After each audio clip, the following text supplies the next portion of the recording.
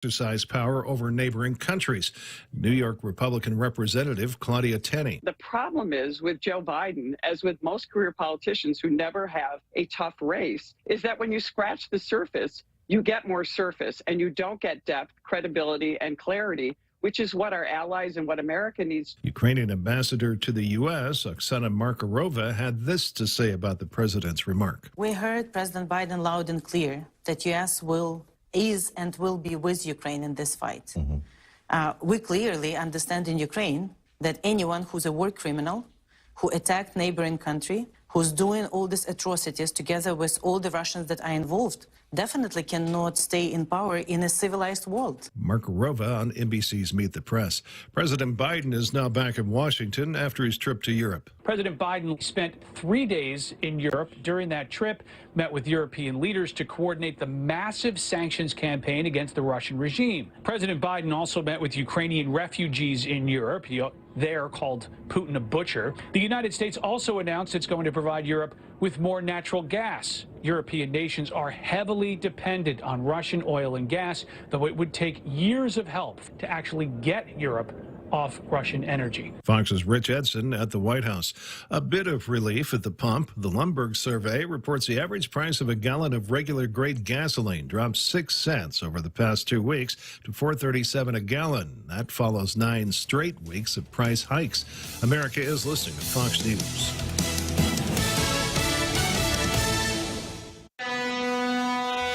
Half a day, this is Honey. Here at APL, our expertise and extensive network can help you grow your business and reach out to more global markets. As a responsible carrier, APL is also committed to a sustainable future, whether it's protecting the environment or investing our efforts in giving back to the community. Our dedicated teams in Guam, Saipan, and on U.S. mainland are here to support you. Call 588-4651 or visit apl.com. Hey, you! It's Smartphone Month at GTA. Smartphone Month is so big and the deal's so crazy. It's Smartphone Madness. It's Smadness. Smadness at GTA means deep discounts. Really deep. Deep like the Marianas Trench. Get GTA's best unlimited plan for only $55 a month. A savings of $360 a year. Plus, get a free $200 gas card with every premium smartphone purchase. Smartphone Month at GTA. It's Smadness.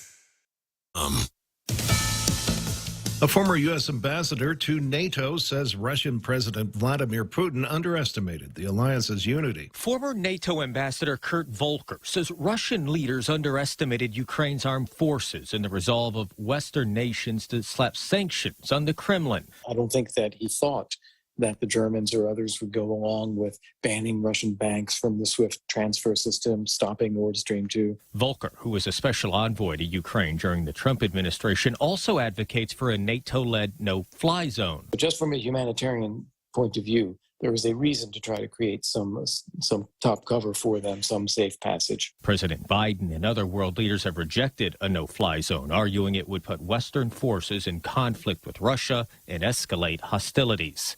Jared Halpern, Fox News. A fast-moving wildfire in Colorado is now about 20% contained after it forced the evacuation of nearly 20,000 people southeast of Boulder. Fox affiliate KDVR Denver's Carly Moore spoke with residents waiting out the wildfire at a school. A section of Boulder County covered in smoke again. Dozens gathering at Fairview High School to watch and wait. Unfortunately, watch a fire, but it's a nice way to get out and meet people and get some fresh air, and not the best circumstances for it. Despite the wind dying down, the smell of smoke has definitely gotten thicker. The evacuation order covers 8,000 homes and 7,000 structures. The cause of the blaze still has not been determined. Britain's Prince William says he'll support whatever decision Caribbean nations make in regard to their relationship with the Crown. William, second in line to the throne, made the comments after an 8-day tour of Belize, Jamaica, and the Bahamas, during which he and wife Kate were celebrated, but they were also criticized as being tone deaf for perpetuating images of Britain's colonial rule. I'm Joe Chico, Fox News. Family Finance has been serving the people of Guam since 1959, and they will continue to be there for you in the years to come. Get a personal loan for that summer vacation or to pay off those long overdue bills. Family Finance has got you covered. Apply for a personal loan from $1,000 up to $3,900 by calling Family Finance in Hagåtña, now at the old Nanbo Insurance Building at 475-4545, Upper Tumon 647-5626, or in Dededo 633-4473. Family Finance, here to serve you. When the pandemic first started and we had no idea that it was going to affect our business till March of 2020. Orders from public health, roadblocks, restriction. It was a very hard time for me.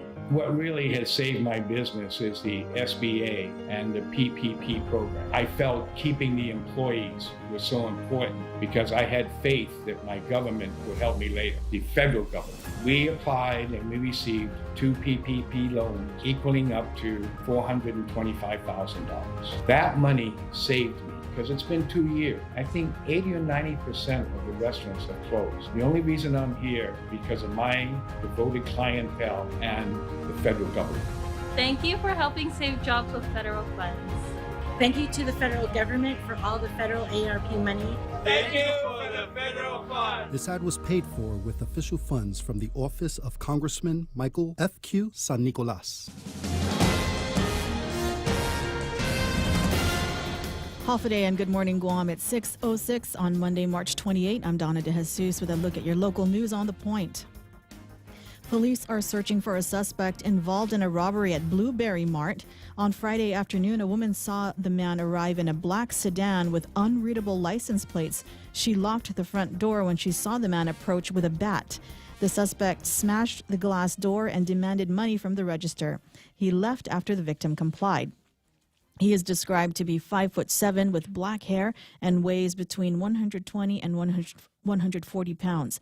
The investigation is ongoing. Police are asking the community to call 475-8615 with any information that will help track down the suspect. And 4 men have been arrested after leading police on a high-speed chase from Tumon to Manilao on Friday. Patrol officers attempted to stop a primer black sedan with fraudulent license plates on Ipaw Road. The driver refused to stop, and officers pursued them towards Manilao. The chase ended when the driver intentionally rammed into several police vehicles, injuring 1 officer. 38-year-old Andrew V. Toves, 19-year-old Darren Kinata, and 19-year-old Anthony Kenga were booked and confined. 57-year-old Jerry B. Mantanotño was booked and released. And police are searching for a suspect in an attempted kidnapping that occurred Thursday afternoon in Agana Heights. Police say a female minor was jogging when a man unknown to her used force in an attempt to take her into the vehicle. The victim managed to get away and seek help, but the suspect attempted a second time to get the victim into his vehicle. She was able to escape, and no injuries were reported. The suspect was described as tall with a slim build, short hair with facial sideburns, a dark complexion, and possibly between the ages of 30 and 40.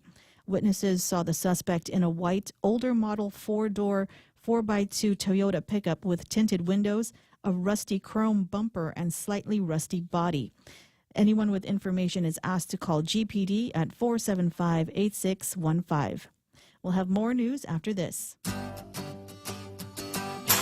Always here to help you. This island is our home. Through the years we've been a friend to the neighbors we have known. Now we're banking on the future. More services to choose. Bank Pacific, where others put branches, we place roots. Gas prices are up again a week after prices dropped slightly to $5.79 a gallon. Prices shot back up on Saturday to $5.94 for a gallon of regular unleaded fuel, $6.34 for premium, and $6.61 for diesel. This is the 4th increase this month.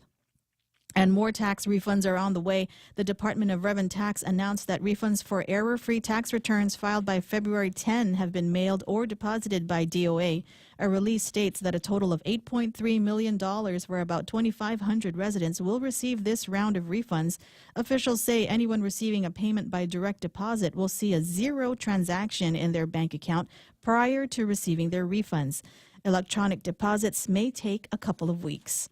And those were your top stories here on The Point. Now here's Ray with your weather.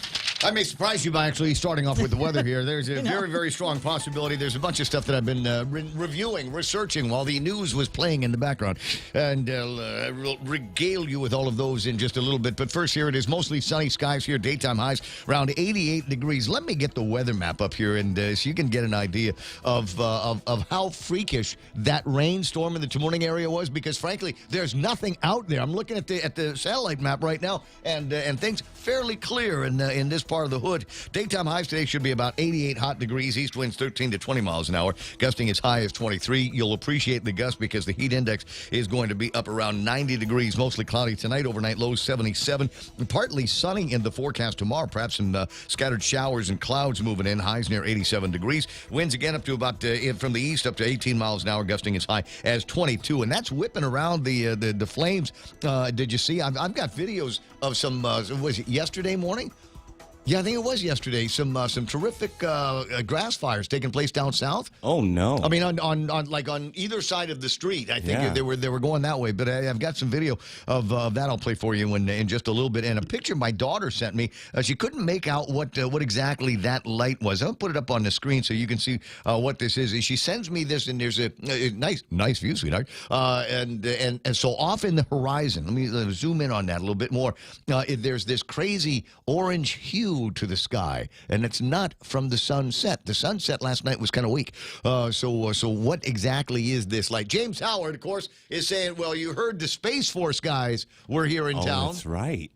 And there could be some of that rocket's red glare, or it could actually be the glow from the grass fires that were still going on in the southern part of town yesterday. That's that red flag thing that we were telling you about last week. Yeah, they weren't kidding. Apparently, they were very serious about. Hey, don't even look at the grass cross because it'll just poof, spontaneous combustion right there in front of you. 6:12 in the morning in the Ray Gibson Show. There's news and weather together. Oh, wait. It's not all of it. All right, 30% chance of rain. Had it already, so that's it for the day. Rip current warnings are out there. Red flag, fire, danger, murder, hornet. All of the scary pit bull with AIDS. Yeah, they're out there. And I think the box jellyfish are there as well. Sunrise this morning at 6:20. Sunset tonight is going to be at 6:32. Hashtag tell the others. There's news and weather together. Brought to you by Bank Pacific. Banking on the Pacific for 67 and a half years. Half a day. This is Jade Uggan from Security Title. And in celebration of Tomorrow Month, here is a tip on dealing with your land. You might be thinking of giving part of your property to your child or another family member. Once you have subdivided the property and recorded the map, you will also need to record the deed transferring the title. Just drawing the map is not enough to make sure they actually own the land.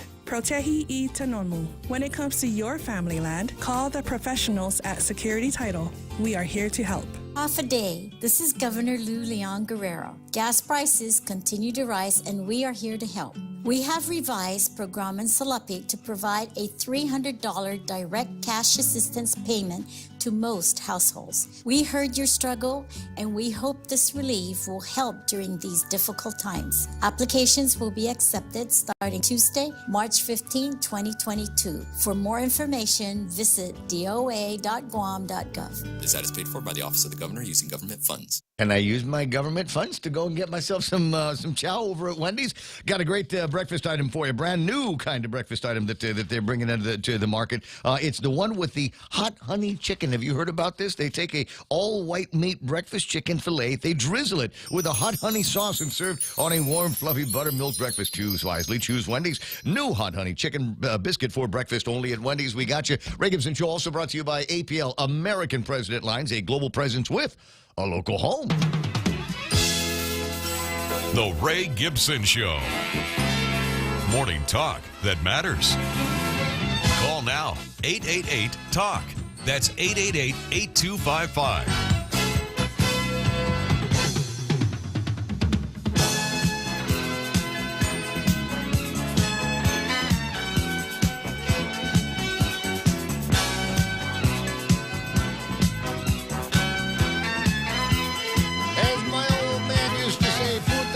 Karahu, and he'd be saying that a whole lot these days. He would be Putalanya Karahu all the time, based on some of this morning's rather annoying headlines. Number one, man, it's hot. It's hot out there these days. I remember I was telling you I got that the GPA notice thing. You know, you sign up and then they put you on there. You can see a dashboard of what your electricity is doing, and you set a threshold. You say, okay, anything over 50 kilowatt hours a day, then you better give me a phone call or send me a message, and because that means that I'm using too much electricity. So I've been getting those things on a regular. It's like, yeah, 51 yesterday, Ray. Day before that, 52. Come on, you need to slow down on that stuff. And I'm going, but I'm trying to live as long as possible without turning on the air conditioner. You know what I mean? You get that feeling? That's a struggle. Considering I'm addicted to it, yeah. So air conditioning, I mean, never mind the lights; those don't draw anything. I've had energy efficient lights all over the place, and I got the highest rated Sear air conditioner that I could possibly get. But as Simon says, you know, it's just that's just where we are here these days. Price oil is going up. Just found out there was an attack, some kind of a bombing in a Saudi Arabian oil thing. So guess what? Brent crude is over $120 right now, and that'll give you the numbers for West Texas and Tapas and all of that in just a little bit. Not yesterday, but Friday.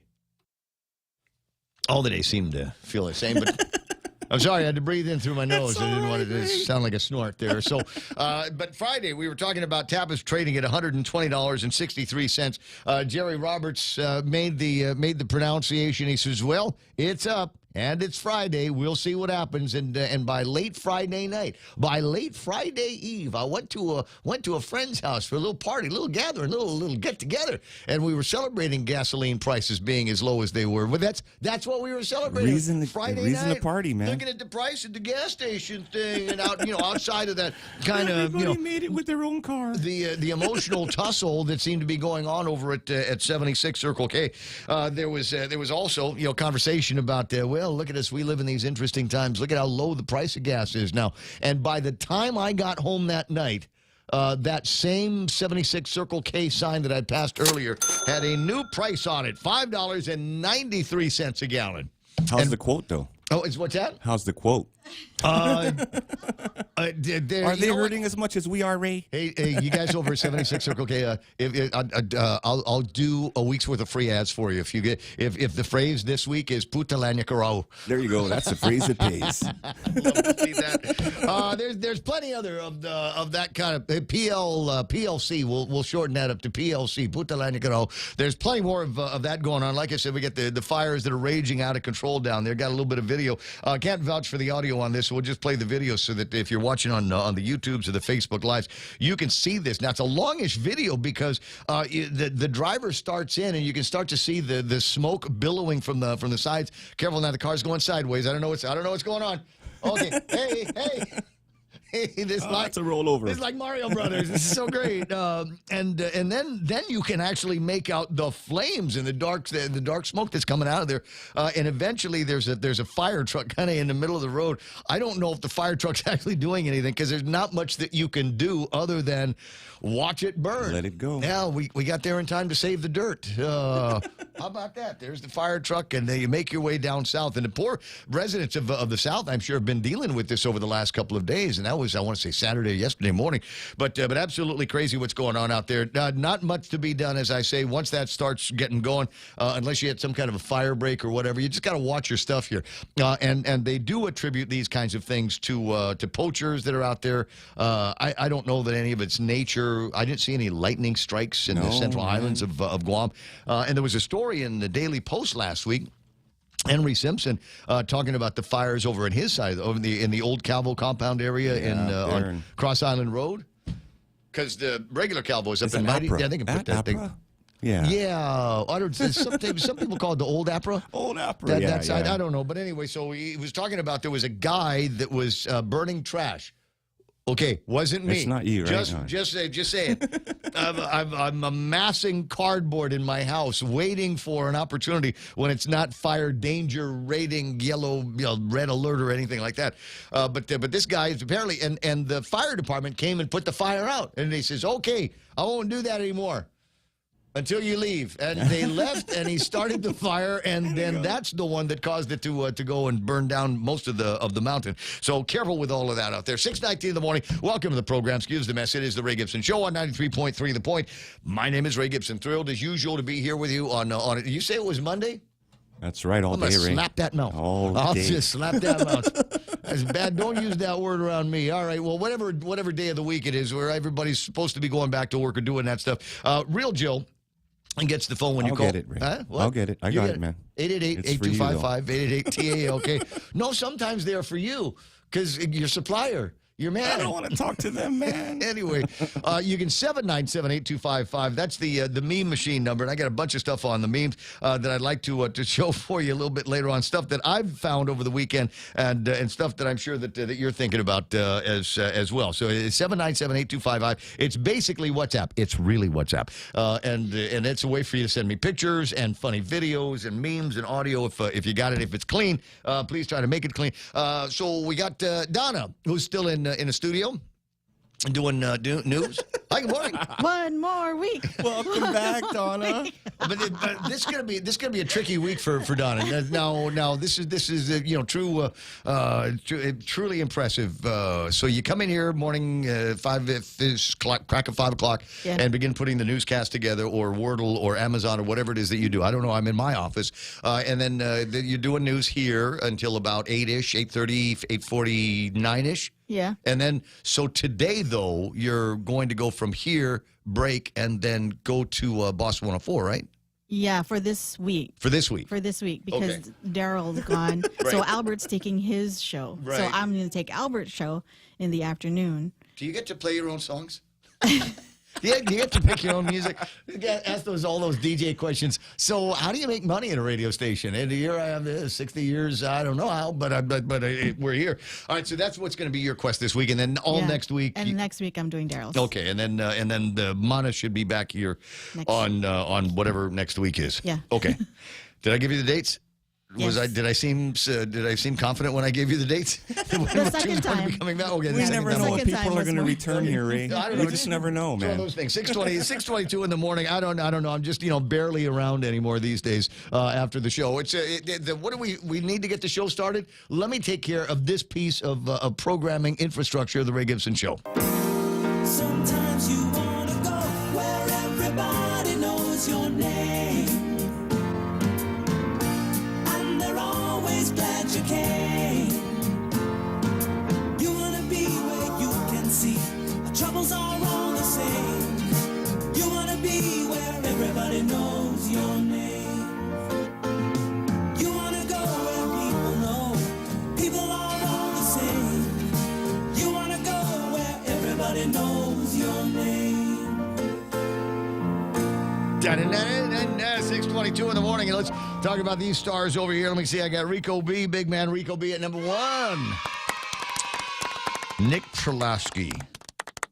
I'm going to teach Nick how to say putalani, because you just said that. I mean, it's such a great set of words to use if you just want to grumble. Just for general terms. You don't have to be specific about anything. If you don't want to, you just bang. Who else did I see? Jay Rojas from the beautiful state of Hawaii. And you know what happened in the beautiful state of Hawaii at 8 o'clock Guam Standard Time on Saturday night? Or on Friday night? No, it was Saturday. On Saturday night. They opened the doors to the world? Yes, they did. Oh, no. They have lifted, in the state of Hawaii, they have lifted their public health emergency. All right, no more masks. Before us? What? Before us? Oh, hell yeah. We're going to be the last ones. I'm telling you. I've seen this case 100 times before. There's a typhoon on Guam, and it knocks everything out into power, and everybody's going, we got dark pockets here, but they light up all over the island. America's Day, Ray. Every day, we're closer and closer to being able to energize that last circuit, right? So that's how I equate this. We're a little bit closer to being the very last ones, maybe in the world, that are going to be lifting this public health emergency that we've got. Hawaii did it. And so we're all kind of waiting for the nod from Adelup here. What was it? We consider ourselves moderate and in a place where the CDC says, go ahead, take off your masks inside. But no, we treat the CDC like Catholic Street Catechism, right? You just take the parts that you like. What about the rest of it? That's a mortal sin. Yeah, but still, right? I can talk my way out of this with God. Come on, man. So it's like that. Just go, well, we like the CDC when we like the CDC, and if we don't like the CDC, well, what the hell? We'll just go our own way. At any rate, so that's the deal. Congratulations to the people of the great state of Hawaii. You have seen the light. Much mahalos to you. Yeah, shaka. We're out of this now. And you know what? Where I got my initial word from on this? Who? Tom Shea. Oh, no. Tom Shea, yeah. Is he there? He's probably there. He's back and forth, man. He's either here or there. Sometimes he's in both places at the same time. It's the physics. Delivering babies at the same place. It's the physics of gynecology. You're a man, so you don't know. 6:25 in the morning. But anyway, so it was his post on Facebook, and I started looking around and checked the timing on all of that stuff. And I can only imagine how happy everybody is, especially little kids and parents of little kids who like consider the mask on kids, and I do, torture, right? Little kids, of they course, need man. to, let them That breathe. always tugs at my heart. They're not even, Anthony Bennett, Lujan Duenas is there. Eunice Mendiola, there's Dale Audette saying good morning, Manny, and Ning Regis. Buenas and half a day to the mom of Sandra. Saw Sandra over the weekend. Oh, you did? Yes, we She was out and about. She was out and about and introduced us to the guy that says good morning Viet Guam on the thing. Yeah. Sweet. Well, I'll just tell you right now, we were at Players. We were down at Players. I ain't player hating. Because I got confused. I thought it was amateur night. And as it turns out, there is an amateur night, but it's not at Players. It's over at Pari's place. And in the middle of the week. I saw a little bit of that on social media. Saw a little bit of that. It's always fun to watch. Pari's place. Isn't it fun to watch white girls twerk? It is. It's a thing. Oh, my God, fall down. How come we didn't get that video from the listeners on the thing? Tim Zedeker's online. Mark Cruz doing the wave. And there's pretty Sarita Guerin all weekend long. Saw her. Bob and Connie Bartonico online. Whoa, Post Canteen says no winner Friday. The jackpot in their drawing is now at $1,537. Next drawing is going to be Friday at 7 o'clock. What is going on here? How are we not getting? No, you got to be out of cards by now, aren't you? I mean, there's only 52 in the deck. 53 if you count the Joker. Sean May is there, and Bennett and Henry Minglotnia. Let me see. Colin Clark is watching the show. Colin Clark is there, which means that he is out of Facebook jail. That's great, man. And congratulations. And still married? Apparently that's still the case. All right, great, man. Not one of those just checking, man. Jailhouse marriages, anything like that. Kennedy Robinson, Gemma Bustamante's hanging out with us. There's Keenan McCausland saying happy birthday to my husband Steve. And then it says stupid racing. We're gonna dedicate one of the 76 signs to you. How's that? That's gonna be our thing. I got Sean May, peanut butter all day with you, jelly. Kenneth Polino is there. Pat Saho. I see Kenneth Polino, Sarita asking, how's your weekend? Lonnie Salas is online. Priscilla Castro Torres is there. Ana Marizo Antitano. Dan Rosal saying, buenas Jan Hafaday. Tobat Castro Hafaday, Point Familia. It's a beautiful morning. Absolutely. Joy Unpinko is there. Marvin Tuncap off of Patty Cruz. Valerie S.A. Untalan. Tunduk, that's Keena's cousin out there in the States.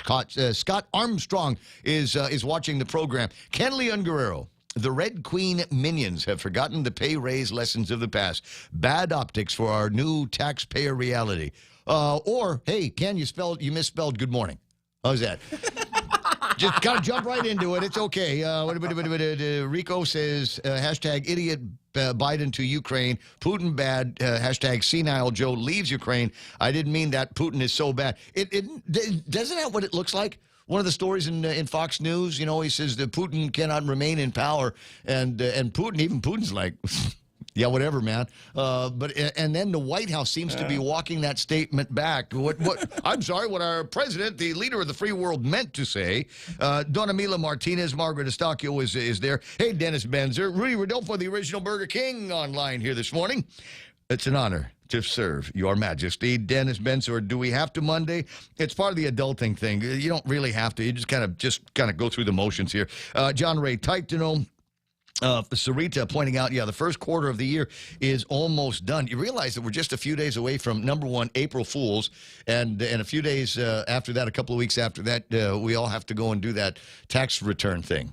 Ew. Oh, it's happening again, man. Every year, Rudd. Every year. Let me see here. Ismail is another long piece that I won't be able to read on the air.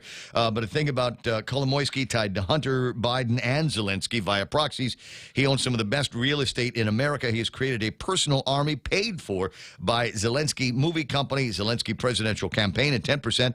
Of course, to the big guy. Digging through all of this stuff and trying to figure out where is this a battle between two bad guys? I mean, should we really be rolling around like this is the new kind of crusade? Should we just kind of sit back a little bit? But Biden came out over the weekend and said, yeah, it's going to get worse. We need to prepare to sacrifice here. There are going to be, this is the president warning us now that there's going to be food shortages. Yeah, very nice. In the United States of America. And I'm going, wait a second. I respect everybody, and there's a great conflict there. Is this the battle of our ages? Is this the tip off to World War III? Do we really need to get as involved in this to the point where I might not be able to find ho-hos and ding-dongs in the store?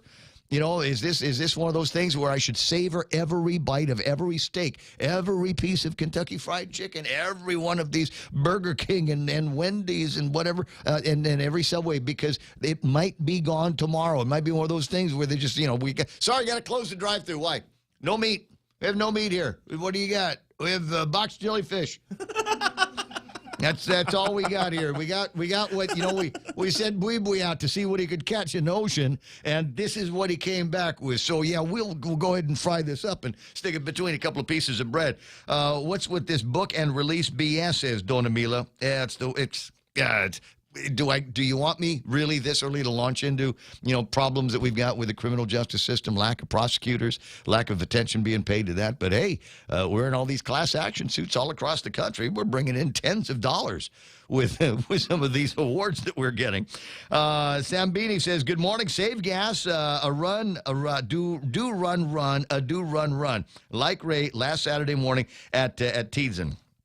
Yeah, it was slogging it out. I woke up early-ish on a Saturday, since there's no 5Ks for another couple of weeks.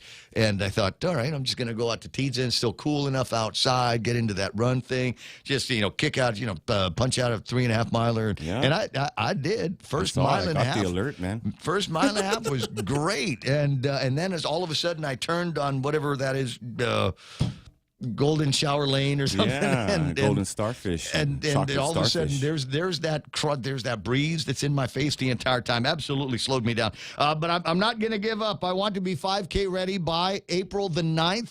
That's when the return of the 5Ks is going to start with the guys from the Guam Running Club. Details on the way. Marla Carbolito is there. Dennis Larson, back in black. Are you home? He says, half a day, Guam. You're watching in real time. I will assume that you and Viv are back. Jess Lujan online. I got Ismail. Fires were huge on the road to Leo Palace. Jose Martinez and Hoffa Brown is watching. Hey, Hoffa Brown and Colin at the same time. It's amazing, but true. Hey, Cousin Troy online. Cousin Troy is my favorite cello. Hey, Cousin Troy, can I ask you a question? Because you're closer to Mike St. Nicholas than I am.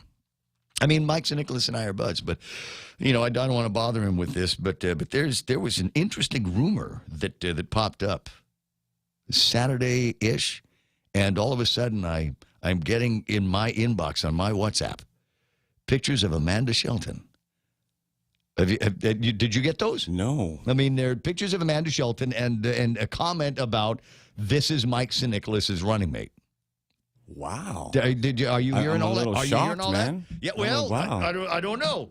Maybe it's about time to start the show. So remind me. I want to pick up about there and see what the you try to do my initial, as it turns out, my initial analysis was incorrect.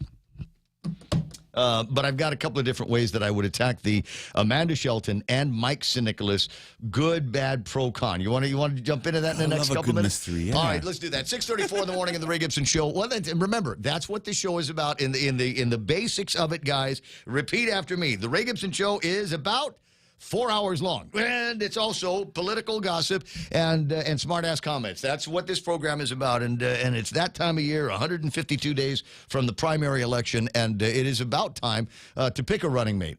Having said that, frankly, Mike, it's also about time that you declare your candidacy. Frankly, nobody cares who you're running with, buddy. So ponder all of that stuff as we check out this morning's headlines with news from Donna De Jesus. Donna, what happened? GPD is investigating a serious crash that occurred early yesterday morning in Tumon. Police say the crash happened around 2:30 by Guma Tranquilidad when a car was traveling down JFK Hill and hit a median, crashing into other cars waiting to turn left at the bottom of the hill. One person was transported to Naval Hospital and 2 were transported to GMH. Their conditions are unknown at this time, and the investigation is ongoing. And a family is asking for help finding 26-year-old Manny Enriquez Santos, who has been missing since 2020. Santos was last seen in Pacific Gardens in Dedido. He is described as being 5'8", 120 pounds, with a medium complexion. GPD is seeking any information regarding Santos's disappearance. Anyone with information is urged to call GPD's Criminal Investigations Section at 475-8473. And a woman has pleaded not guilty to charges accusing her and her husband of trafficking a mother and teenage girl from Guam to Hawaii, taking away their passports and beating them. Pomerine Robert was arraigned last week, but a hearing for her husband, Kevin Robert, was postponed until next week because he needs a Chuukese interpreter. Documents state that the couple locked the 15-year-old girl in a bedroom for several days, and she reported it to a school counselor after she was let out. Robert took away the mother's money and beat her and her daughter. And Mount Carmel Church in Agate reopened its doors on Saturday after the sanctuary floor caved in on Tuesday. A damage assessment was done and the church got the green light to reopen. Archdiocese Communications Director Tony Diaz says the church was primarily made from EFIT wood and areas except for the altar were filled with concrete. He adds that the sanctuary has been walled off and a makeshift altar will be used temporarily. The church is currently in bankruptcy and will not be able to make repairs until finances are reviewed. And those are your local headlines on The Point. So they just went in and fixed it? Or did it fix itself? No, it's still broken. They're just, moved everybody over. Yeah, just face the chairs this way. They put a steel plate, Ray, steel plate. Behind this, They called a crew in and they're like, steel plate this, bro. Steel plate it. like Inferno Horse and Cow. You don't even know it's there anymore. That's funny. Hey, but they got some of the stripes on the road. Did you catch that over the weekend? I saw them working, man. Yeah, of course you saw them working. They're putting the tickets, the little cards too. I saw the guy putting the cards down, man. But here's the thing. Until I hear personally from Tony Diaz, I'm going to suggest that it healed itself, and we'll refer to it from now on as the miracle at Mount Carmel. Bring your sick. Bring your sick to Mount Carmel. Who's got AIDS? Who's got COVID-19? Who's got shingles? Bring them to Mount Carmel and let them be healed. The power of God. Please make your check out to Mount Carmel. And we'll build a shrine of canes and crutches and what do you call it? The wheelchairs. Just all of those things will be out there. It's the miracle at Mount Carmel, ladies and gentlemen, because God said so. 6:38. I'll be right back. Just in time for Lent, it's our delicious BK Big Fish Sandwich. 100% white Alaskan pollock, breaded with crispy panko, topped with sweet tartar sauce, tangy pickles on top of a warm toasted brioche bun. Also available, our Impossible Whopper, 100% Whopper, 0% beef. Enjoy your Lenten season with French fries and a refreshing brewed sweet or unsweetened tea. We're ready to serve you this Lenten season, now available at BK Hagåtña, Tumon Bay, Micronesia Mall, and at the airport. BK your way. Get a box of Post or Kellogg's cereal for only 99 cents when you fuel up on $35 or more of mid-grade or premium high-performance fuel. Conditions apply. See store for details. Get a 75-ounce bottle of Dawn dish soap for only $5.95 when you fuel up on $35 or more of mid-grade or premium high-performance fuel. Conditions apply. See store for details. Get a Bounty paper towel 2-pack for only 99 cents when you fuel up on $35 or more of mid-grade or premium high-performance fuel. Conditions apply. See store for details. Circle K. Take it easy. All right, let me get this thing up on the screen, see what's happening with you right now. Traffic, is there any here this morning? Still fairly early on a Monday, and my guess is a lot of people are still, we're trying to come to after 3 days of hard partying and drinking. That looks like the case. I think the part. So you hear the Space Force guys came over, visited the dudes over at Anderson? Yeah, super troopers. Yeah. So Big Navy's super jealous. Big Navy is super jealous. Oh, no. Yeah, so what, you're already seeing somebody else? Try to act surprised when it happens. Let me see. A little bit of traffic. Where is that? Route 9? No. It's over by Ukadu. Watch as that busy's up a little bit. Not even intersection traffic up north for right now. Don't expect too many delays. In fact, I think it's running clear just about everywhere. So I'm not going to waste any time because I get all kinds of other time to waste a little bit later on. That's it for the traffic here this morning on The Point. Unified Communications, UC, is the next step in a business phone system. Introducing Docomo Pacific UC, your business phone. Instant messaging, video, voicemail, fax, and more. All unified on one platform and delivered through the cloud. Merge your desk phone with your mobile device. Turn voice calls into video conference. UC reduces phone costs. UC boosts productivity. Work better together with Docomo Pacific UC. Hey, what did the grilled cheese sandwich say to their date? What'd they say? You make me melt. Oh, so cheesy. But not as cheesy as Subway's latest Eat Fresh, Refresh menu innovation. The new Fresh Melts with 3 times the cheese. Fresh Melts are the cheese lover's holy grail. Fresh Melts combine freshly baked breads and your favorite meats topped with a triple load of cheese. All grilled to warm, toasty perfection. Try the ham and cheese melt, tuna melt, or steak and cheese melt to start. Best of all, you can make any footlong into a fresh melt. At Subway, eat fresh. What happened? 6:41 in the morning. Portions of the program brought to you by the guys over at NissanGuam.com and the World Wide Web. It's a World Wide Web, but they also got a dealership. It's right there across from Infusion and in Upper Tumon in that area. And they've got all kinds of great deals. And we've done such an incredible job beating the drum and telling everybody about clearing out those 2021s. Really, they're just down to a handful of automobiles, including the 2021 Nissan Kicks and the Nissan Titan. America's best truck warranty, 5-year, 100,000 miles, most standard safety features in its class, most standard horsepower in its class, and I think this is going to be a pleasure to drive and a pleasure to enjoy. They got the Nissan Kicks in there as well, and all kinds of so what other people refer to as options on the Kicks, they're standard. In fact, you're going to find some options on the 2021s that don't even exist on some of the other cars, especially some of the safety features that are Nissan's hallmark. And the great thing about this, great deals, great prices already, and then you put together the deal. You sort out whether you want 0% APR or Nissan taking care of the first 3 payments. Now, this offer goes away at the end of the month. Your good credit could get you 0 down as well. For details, I would call the guys at Nissan. Real Talk Radio is back. Welcome to The Point, Guam's FM News Talk Superstation.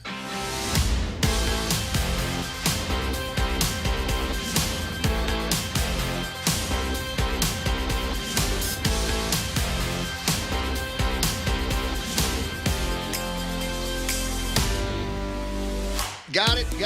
888-255-888-TALK. So what do we got here? As I was told to check out the editorial pages of today's Guam Daily Post. Let me see here. Got Lee Weber talking about the recent bickering, he says, between former Governor Gutierrez and the board of directors of the Guam Visitors Bureau. A good example of government dysfunction. Wondering when a governor is going to actually get involved in some of that. I haven't seen, the hand of Adloop reaching over to calm the waters over at the Visitors Bureau. Who does she back here? Does she back former Governor Carl T.C. Gutierrez and Jerry Perez and say, my God, I think you're absolutely right there. There has been people taking advantage of the system. Yes. Unannounced meetings, violations of the rules there, and not what's the word, exposing your conflict of interest. Or wait a second. Yeah, but those guys that you're talking about, those huge contributors. Where do you think I'm going to have my re-election parties at? What am I going to say to Milton? What? Anyway, so expect some of that, or maybe no action from Adelup. Anyway, 6:43 in the morning, 888-255-888-TALK. Maybe it's this I'm supposed to read. Petula Dvorak from the Washington Post writes, "These were the tears of hope we all needed right now. And I don't know what the hell she's talking about. It might have been something about the hearings for Judge Katanya Brown Jackson, the Supreme Court nominee. And was there crying? I don't know. Was it after he asked, what's the definition of a woman? I don't know. I'm not a biologist. That has been talked about all over the place, but apparently there were tears, and it's the tears of hope we all need right about now. Does that not sound like the soaring writing of one of those just libbies? You just got stars in their eyes as they write about this kind of thing. There you go. No, I'm not going to bother reading it, but I do want, Real Joe, could you do me a favor right away, sir? Right away, sir. Online reader poll, should the mask mandate be lifted? Yes, no, or I'm not sure. There's no I don't care. Okay, if you're not sure by now, 2 years into the pandemic, whether or not there ought to still be a mask mandate, knowing everything that we know about the science and the limitations of the pretty masks that you wear all the time. I got a friend who's got one of this LV on it, but I don't think that's real LV. No, it's not. Because it's kind of backwards. It's VL. That's Green Hills, Ray. Exactly. Mom, sir. Not Greenbelt. Masks. I got masks. Mom, sir. You want face mask? Should we lift the mask mandates? Knowing everything that we know, the answer should either be yes or no. And in my opinion, the answer ought to be yes. Lift the dang mask mandates. It's time. Come on. What are we holding out for? Literally, what are we holding out for? Did we not have the red ball over the weekend? Did we not have a bunch of people? 1, 2, 3 versions of the red ball. My buddy Tom Tahazi. Yeah. And he's on the list of folks to talk to this morning because he got the Heroes Award. And I want to say thank you very much to him. He is indeed a hero to me, a good friend, and a wise colleague, somebody that I adore hanging out with whenever we have the chance. We have not had too many opportunities in the last couple of months because of lockdowns, mandates, and he busted his foot. So there's no dancing. What can I say? I was going to meet him over at Good Time, but hey, didn't happen. 6:46 in the morning. Now, earlier we were launching into a conversation about some political stuff here. There's a rumor floating around. I don't know. I cannot confirm. People are very, very good around here at keeping their secrets to themselves. Oftentimes they will tell me, but generally after both of us have had a 12-pack of something, and frankly I forgot. Oh yeah, hey, don't tell anyone, but Yeah, it's like that. So I'm getting these WhatsApps. They're going, okay, it's going to be Amanda Shelton, Mike Nicholas, and Amanda Shelton, and you might be wondering, well, that's kind of interesting, isn't it? Because you think of Amanda as one of those girls that would be in with the other girls, the in girls. The cool girls that hangs out with Auntie Lou. You would think that would be the case, but politically, what kind of decision is that? But politically, what kind of a move is it? It'd certainly be a step up the political ladder for her. Does it hurt Mike Nicholas? I don't know. It depends on how you look at a couple of things. Now, I know Amanda as Sonny's girl. And I knew her dad, and her dad was with Carl for a long time. So the connection between Amanda and Sonny and Carl is that a strong, powerful link? I mean, it doesn't really need Carl to come out and say vote for Mike, but hey, there's Amanda, who is the daughter of my friend Sonny, who's running with Mike. It just seems to be automatic, does it not? So there's that way of looking at it. Then the other way of looking at it is, speaking of the bickering over at the Guam Visitors Bureau. So one of the guys that had been called out on that was Sam Shinohara, who is relation to Amanda Shelton. So maybe that kind of breaks a tie that you've got in there. So one of a couple of things is happening, or one of a couple of things could happen. She is either going to be a positive addition because of that connection to Sonny, or she's going to break the connection between Mike Nicholas and Carl supporters because of the connection between her and Sam Shinohara. You see what's happening with you see where we are with the overall strategy. I see the yarn. And tacticals. You did all the tacks and the yarn. Or it could just flat out be a rumor. It could just be one of those, I'm just throwing this out there. We got a whisper campaign going on. Just wanted to see what it's like. And then it'll end up being, I don't know, Therese Terlai, right? Yeah. Where we originally wanted it to. That was my original pick, thought. right? Anyway, 6:48 in the morning. We'll see what we learn as the days pass. But like I said, it almost doesn't make that much difference because technically he is not a for sure candidate. Has he turned in any paperwork? Has he decided whether or not he's going to run against Jimmy and possibly Telena for Congress, or is he going to run? Guam? He's on Guam, isn't he? I saw him in a few pictures. I don't. Maybe at a fundraiser. My last communication with him was he was chowing down on what looked like the smallest Jamaican grill meal there ever was. The kids' meal? It looked like the kids' meal. I don't know. Speaking of kids' meals, as we switch gears here today, this is how you can tell that our world, our lives, my friends, is upside down and has been for a while. There's a story in today's Guam Daily Post. It's actually on the front page of the Guam Daily Post, although they didn't put the picture there. Let me see if I can get the picture of it on my screen so that you can see what the big deal is all about. Wow, we got a whole bunch of these. Hold on. Is that me? There's me. All right. Hold on. I got a thing. Yeah, that is you, Ray. Okay. No, it's Monday and I forgot how this thing works. Okay, there we go. There we go, ladies and gentlemen. Can you see up on your screen right now? This is a school meal. It's a meal for a kid in the Department of Education system, and it has got people concerned. It doesn't look like enough food, does it, Real Joe? Not really. It shows an unwrapped beef burrito. That's what that is. Wow, it says it's a beef burrito. Interesting. Okay, with what appears to be a single scoop of beef topped with cheese. Next to it, a scoop of chopped carrots, an orange, and 2 single-serve box milk. I think one of them is white milk, and the other one might be chocolate milk. Yummy. Or Capri. Should make Capri Funs. It's matcha, Ray. They should be making Capri Funs out there. And apparently there's concern, certainly by a student, and maybe even by the parents, that's just not enough food for the kids. We expect more, Ray. Should be piled up high. Yeah. Where's the Kelligwin? I don't see any finadeni. There should be a little thing of finadeni over there and chorizo shots or something like this. But the guys over at the Department of Education are working with their vendors saying, no, this meets all of their calorie intake requirements.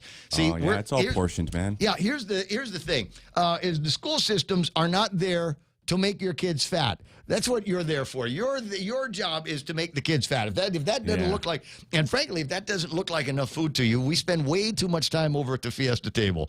You know, we're just piling it up. You know, you think about anybody that you and I were born and raised with. You know, we could probably get about 6 pounds of food on that tray. Yeah. and we could probably finish all 6 pounds of food on that tray, and that sure wouldn't be milk on the side. No, it'd be some other kind of beverage. Something, I don't know, frosty is the word that I'm looking for. Are we not going to mention the spork, Ray? The what? The spork. Oh, it's a spork too. It's a spork. Yeah. That's where the whole gender question starts with. You know, we used to have spoons and forks.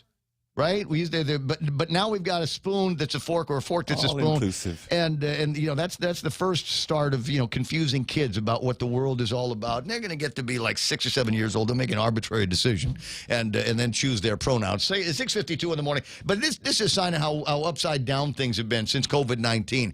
This is a conversation and a criticism that we should have been making back in August of 2021. We should have had the opportunity to do this in August of 2021, but because there were so few kids in face-to-face learning around that time, and everybody was still doing the Zoom meetings with their teachers, online learning, that kind of thing, we didn't really get a chance to start complaining about the quality of the food that we give our kids. You know, it's April in just a few days. The school year is just about over. I mean, they're doing Songfests, right? Yeah. The kids are doing Songfest. You remember when you were at Father Duenas, was Songfest not? It was an indicator, man. It's coming down. Yeah, pretty much after the seniors win Songfest. And if the seniors don't win Songfest, it's such a disaster for them. Oh, I won't be able to put that in my curriculum for college, my college application. I can't say I was a part of the winning Songfest team at Father Duenas. But anyway, so they're starting to do that. If you're a senior at Father Duenas, after that, I mean, I don't even think I think you start turning in your books after Songfest, right? Isn't that the way it works? You start skipping every other day. Exactly. Drinking heavily. Hanging out at the academy. Or the public schools. That's much more fun. 6:53 in the morning. Anyway, so there are lots and lots to talk about here over the weekend. Lots of adventures that I managed to have and managed to survive. As I said, coming home from a friend's house on Friday night, noted the price of gasoline went up and had to bite through my cheeks, thinking, all right, because I didn't fill up the car. I put I half tanked the car. About the 15th or so, and with my budget, that's supposed to take me to the end of the month. It didn't. So I was at the gas station the other day and putting, what I think it was $20-something worth. No, it's $40, I think, to get me to around a 3/4 tank or something like that. And that's supposed to keep me going until the rest of the budget will kick in for next month. And so I'm having a hard time trying to figure out at what price I've been buying gas. But it doesn't make any difference. It all hurts. So recommendation, if you can, and we'll tell you all the smart things that you can do, and one of them is to get yourself into those whatever points program that you've got there, because that will help. As an example, Pacific Points, that's the one that I've got with Shell. Yeah. And so I've got enough points now to get like a 12-pack of Bud Light. Or? Well, I could get gas. The only I mean, thing there's a coupon. Yeah. It's got this little thing. You can tell you what you can redeem it for. Yeah. I can obviously get some gasoline with it. But the beers. What I'm saying. So, you know that it's putting pressure on your gas budget. We'll take it out, and you'll be able to get the plus side on your beer budget. So at some point, with the way the prices of gas are going up, you'll be able to crank in those points before too much long. You can buy 2 12-packs, right? Maybe get something with different names. 6:55 in the morning. So we got all that going on. 888-8255-888-TALK is the telephone number. We got a bunch of other stuff that's going to be happening. We told you this was going to be happening, and then they said no, it's not. And because they heard me talking about it, and it was the idea that they were going to be bringing back retired police officers into the fold of the Guam Police Department. Remember we put that on there? It was like 3 weeks ago. I'd read, this thing. Oh yeah, we're bringing them back, whatever. And then they came out and said, "No, it's not happening. No, never going to happen. Get out of here." Oh yeah, back crazy. Pain. Yeah, don't want you to get the credit for telling people about that. And now there's a story in one of the Guam Daily Posts where they're saying, "Hey, we're bringing back some of these retired police officers. This is going to be interesting. They're going to be bringing back some guys that have been out of the game since the 1990s, right? When did you retire, bro? 99. I went out with Carl."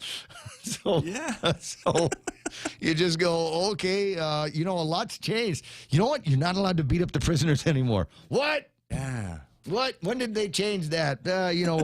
Whatever. Around the same times of same-sex civil unions, it's all. And they go, what? When did they do that?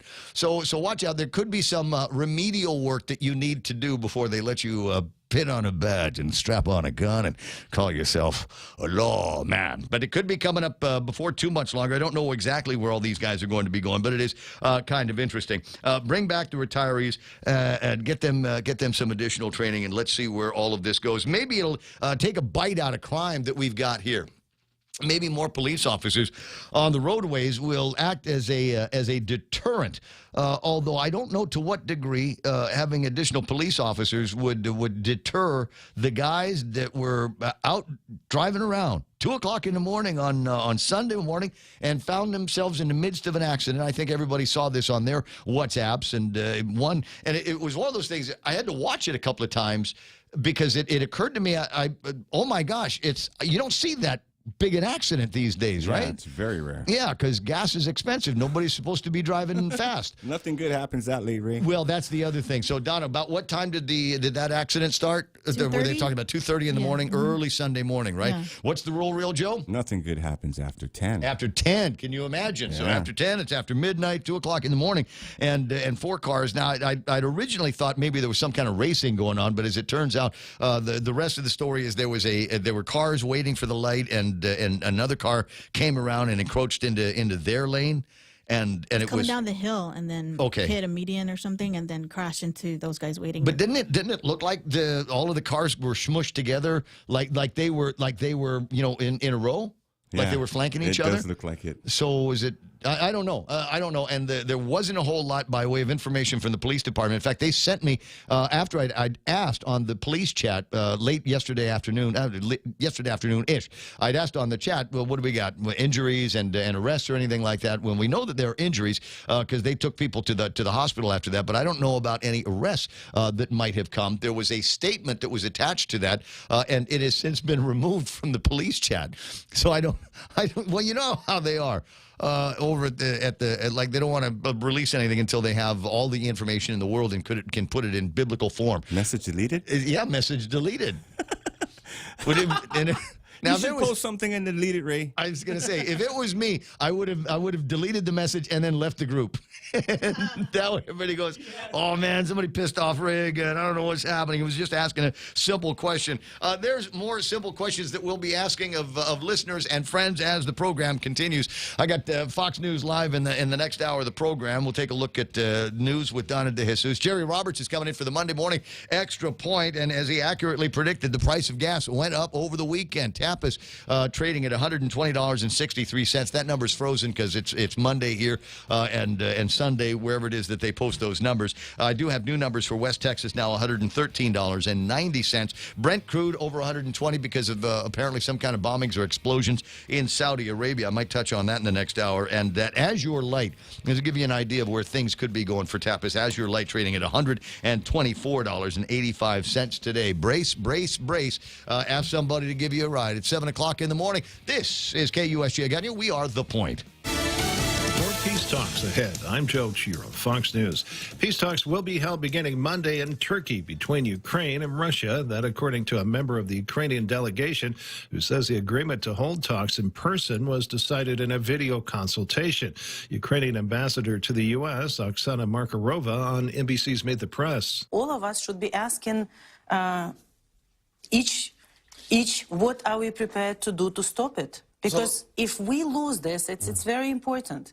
If Ukraine loses it, it's not only Ukraine's lost. It means that brutality, oligarchy, and war criminals prevail on our planet. Ukrainian President Zelensky accused the West of cowardice for not providing more weapons in the fight against Russia.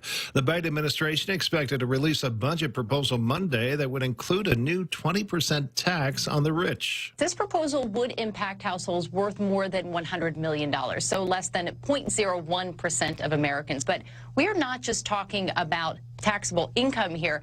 What's piqued the interest of the ultra-wealthy has been that this proposal also targets unrealized gains, such as the increase in the value of a stock that one holds. This idea was first brought up as a way to fund President Biden's fallen Build Back Better plan. Fox's Alexandria Hoff. A bit of a dip in gas prices. Industry analyst Trubby Lundberg. The average price is down 6 cents in the past 2 weeks to $4.37. It's a kind of a drop in the bucket considering that in the prior 2 weeks, the price jumped 79 cents per gallon. Lundberg says she does not expect the reductions to last due to continuing instability in the crude oil market. 2 suspected Arab gunmen wounded 2 police officers in the Israeli city of Hadera. Police say the attackers were shot dead by officers. America is listening to Fox News.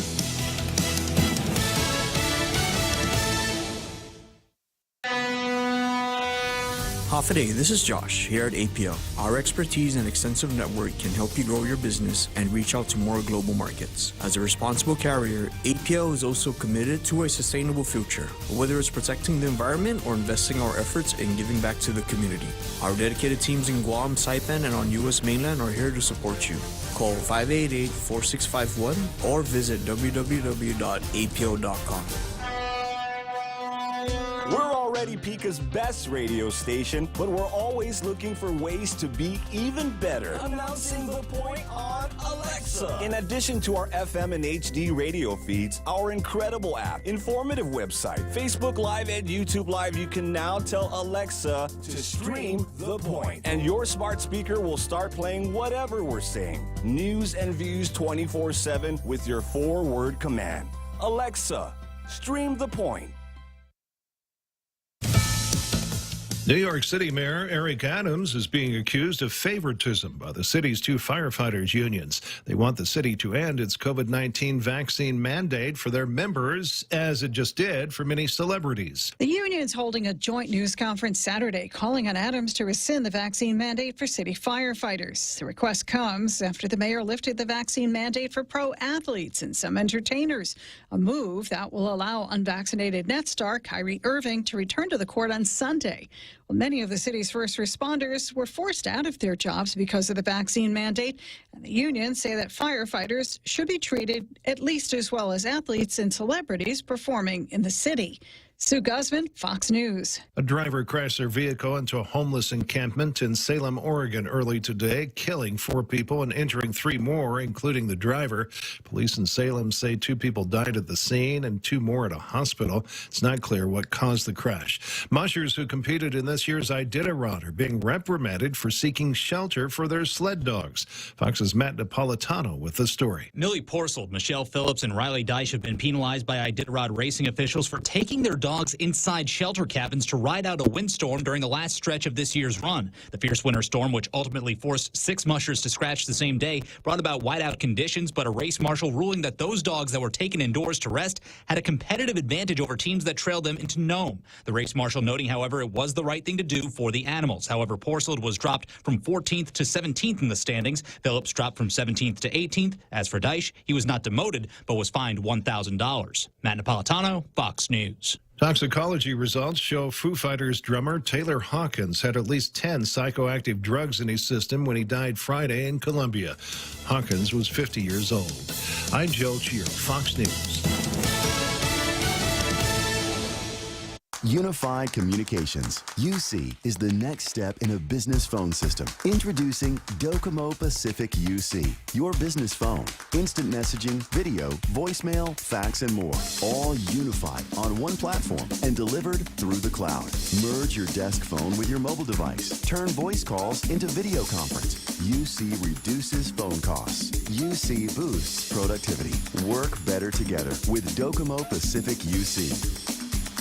Wow, nice smile. So perfect and all. Thanks. I owe it all to Dr. Robert Yang and his smile team. They do wonders for a healthy, happy mouth. Got teeth? Don't wait until they hurt. Schedule your routine checkup and cleaning with Dr. Yang and his smile team. Suite 119 in the East West Business Center, Upper Tumon. Call 647-8702 or 3. The best thing that happened to teeth since toothpaste. Dr. Yang and his smile team. They make smiles happen.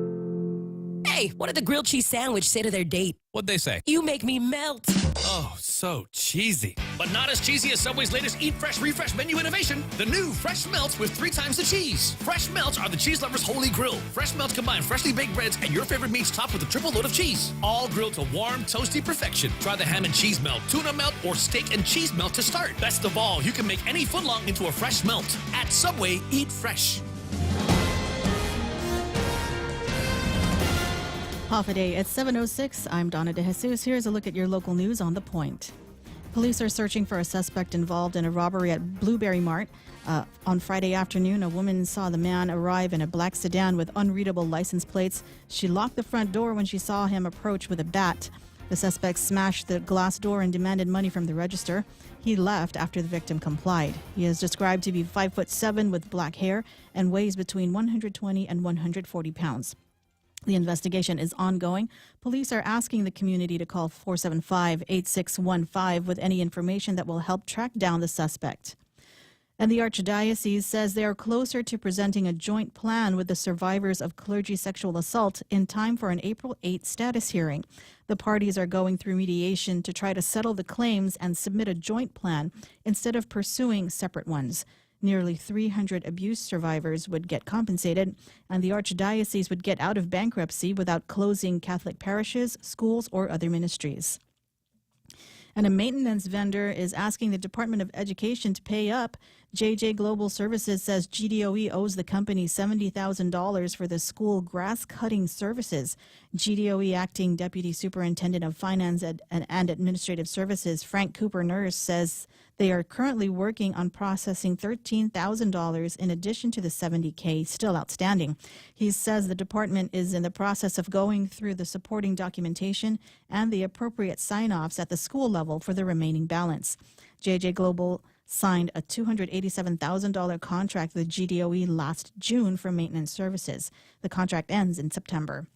We'll have more news after this. Back at it again with the Lenten season menu with Mezcla, giving you a variety of food you can enjoy and pick from, like the fish tacos, spicy buttered shrimp, parrotfish escabeche, lobster pad capral pasta, crab-crusted Chilean sea bass, and more. There you have options. Offered at Hagåtña location for lunch and dinner only at Mezcla. For reservations, call 671-479-2652. What are you waiting for? Let's go celebrate the Lenten season with Mezcla. The Guam Election Commission is looking for a venue for this year's early voting. GEC released an invitation for bids for a commercial office space that it can lease from July through November. Freedom Park, formerly known as Guam Greyhound Park, was the only one to submit a letter of interest. Vice President Bart Jackson says the park can accommodate all the requirements of an early voting site for the primary and general elections, including 24-hour power and water, toilet facilities, housekeeping and maintenance, 24-hour security, ample parking, and a walk-in vault. However, GEC Executive Director Maria Pangilinan says they are looking for a commercial space that's within 5 miles driving distance from the Commission's office in the Oka building. The deadline to register to vote for the primary is August 17. And GPD could be bringing several officers out of retirement within the next month to help with the manpower shortage and assist with the rise in crime. Police Chief Stephen Ignacio says they are going through the process of doing a background investigation, polygraph, psych evaluation, and a drug test, which are required when employing police officers. They will also have to do firearms training and understand the current GPD regulations and laws that may have changed since their retirement in the 1990s. At least a dozen GPD retirees attended a meeting with Adelup to discuss their potential return to the force. Compensation and bonuses have not yet been finalized. And those are your top stories. Here's Ray with your weather. No, not yet for the weather. No. I just got a blurb. I just got a hit from Candid. Yeah. The real news. Oh, yeah, it's Terlahi. Are you ready? No. Wait. Here's the story here. The CNMI. Oh, yeah, they're threat level medium, Ray. Medium spicy. I'm sorry. I should have said it this way. The mask mandate has been dropped in the CNMI. They're always first, Ray. No. That's where Guam's day begins. Every single time, at every single step, and I've said this, CNMI has been ahead of us. The CNMI, their visitors authority, before everything got started, I have to look up the date. It's all in my WhatsApps and in my emails, but they sent out a note to all of the airlines that service to Saipan and the Antinian and whatever, and all of the hotels, and saying, hey, listen, this COVID thing is coming. We don't know how bad it's going to get, and there's going to be a bunch of people that are going to have to cancel their reservations. Can you please not penalize them? That way, in a couple of weeks after we reopen everything, after we flatten the curve in a couple of weeks, they'll still want to be able to come out here and fly on your airplane and stay in our hotels. And they sent this message out early before anybody around here knew anything about social distancing. Wash your hands. Don't pick your nose and then shake somebody else's hand. The basics of COVID-19. All right, so let me get to the story here. Let me see if I can put this up on the screen here from Candid News. People in public indoor settings except patients serving areas no longer need to wear a face mask in the Commonwealth of the Northern Mariana Islands, according to a news release from the Commonwealth Healthcare Corporation. With the CNMI transitioning from the CDC community level high to medium, there is a change in indoor masking recommendations. CHCC news release says it's no longer recommended for all people to wear a mask indoors in public. In community level medium, people who are considered immunocompromised or at high risk for severe illnesses should talk to their healthcare provider about whether they need to wear a mask or take other precautions. You mean talk to a doctor and not take orders from the government? Imagine that. A free and independent people in the CNMI. How about that? Also, people who live with or have social contact with immunocompromised individuals should wear a mask when indoors with them. CHCC will continue to require visitors and clinic patients to wear masks in patient-serving areas. The Guam mask mandate continues. And then it says, Dr. Nathaniel Berg, chairman of the Guam government. When I say Nathaniel Berg, there's people online that go, cringe. What does he say? He said the mask mandate may be rolled back in March, depending on a local data assessment. No further updates have been given. We're going to be the last. Even the CNMI is getting rid of the mask mandate. Why don't they just lift the whole thing up in the CNMI, though? Because it sounds like they still have the public health emergency. There are a couple of stories that I might share with you a little bit later about how they're doing that in other parts of the country and where it is where they're powering down, like turning off your iPhone, you slide it over in this direction, or ordering something from Amazon, you slide it in this direction, or if you're on Tinder, but you get what I'm saying. So they're powering down, but they've set in place non-mandate, government is ordering you to do something, ways to be able to deal with it if there is another surge like we saw with Omicron last winter. Anyway, 7:13 in the morning. Here's the weather for today. It's going to be nice, man. Mostly sunny. Highs near 88 degrees. East winds 13 to 20 miles an hour. Gusting as high as 23 miles an hour. A warning, if you are going to be taking yourself down to Tumon Bay, kind of around that Dusit, Hyatt area, the sand there is very, very fine and can get picked up by the wind, and it will come and take the hair off your head. It will sandblast you from hell. I don't care what kind of sunglasses you're wearing. I don't care what kind of mask you're wearing. The sand will go through, guys. So watch out when you're down there. Mostly cloudy tonight, partly sunny in the forecast for tomorrow with more mostly cloudy skies coming in the evening. Now we got gusty winds all around the island, 23 miles an hour here, 22 miles an hour there. That is fanning the flames, and that's why we've got so many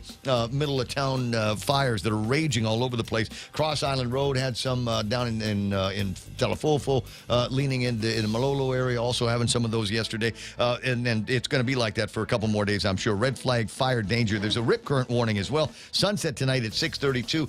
Wait, are there pictures? Do I have pictures from Pirates Cove of the sunrise? I'm pretty sure I do. I just got to get my hands on it. Wait. And there's the picture of Jeff from over at Pirates Cove, and here comes sunrise, if you will, on the eastern side of the island. God, I see some hope there, Ray. It's tears of hope right when we needed them.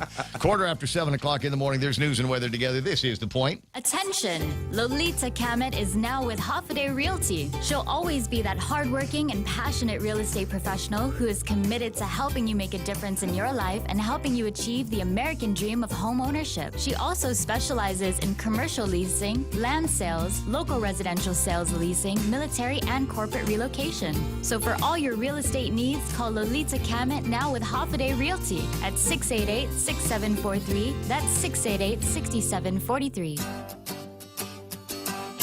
Kami ang inyong bangko na tapat sa serbisyo. Tunay na kaibigan at handa para sa inyo. Ang bangko ng kinabukasan, laging maaasahan. Land Pacific, where others plug branches, we place roots.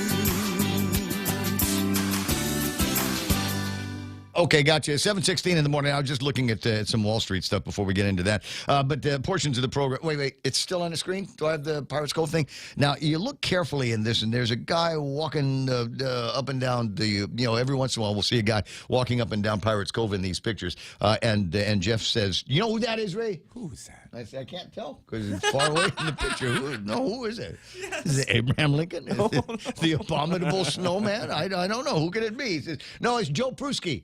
I said, okay, got it. Joe. Anyway, so we say good morning to Joe and good morning, Jeff, over at Pirates Cove. 7:16, portions of the program brought to you by American President Lines, APL, a global presence with a local home, and the refresh.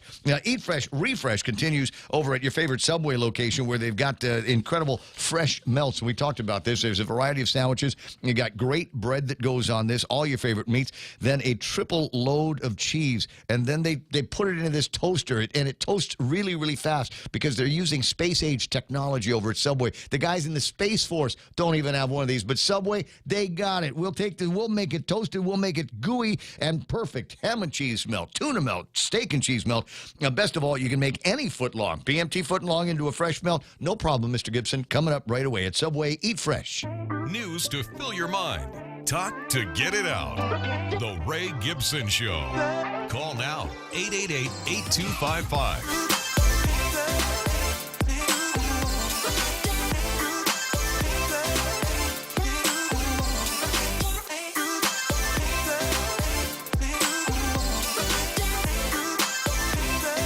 Dude, wait, okay, more than from the CNMI. Cousin Troy sending this, and it was talking to people up in the NMI. They've apparently never had a mask mandate up there.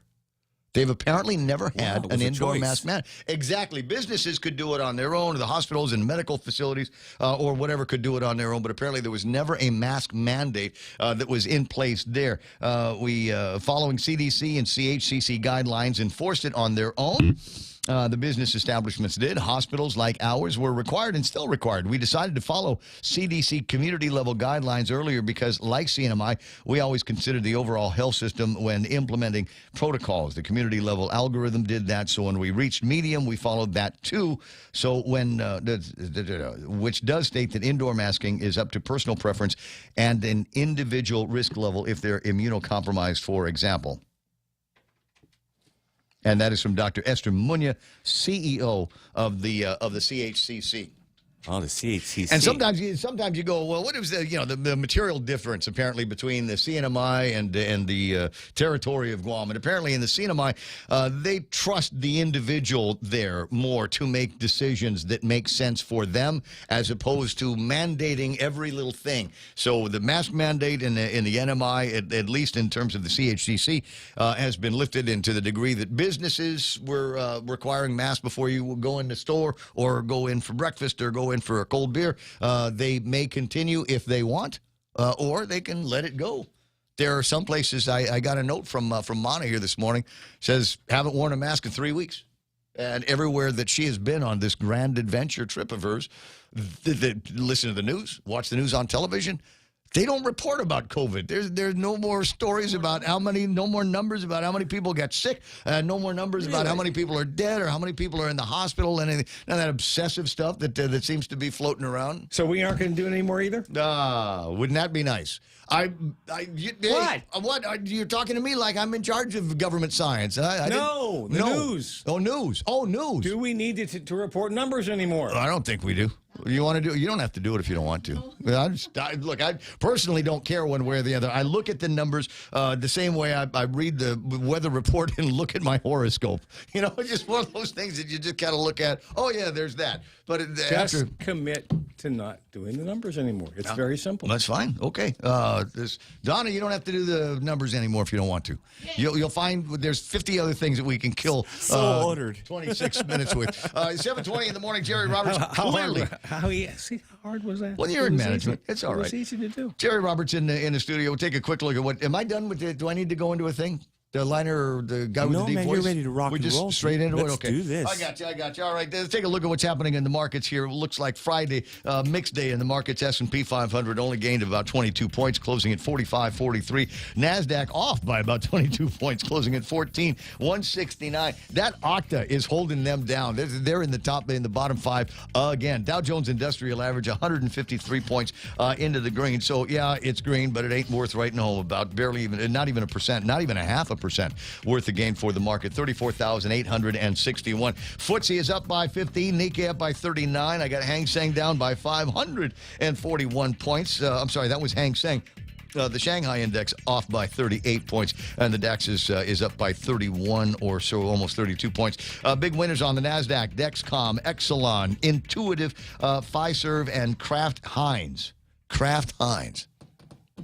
You see these names in there, and you wonder, okay, well, what's the big deal with Kraft Heinz? Did they come out with a new product? They got some kind of mayonnaise that tastes like beer? Do they have something like that? Is that where that's headed? Big winners on the Dow. Travelers: Chevron, International Business Machines, Honeywell, and Nike picked up 122 points. And now, I don't generally take a stand on things that either A, I don't understand, or B, it's not like right in front of my face.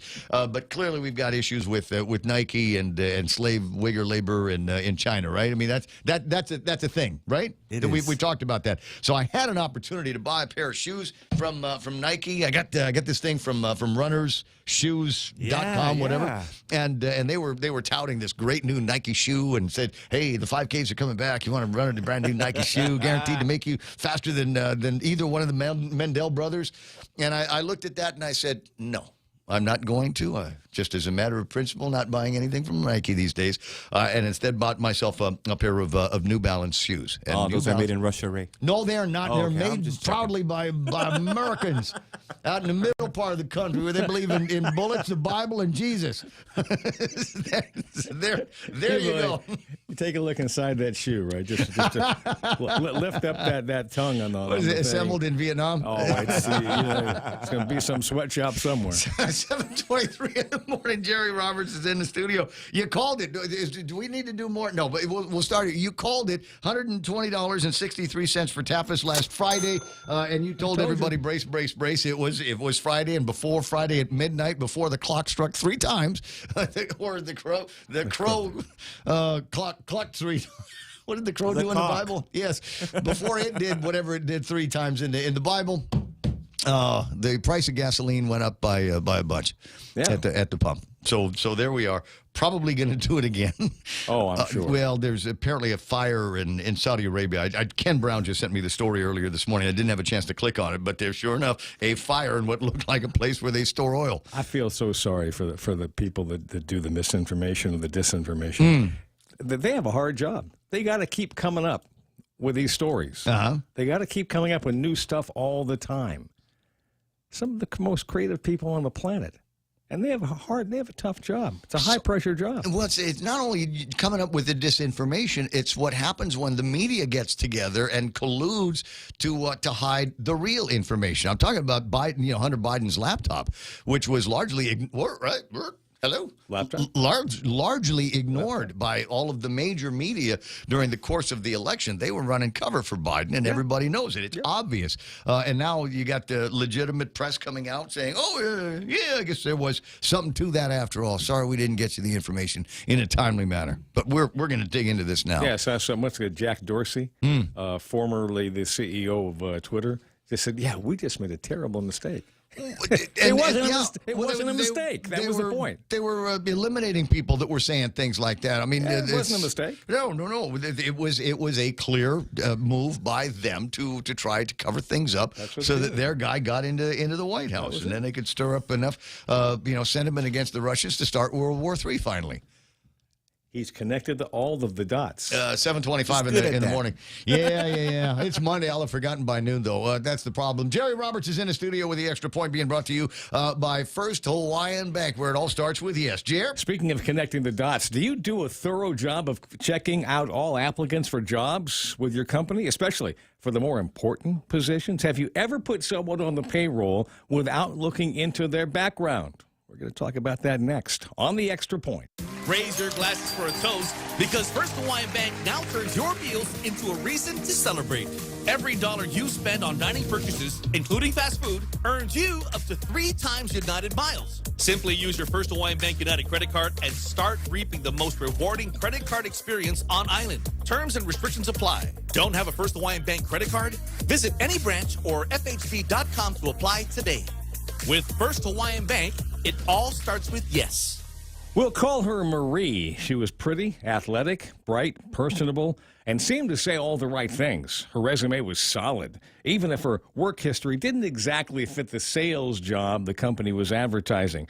She said she wanted a change from what she had been doing. Chris, the owner of the company, had interviewed a half-dozen people that week, and none were even close to what he wanted. He was also trying to fill his vacant HR job, which was left open when the lady in that role got married and moved across the country with her new husband. He was cursing the hiring process and hated the thought of it going on for another week or even longer. Even without experience in sales, Marie checked off all of the other boxes, and Chris hired her without a second interview or background check. Marie was likable, and since that's a big part of selling, Chris was sold on her. He put her on full salary with a bonus program. Her first month held great promise. She said she was seeing clients, and many were close to signing or renewing contracts. Nothing had been finalized, but she had scheduled callbacks with them, and it was only a matter of time. Chris was opening up a new sales territory in a small city about 200 miles away. He assigned 2 of his better sales reps to drive there and spend 2 weeks or so making calls to introduce the company. Learning of this, Marie asked to be included, saying that she had a good friend who lived there and who had many influential contacts who might be good prospects for the company. Well, Chris agreed to that. He booked her into the same hotel as the other 2 reps and would cover all meals, with the hope, of course, that many of those meals would include prospects. The lead rep called in at the end of the first week to give his report. There had been a number of sales, and chances were good for more. That said, Marie had not signed any deals and had only invited one person to a meal, her friend, twice. She said they were working on a few big prospects the friend had great connections with, and something was sure to break soon. Well, a couple of days later, something did break, but it wasn't what Chris had expected. A client called and asked him to send a rep around that he needed parts for a machine. Chris said that Marie was out of town, but he would fill the order and have it delivered. The client, sounding confused, said, "Marie? Who's that?" Chris responded, "Your new rep. It says here that she met with you on April 8th, per her sales report, and said that you're getting ready to make a big order." The client said, "Chris, I haven't met with anybody from your company in the last 3 months. I have no idea who Marie is." Now, Chris had all kinds of thoughts going off in his head. He had his assistant call the companies on her sales report, and his worst fears became fact. Of the 4 clients and prospects she had listed, less than half had contact with Marie. Only about half of those were in person. The rest were quick phone calls. The assistant pulled Marie's resume and said she knew a manager who worked at the last employer listed. After being given complete assurance that his name would not be mentioned, the manager said that Marie had been fired for not completing assigned work and, can you guess, falsifying reports. Chris was stunned. He realized that even though he was frustrated with the interviews and the hiring process, if he had put forth a little more effort to check Marie's background, he could have saved himself a lot of money and anguish. He reached Marie by phone in the other town and confronted her with the evidence. She conceded that it was all true. However, she liked the company and thought Chris was a good guy and hoped that somehow she could stay on to make it right, to make a go of it. Chris couldn't believe what he was hearing. In order to be back in the office the next morning, she walked in and he fired her. Few words were spoken, and she just left. Hiring can be a pain in the butt.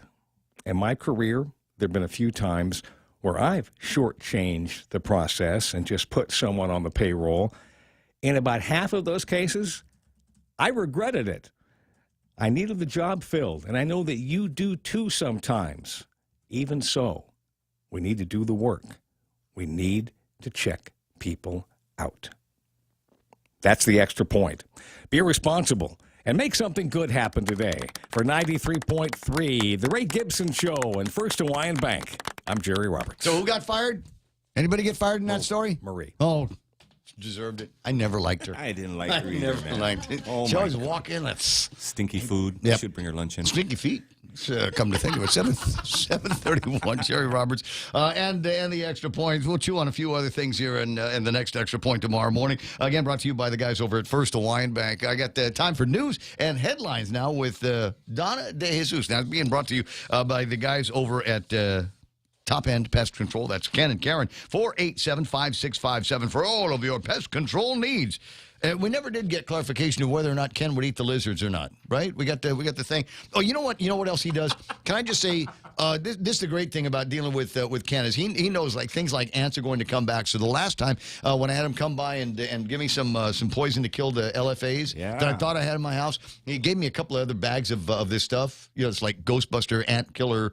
Better than you can buy at Home Depot stuff. He says, if they come back, just sprinkle some of this around. And sure enough, I was doing some weeding around the house the other day and ran into regular red ants that bit the hell out of me. Oh, and nice. I said, oh, yes, that's right. I've got this magic powder that I got from Ken. So maybe he'll do the same thing for you. Also being brought to you by Lolita Kamet with Holiday Realty. Call her at 688-6743 to make all of your real estate dreams come true. And it's another week in Lent, and that means there's time to talk about the BK Big Fish Sandwich and the Impossible Whopper. 100% Whopper, 0% beef to meet with all of the Pope's requirements for Lent. It's 7:32 now with news. Here's Donna De Jesus. Donna? GPD is investigating a serious crash that occurred early yesterday morning in Tumon. Police say the crash happened around 2:30 by Guma Tranquilidad when a car was traveling down JFK Hill and hit a median, crashing into other cars waiting to turn left at the bottom of the hill. One person was transported to Naval Hospital and 2 were transported to GMH. Their conditions are unknown at this time and the investigation is ongoing. Meanwhile, after recent reports of violence at the Dedido skate park, skaters are opting to build their own makeshift parks to enjoy the sport. Last week, police closed their investigation of the March 3 riot at the skate park, where 7 people were charged in the fight, leaving 5 people injured and one permanently blind in his left eye. Last month, a man was sent to the hospital after he was attacked and beaten in the head with a skateboard. The park was opened in 2007 as a safe place for skaters to stay busy, keep fit, and develop skills. It is now considered unsafe, and the need to stay safe has driven skaters to other parks and even led skaters to make their own parks. And gas prices are up again. A week after prices slightly dropped to $5.79 a gallon, prices shot back up on Saturday to $5.94 a gallon of regular unleaded fuel, $6.34 for premium, and $6.61 for diesel. This is the 4th increase this month. And the Public Utilities Commission will decide whether residents should pay as much as 10% more for water service or propose to give customers less water at the lower Lifeline rate. GWA plans to give residential customers less Lifeline-priced water each month of 3,000 gallons instead of 5,000. This is part of a strategy to get more money from the water customers without increasing rates. GWA General Manager Miguel Bordallo says the result would be more revenue for the water agency to pay for a proposed $5.2 million assistance program for low-income customers. And those are your local headlines. Wait, what's that scam again? The scam is... Wait. All I heard was they want to get more money out of the customers without raising the rates. Yeah, so, what, are they going to charge for baggage? So they're gonna charge the same rate but give less water. That's what it looks like to me. You showered too long, Ray. Wow, wait a second. This costs too much for lather, rinse, repeat. I can only afford to lather and rinse, if you know what I mean.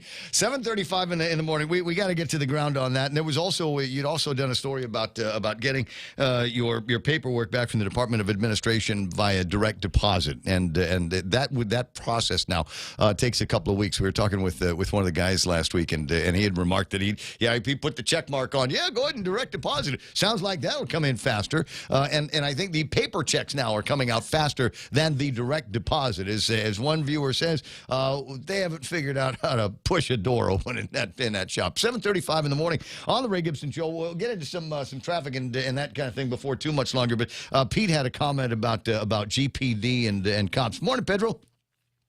Good morning, sir. But before I get to GPD, I just wanted to say Jerry Roberts' thing on the point this morning. You'd be surprised, Ray. I have seen a lot of people like that. Mm-hmm. You know, it's just amazing how many people try to skate by like that. You know, and we have one prime example here on Guam, Michael Nicholas. But anyways, getting to GPD. Oh man, it took you. I appreciate that. You know, every once in a while you got to be able to take something that people are familiar with and use that to segue into your point. Well, since I got you on the line and you started it, what did you think of the rumor floating around Mike Nicholas and Amanda Shelton for governor and lieutenant governor?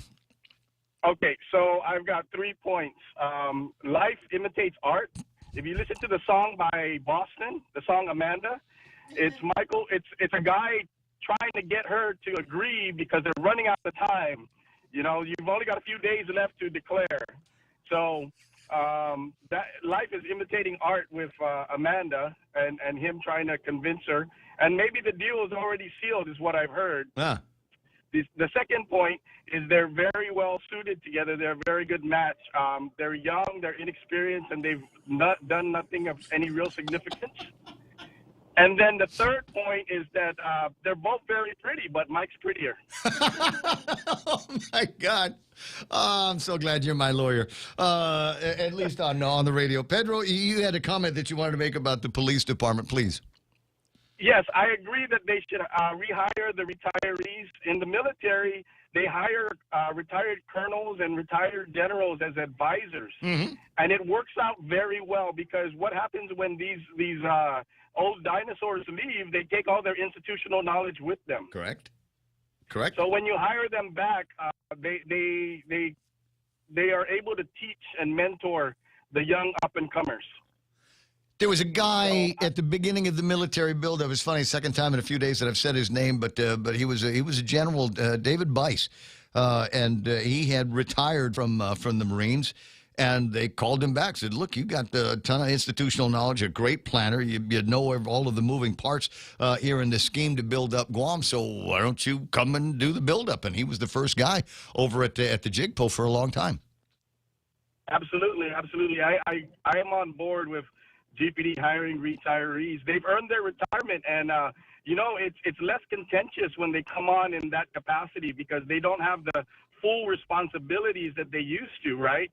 And so they're a little bit freer to work, and it's an easier environment for them. It's a less stressful environment for them, and when that environment exists, it's just a win-win for everybody, I think. I'm excited about it. I think we need to expand the reserve program as wide as it will go. I think bringing back the old Mossbacks is a good idea. 7:38 in the morning. But in my mind, and to the degree that you're still listening, you obviously agree with this at least a little bit. I don't know that our problem really seriously is with the police. I think we've got a lot of police out there. I think we've got a growing criminal population that isn't afraid of them, and they're not afraid of the judge, and they're not afraid of jail.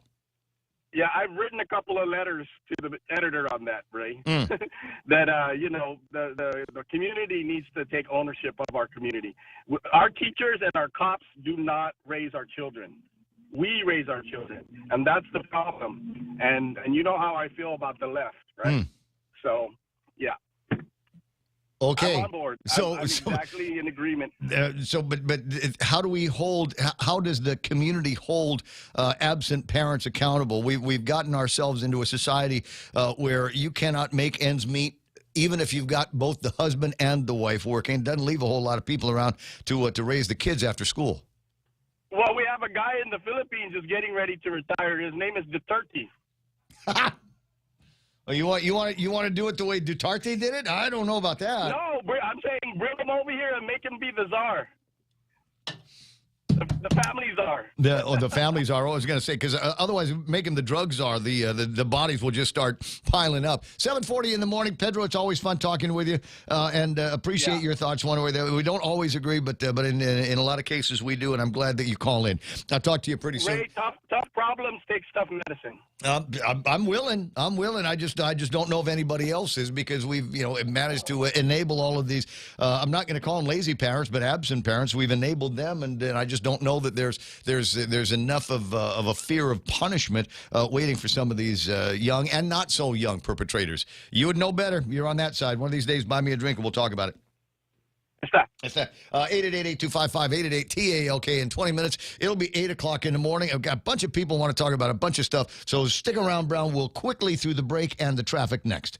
Top End Pest Control is who you call for all your pest control needs. Got a problem with roaches, ants, spiders, rodents, fleas, ticks, termites? No problem. They do it all. Top End Pest Control is a service-disabled, veteran-owned small business and HubZone certified, serving Guam since 2012. Call them today for a quote, 487-5657, or email topendpest@gmail.com. Check them out on Facebook at Top End Pest Control and give them a like. Top End Pest Control for all your pest control needs. Introducing the phone that makes epic the standard, the Samsung Galaxy S22. This Galaxy is oh so beautiful and now available at GTA. Get the Samsung Galaxy S22 on HPO with the Live Limitless wireless plan and enjoy unlimited talk, text, high-speed data, and more for only $55 a month. And for a limited time, when you buy the Samsung Galaxy S22, you'll receive a $200 gas card for free. Come in today and make the Samsung Galaxy and Live Limitless your epic standard. Terms and conditions apply. GTA. We start with you. Looking to see where traffic is beginning to slow down. It's weird, too, because it's by Shen's Furniture. So you've already passed the old amusement park, and then all of a sudden it begins to slow down. Then it opens up again. And then it slows down just before you get to Pau Pau. Not exactly sure why. If there's an accident, do me a favor, take pictures and send them out to Real Joe. Lots of ugly traffic from Ukadu all the way to the intersection of 1 and 3. But once you're past that, then it looks like it opens up all the way until you get around Kmark and the DPW area. A little bit of traffic at the intersections all the way into Tamuning. Aganya's looking sweet. We got dogging out traffic all the way through 8, 10, and 16. Rather ugly here from Happy Mart. And then it's stop, go until you get to the Teedson thing. All right, and I'm going to rant about the Teedson thing, if you don't mind. Just here's the thing, guys. Somebody that knows how it works needs to take over the system there so that traffic that is turning northbound into Teedson doesn't have to. You got to start with this thing. It's 3 lights. I mean, 3 cars go on a green, and then it turns into a yellow, and then it turns into a red really, really fast. That's why there's accidents there, because people think they've got more time, even though the other guy's been sitting at a green light waiting for you to come through. You got to do something about that. It's just stupid. You know what's going to happen? What I've taken to doing. I'll keep going. I'll just turn in front of Frank Bloss's office. There you go. That's it, right? So It's there's safer. there's enough road there so you can turn, but not from the turn lane, but from the middle lane. You got to turn from the travel lane, which I'm sure is illegal. But that's what it comes down to, unless you want to sit there at the light all day long, waiting for it to turn green. 7:43 in the morning, and it's only good. It's the only good way to get into Teedson. So you would think that it would encourage more traffic to get off the road and onto Teedson. And people go, yeah, but what about the people that want to get out? Just stay there and work. Can you just stay and work? Okay, good. A little bit of traffic getting into the downtown intersections, and then southbound Marine Corps Drive is nothing until you get to Big Navy. And you know what I've noticed since Navy and the Air Force have started, that kind of we're breaking up thing? Yeah. There's not as much traffic over at Navy as there has been. It's not as heavy as it used to be, and I think there's just a lot of people just don't want it. Not fun to be around when you're in breakup mode. It's 7:44 in the Ray Gibson Show. I'll be right back. Just in time for Lent, it's our delicious BK Big Fish Sandwich. 100% white Alaskan pollock, breaded with crispy panko, topped with sweet tartar sauce, tangy pickles on top of a warm toasted brioche bun. Also available, our Impossible Whopper, 100% Whopper, 0% beef. Enjoy your Lenten season with French fries and a refreshing brewed sweet or unsweetened tea. We're ready to serve you this Lenten season. Now available at BK Hagåtña, Tumon Bay, Micronesia Mall, and at the airport. BK your way. Everyone has a busy schedule these days, and sometimes we forget to schedule our routine dental checkup and cleaning. Don't neglect your dental health. Schedule one today with Dr. Robert Yang and his Smile Team, conveniently located at the East West Business Center on Marine Drive, Upper Tumon.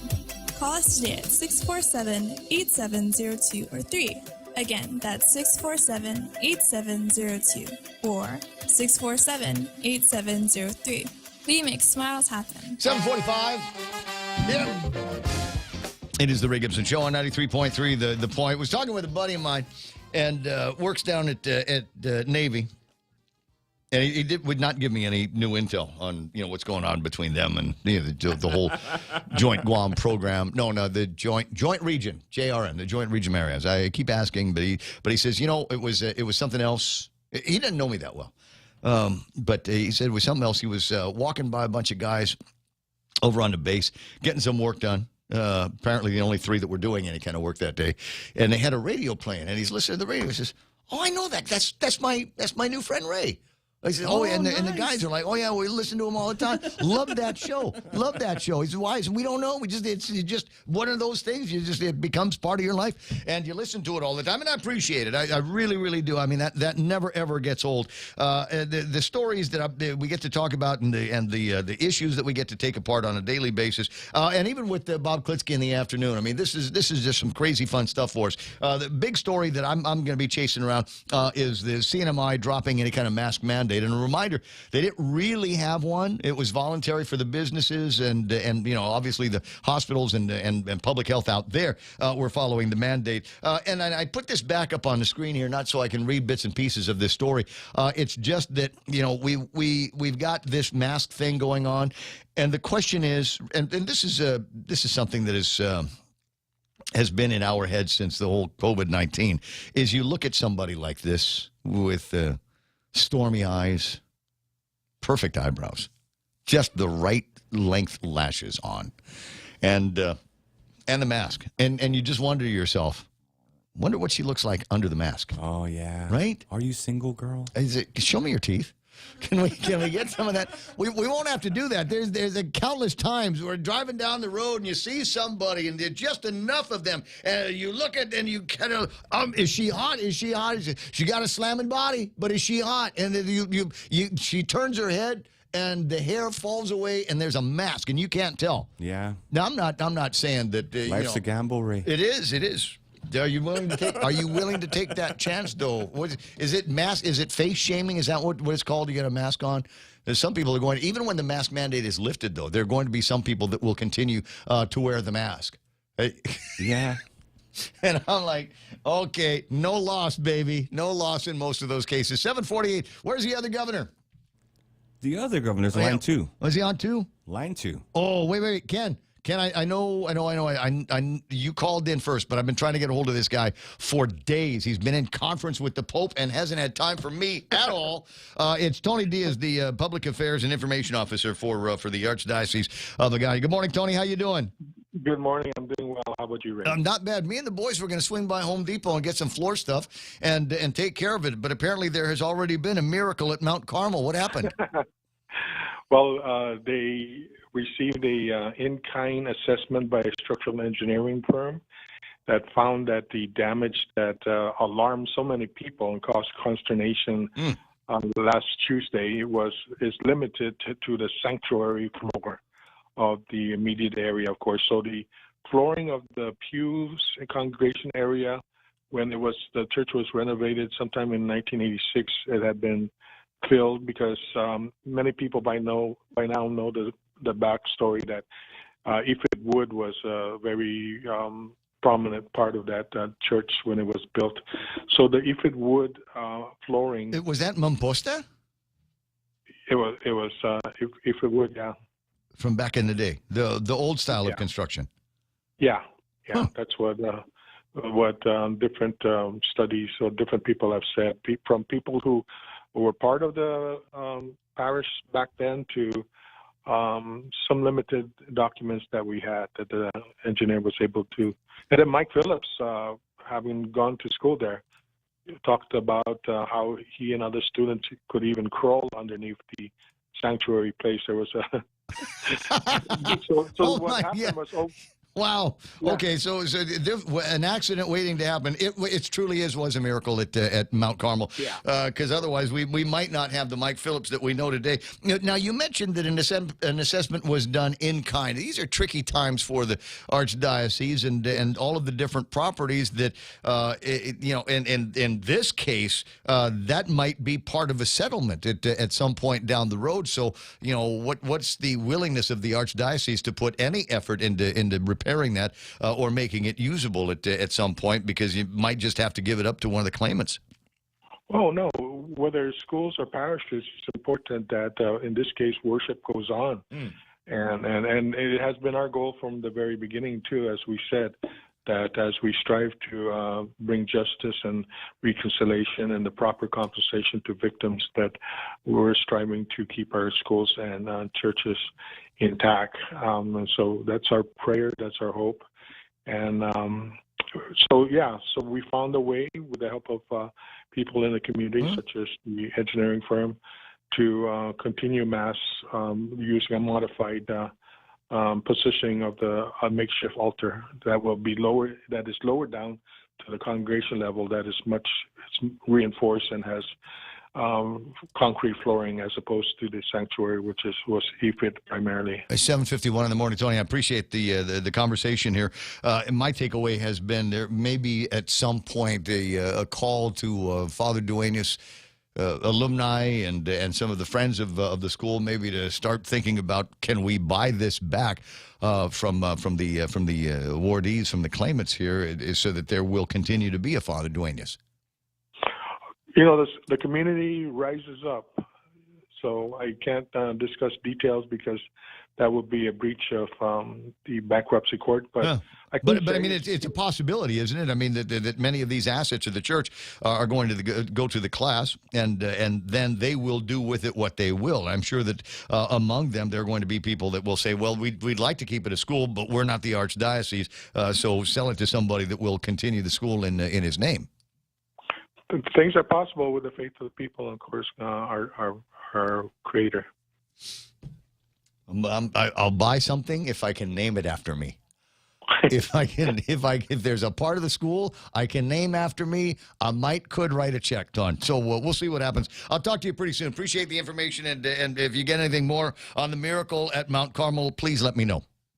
Thank you. You have a great day. 7:52 in the morning. Bye. And he's on 2? The other governor, LG's yes, sir. on 2? Line 2. Who are you running with? Amanda's apparently already taken. Oh, darn. Well, when I first heard that news, me being a senior citizen and not punching a clock or anything, my first thought was, how did April 1st get here so damn early? And I checked my calendar, and it wasn't April 1st. And so then I thought, wait a minute. Now, Mike is normally a pretty savvy guy, an astute politician, a guy who usually has his pulse on the community. So this didn't make any sense to me whatsoever, because as soon as I heard that name and found out that it was legitimate, the first thing that popped into my mind, remember the protest in 2020 over at the legislature when we were standing outside? It was one of the first. Yeah. Sure. Yeah, well, I went in there. I listened to her testimony when she was standing there all by herself, demanding that the senators acknowledge the supremacy of Adelup and how we owe a duty to support the governor in her decisions because she's omnipotent. And, us senators are just mere peons compared to the power that she holds on her little pinky. And we need to address that. We need to correct that. We need to show fightful respect. We need to go on bended knee and kiss the ring. And I'm just sitting there, how in God's name did we go from rebel without rebel, Mike Nicholas, the Democratic rebel, to starting to be reined into the power of Adelup? Well, wait a second. The same thing happened with Kamala Harris. I mean, to a degree, if you want to make some comparisons, the statements that she was making about Joe Biden in the debates, and then all of a sudden she pops up as his vice presidential candidate, and they win. Yeah. But I don't disagree. I don't disagree. And somebody like Candid might want to dig that out of the legislative archives, because I thought that was kind of interesting. And I think the whole premise of it was in the spirit of Inafat Maulik, and we'll put hands across the ocean and release the turtle doves of peace, and we'll see just exactly how this is going to play out by giving the governor exactly what she needs. And remember, some of the things that they wanted to be able to do was for guys like me that didn't want to wear a mask or still wanted to hang out in the bars and restaurants. They wanted to be able to apply civil penalties. You remember that? Yeah, I remember that. Remember, I had to file a lawsuit in federal court on the roadblocks because Amanda Shelton was standing up in opposition to anybody opposing the governor's power. Remember? I do. So now we go from where she has been one of the most loyal minions of the Leon Guerrero Tenorio administration to somehow becoming the apple of the eye of Mike Nicholas. And the reason I say that is I've had more than a few people call me on this issue right here. Well, just read some of the comments on the Facebook Live. There's a couple of people saying, well, that was fun. And the numerous folks that have come back to me that said, wow, are you sure? Is this right? Can this be? Hey, I got his new slogan. Someone sent me the new campaign slogan, Irresponsible Guam. That was fast. Yeah, that was fast. In fact, I thought I sent it to you. But in any case, the fact that we go from, the beacon of reasonable and common sense, and I say that because I thoroughly enjoyed listening to him on the floor of the legislature time after time after time, as he was one of the sole voices speaking out for reason and financial responsibility. I mean, one of my favorite ones was when The legislature introduced a bill to borrow $20 million to pay vendors, and he spoke in violent opposition to it, he and B.J. Cruz. And then I forget who the chairman of the committee was, but they told Dennis Rodriguez, hey, this is your bill, why don't you double it? He said, okay, let's double it. Let's make it $45 million, and they all saluted, So $45 million over the next 30 years, we're going to pay $90 million, taxpayers, we're going to pay $90 million to pay a $20 million bill, 757. I get the point here. Kenley and Guerrero on the line, and just registering a hesitancy. So we'll do it that way. There's a couple of different schools of thoughts on this, and one of them is you bring in a lieutenant governor candidate. Number one, at your own peril. The best they can do is not hurt the party, not hurt the platform. And I learned that from Carlo Branch. Carlo was the guy that taught me that phrase, and I've found it comes in handy all the time. Is Amanda Shelton going to be an anchor on the platform, and not in a good way?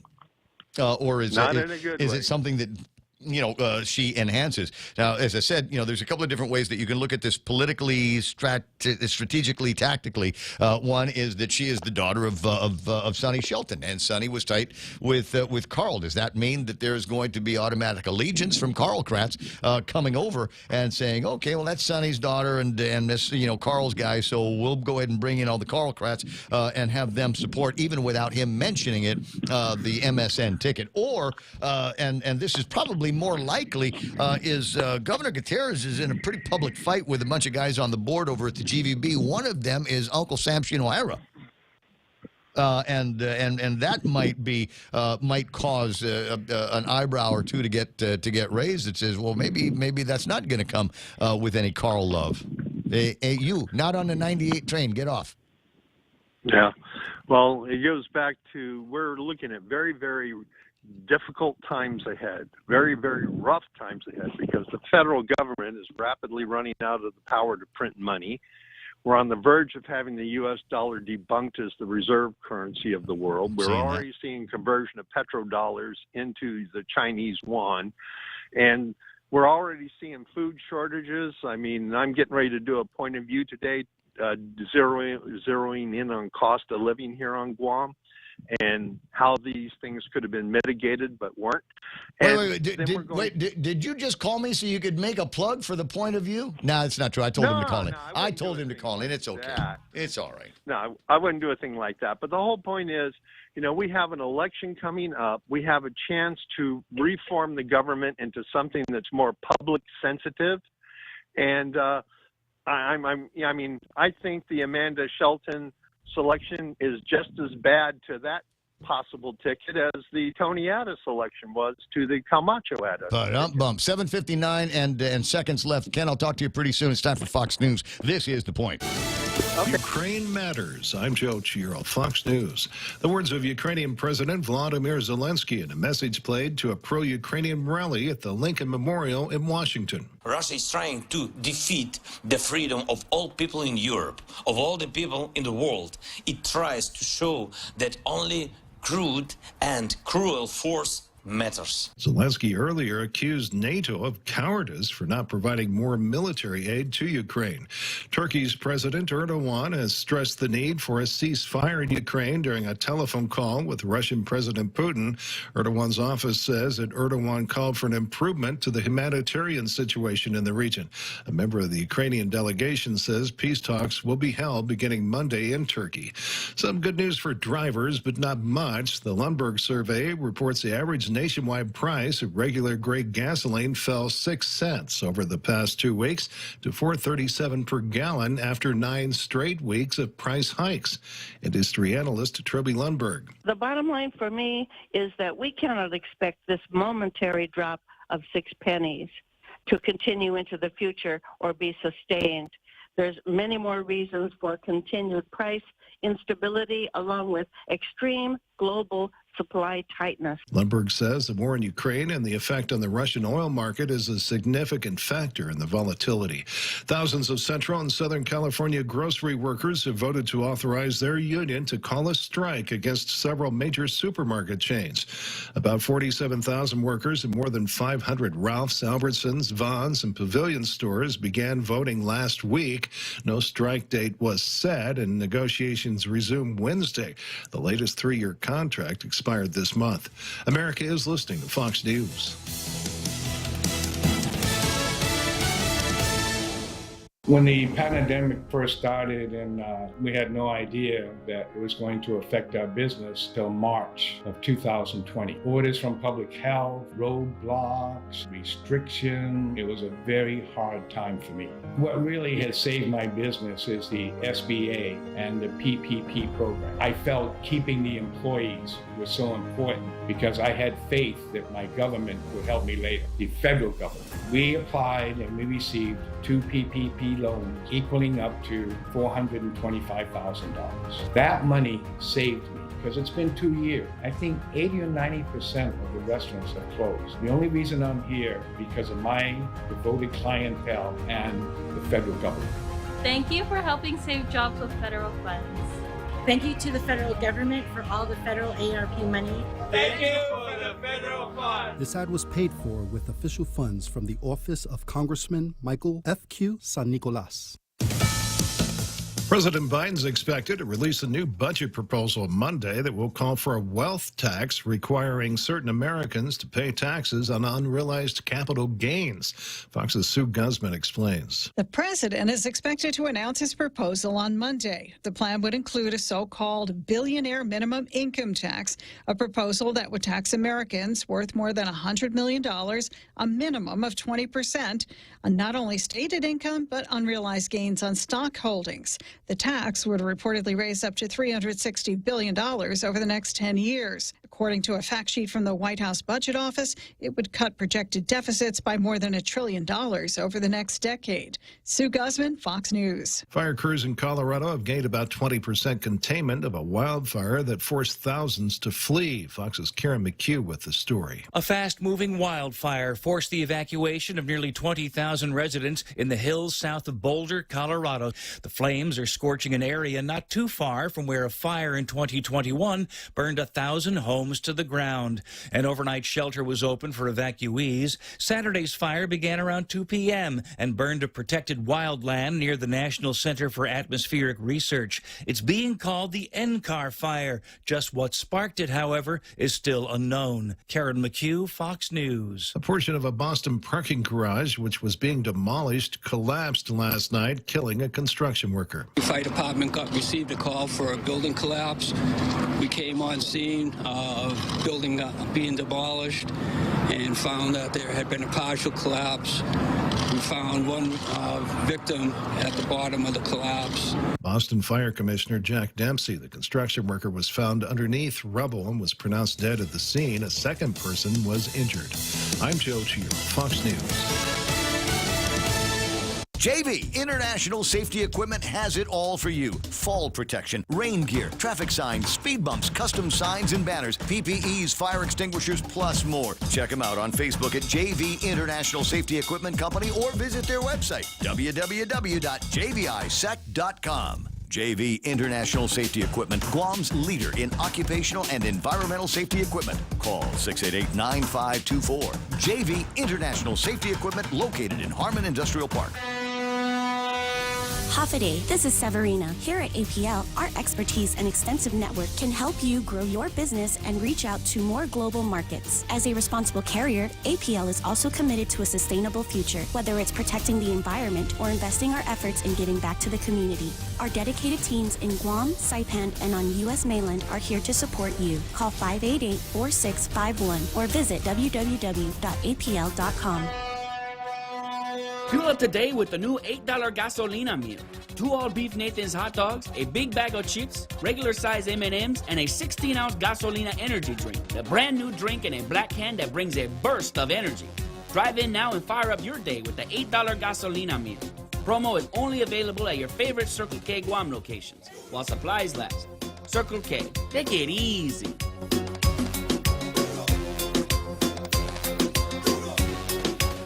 Your local news is brought to you by Nambo Insurance. Skip the line, pay online. It's fast, it's easy, and it's secure. Visit Nambo.com for more information.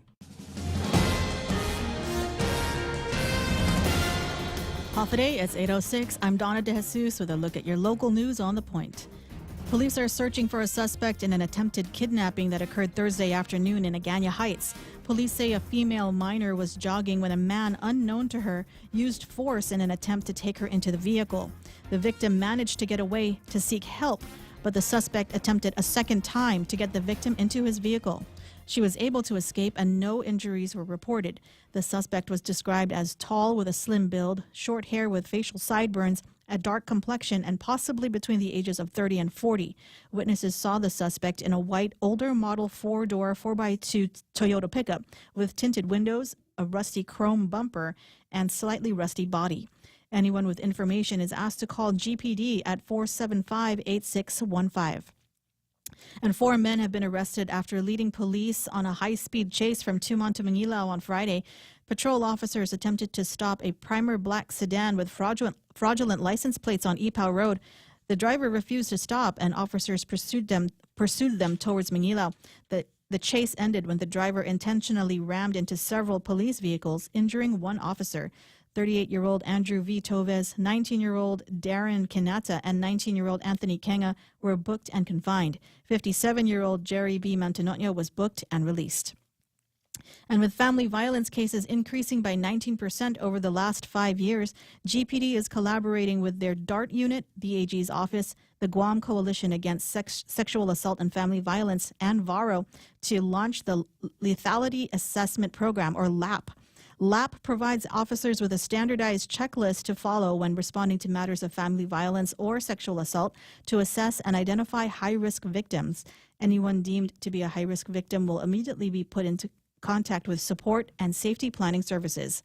More local news after this. Go green, go hybrid. Go to Nanbo Insurance, and your next power bill is on us. Insure your hybrid car at Nanbo and get up to $350 towards your next power bill. That's instant savings for keeping our island clean and green. Nanbo has been providing Guam with over 50 years of reliable and affordable auto insurance. At Nanbo, it pays to go green. Terms and conditions apply. Visit nanbo.com or call 477-9754 for details. Mount Carmel Church in Agate reopened its doors on Saturday after the sanctuary floor caved in on Tuesday. A damage assessment was done and the church got the green light to reopen. Archdiocese Communications Director Tony Diaz says the church was primarily made from EFIT wood and areas except for the altar were filled with concrete. He adds that the sanctuary has been walled off and a makeshift altar will be used temporarily. The church is currently in bankruptcy and will not be able to make repairs until finances are reviewed. And the Archdiocese says they are close to presenting a joint plan with the survivors of clergy sexual assault in time for an April 8 status hearing. The parties are going through mediation to try to settle the claims and submit a joint plan instead of pursuing separate ones. Nearly 300 abuse survivors would get compensated, and the Archdiocese would get out of bankruptcy without closing Catholic parishes, schools, or other ministries. And those are your top stories. Now back to Ray. Wait. See, I should have spent the entire newscast trying to think of which part of the Father Duenas campus I would rescue from the creditors. Oh, the jug room, Ray. Do they still the have Ray that? Gibson jug room.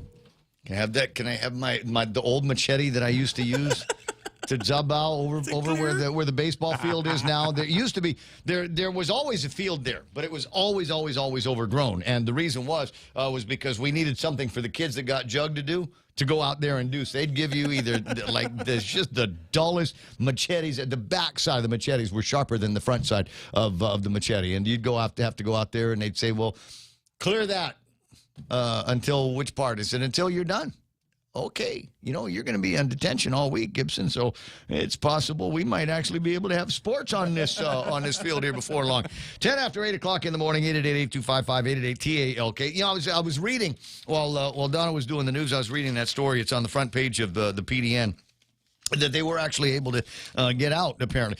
They sent a note. PDN sent a thing this morning. Said, technical difficulties. The newspaper might not be available in the morning, so I didn't go to the store. And as it turns out, it was available there. It was. I saw one, and I was surprised. Kaleo, you're messing with my head, bro. Enough. And the top story on the front page of the PDN says, I didn't feel comfortable there. Skaters react to riots and share past experiences. This place, you know what? It's another one of those things. It is the same level of attention is being paid to the skate park as it is the swimming pools. And I bristle at the idea. Maybe it's one of those things where we need to find somebody to take over. Is what we ought to do. We ought to make it like a receivership or just like an adopt a park thing, right? So adopt the skate park and go to all the businesses that sell all the stuff that skaters like, the bucket hats and the skateboards and the tool sets that you need for that kind of thing. All of the vape and the marijuana, whatever that the kids are into these days. Those crazy kids. And their skateboards. Because I agree, there was a point when they made this thing in 2007. This was supposed to be a safe place for people of all ages to go and get healthy and enjoy the outside and all of that. And the problem is, and Dededo is exactly the right spot for it. I mean, that's where, it's the concentration of the population. Unfortunately, it's also a concentration of crazies that are up there and people that start drinking before the sun comes up and can continue to go all night long. And there's a story in here about, guys that just want to, get in people's faces and throwing bricks into the skate park. And a woman apparently who's probably known to everybody out there who actually, it says, defecated in the park. Oh no! Hey, that's not in that Tony Hawk video, right? We have it's a defecation-free zone. I said the lights are screwy, and I'd suggested to somebody in the telecom business. Because the guy's in the telecom business. You see the ads for the all the phones and all the different phone companies. I just, I want to be as happy as those people in my life. That's my goal. I want to be as happy as the people in the telephone commercials, and they are. And I think you want people to be happy, and these guys are your target market. So go and volunteer to take the place over. Can we lock it? Let's put a lock on the gate. Oh, the gate's now is Missoula? Well, let's get a new one and put a lock on that, and we'll get lights up in the thing. Because it is possible that maybe you can keep some of the crazies away if it's a well-lit area and no shadows to go and hide in. And put up your big sign, right? Just like the guys over at Benson took over the park area over on Teamson. They got their big sign up there. Community ownership. Exactly. Yes. So go ahead and it's, as Pete said, it's a community deal. So the community needs to get together. I'm not saying that the private sector has to be the ones that pick up for the government slack. But the private sector is the one that has to pick up for the government slack. I don't know what it is. We're sitting on millions and millions of dollars. Do you suppose maybe we could take a COVID buck or two and put up some new lights? 8:14 in the morning on the Ray Gibson Show. You got the telephone number. Here's the weather Donna was asking for. Mostly sunny, highs near 88 degrees. Still breezy, 23 miles an hour. So if the smallest spark from something hits some of the Sakati out there, it's going to catch. Mostly cloudy overnight, lows tonight of about 77 degrees. With a heat index, it will feel like 90 degrees today. Red flag fire danger rating, rip current warning, and box jellyfish and Manyahak with fangs. They're out there, baby. They're out there. Did the run started, right? Did the Manyahak run start yet? I don't know, Ray. I'm watching the EE, man. Those are Mignoc small. Sunset tonight will be at 6:32. Hashtag tell the others. 8:15 in the morning on the Ray Gibson Show. Be in the know. Want to keep your family safe from high-tech trouble? Introducing Bark Jr., a new online parental control app that's free for GTA wireless and internet customers. Bark Jr. monitors apps and social media, manages online screen time, and filters websites to protect your family from inappropriate online content. Sign up for any GTA postpaid wireless or internet service and get Bark Jr. for free today.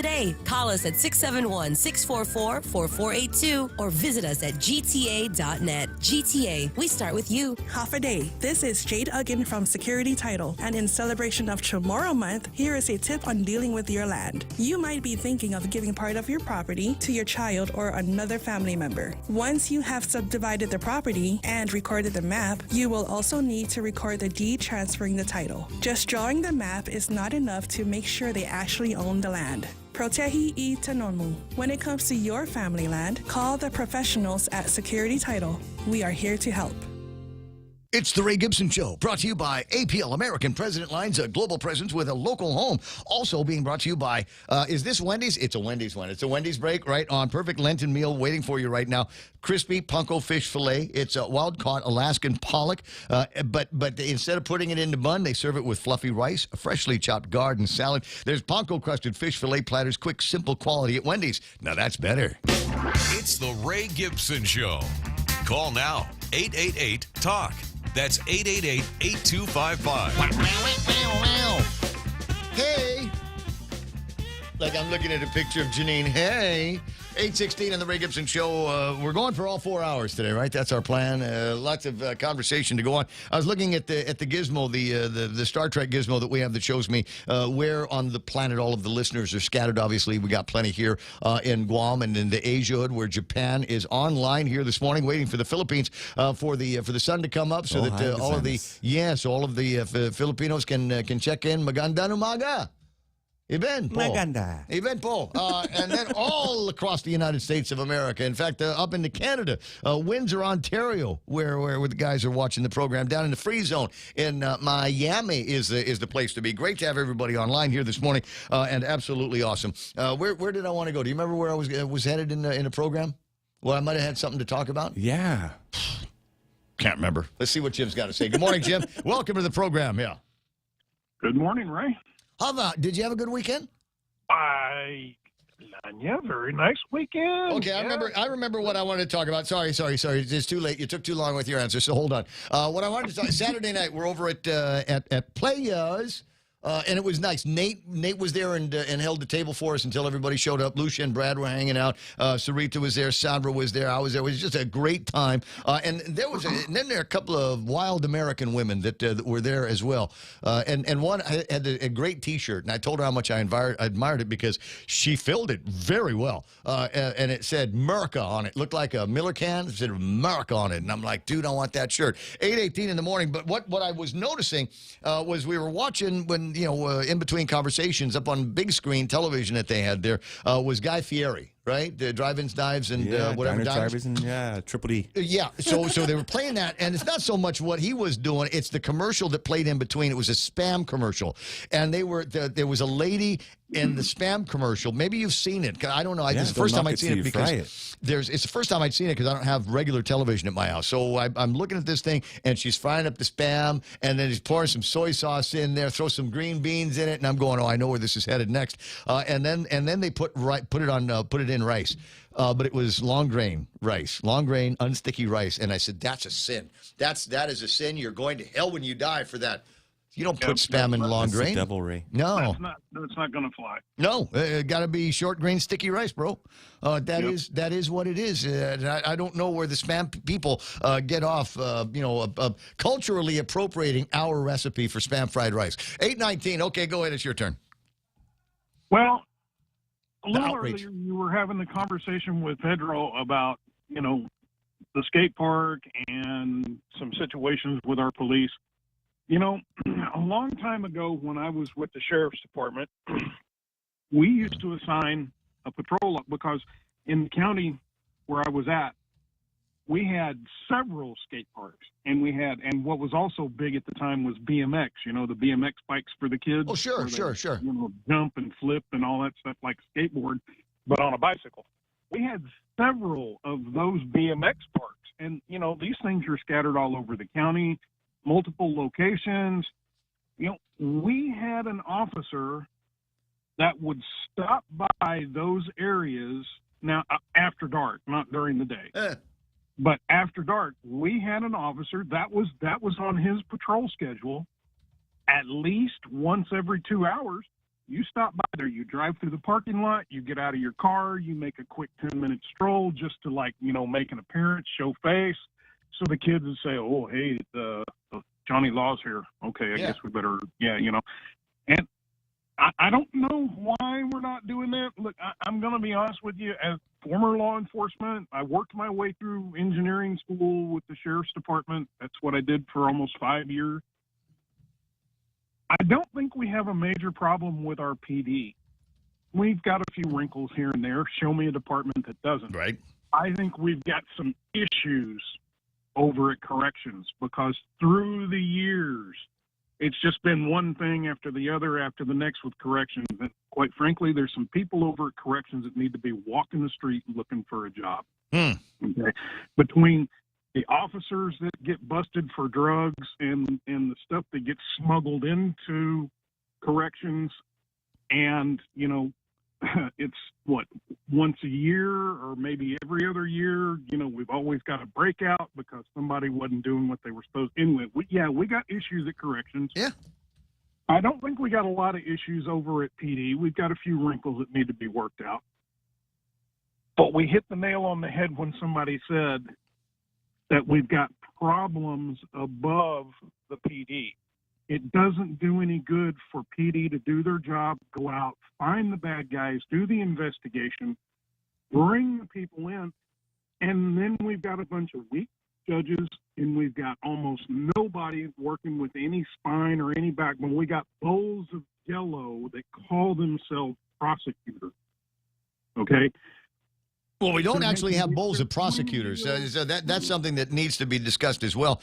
Find out how many guys they've got there and what their caseload looks like. And a lot of times you just need to get as many people through the system as possible. And if that means taking a plea deal or copping them to something that's going to get them a light sentence or no sentence in exchange for the guilty plea, then that's what we're going to do. Unfortunately, the criminals know that game. And have already figured out, I can get away right up to here. And here seems to be aggravated assault and murder. But anything below that, they know that they're going to get to be able to plea out. Well, Ray, look, here's another huge problem, too, is basically the way we run corrections and or the ones that get shipped off island. Look, prison, everybody needs to listen up and let this sink in for a second and think about what I'm about to say. Jails and prison are not supposed to be a place to teach someone a lesson after they've already done the crime and done the damage. Jails and prisons are not supposed to be nice places to go, and they're certainly not supposed to be nice places to live in for long periods of time. Right. It's the debate between a penal facility and a correctional facility. It's supposed to be a deterrent to keep it from happening in the first place because, you remember the old saying, hey, do the crime, do the time? Sure. Because you know that if you do the crime and you know that you get caught, you know that it's not going to be a nice place to stay. It shouldn't have a rec room, and it shouldn't have conjugal visits, and it shouldn't have quite frankly, I like the sheriff in Arizona that makes his inmates live in U.S. Army surplus tents. Prison camps. I don't have a problem with that. If it's good enough for me and my bros to have to have lived in when I served my time with the U.S. military, it should be good enough for an inmate who's broken the law and lost their rights. Senator Jim Moylan is listening intently. He has served at the Department of Corrections and is aware of that kind of Army therapy. And people say, well, that's cruel and unusual. And he says, it's the same thing that we ask our men and women in the armed forces to do. How is that cruel and unusual? No, it is not cruel and unusual. I volunteered to serve my country. And I went to different countries, and I left body parts in different countries. So, no, I volunteered to live in a tent. And I volunteered to have food out of a bag that said MRE on it. Okay? Well, some of them are not bad if you think. Well, that's why they come with a thing of Tabasco. That's why. I started to say the trick to that was, just make sure somebody sends you a combat reload of Tabasco every once in a while. Yep. Right. And Nick Perlowski online says, Jim, that's the way it used to be. Now they all sit around singing Kumbaya. No, I don't know that there's much Kumbaya singing going on over at the Department of Corrections. Dave Duenas writes, law enforcement being present at the skate park, among other locations, serves as a great deterrent, knowing GPD will be monitoring the area often. Unfortunately, Dave, that only works on good people. That only works on the guys that are there to skate. The people that are there to screw around, to get into fights, to find someplace entertaining to drink, they're not going to be scared off by any police. It's the same theory. Jim, I'm going to let you run. We'll continue more of the conversation on the air. It's the same theory as everybody on Guam knows that you're not supposed to walk up and down the medians and bum for cash. Everybody on Guam knows that, and most of us wouldn't do something like that. If you run into a hard time, I might call somebody at social services and find out what services I might be in line for, so that I can get myself over this hump. On the other hand, there's a bunch of people that have figured out that they can game the system, and there's all these people with nice big hearts that pass by and see them out there with their carefully scripted script on the back of a what is it? It looks like a container for looks like the bottom of a case of beer, right? And they write out the things, may you please, and they think about me, need it for medical, just trying to get by.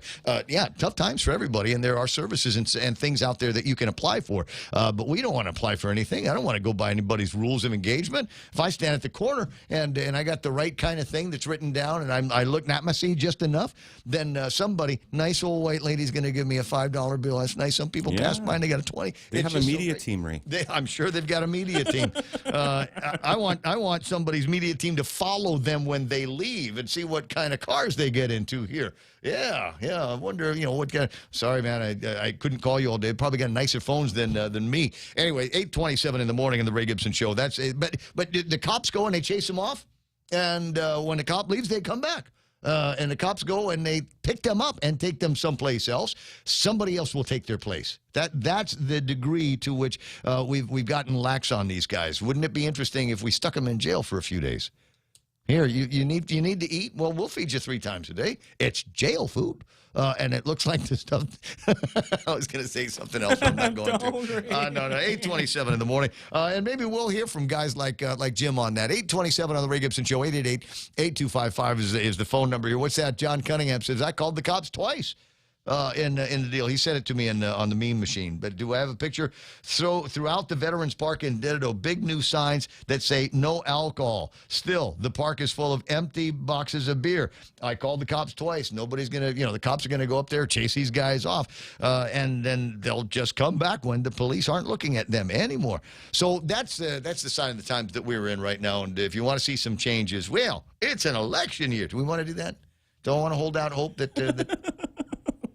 What's that, Rico? Skateboard Park is near Old Dedido GPD station. Make that a substation so there's a constant presence there. Wasn't that it was in the beginning, wasn't it? Wasn't the police station being used there?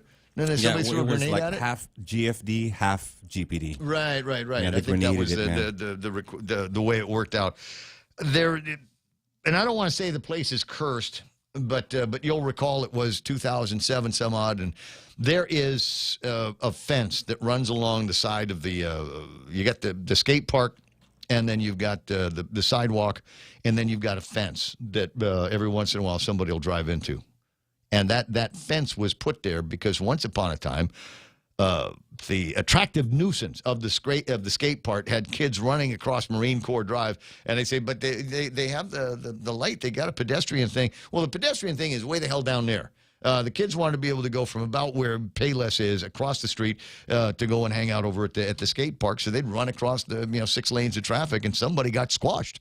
Little girl, I want to say, got killed as a result of all of that. So maybe that was the beginning of maybe there ought to be a thing. And I don't know what that thing is. You get some kids, that's what they're going to do. But these aren't kids that are perpetrating these riots out there. These are full-grown, full-blooded adults, and they need to be told, stop messing around where little kids are playing. It's 8:30 in the morning on the Ray Gibson Show. We'll talk some more about stuff on the other side of headlines with Donna after these. Unified Communications, UC, is the next step in a business phone system. Introducing Docomo Pacific UC, your business phone. Instant messaging, video, voicemail, fax, and more. All unified on one platform and delivered through the cloud. Merge your desk phone with your mobile device. Turn voice calls into video conference. UC reduces phone costs. UC boosts productivity. Work better together with Docomo Pacific UC. Back at it again with the Lenten season menu with Mezcla, giving you a variety of food you can enjoy and pick from, like the fish tacos, spicy buttered shrimp, parrotfish escabeche, lobster pad capral pasta, crab-crusted Chilean sea bass, and more. There you have options. Offered at Hagåtña location for lunch and dinner only at Mezcla. For reservations, call 671-479-2652. What are you waiting for? Let's go celebrate the Lenten season with Mezcla.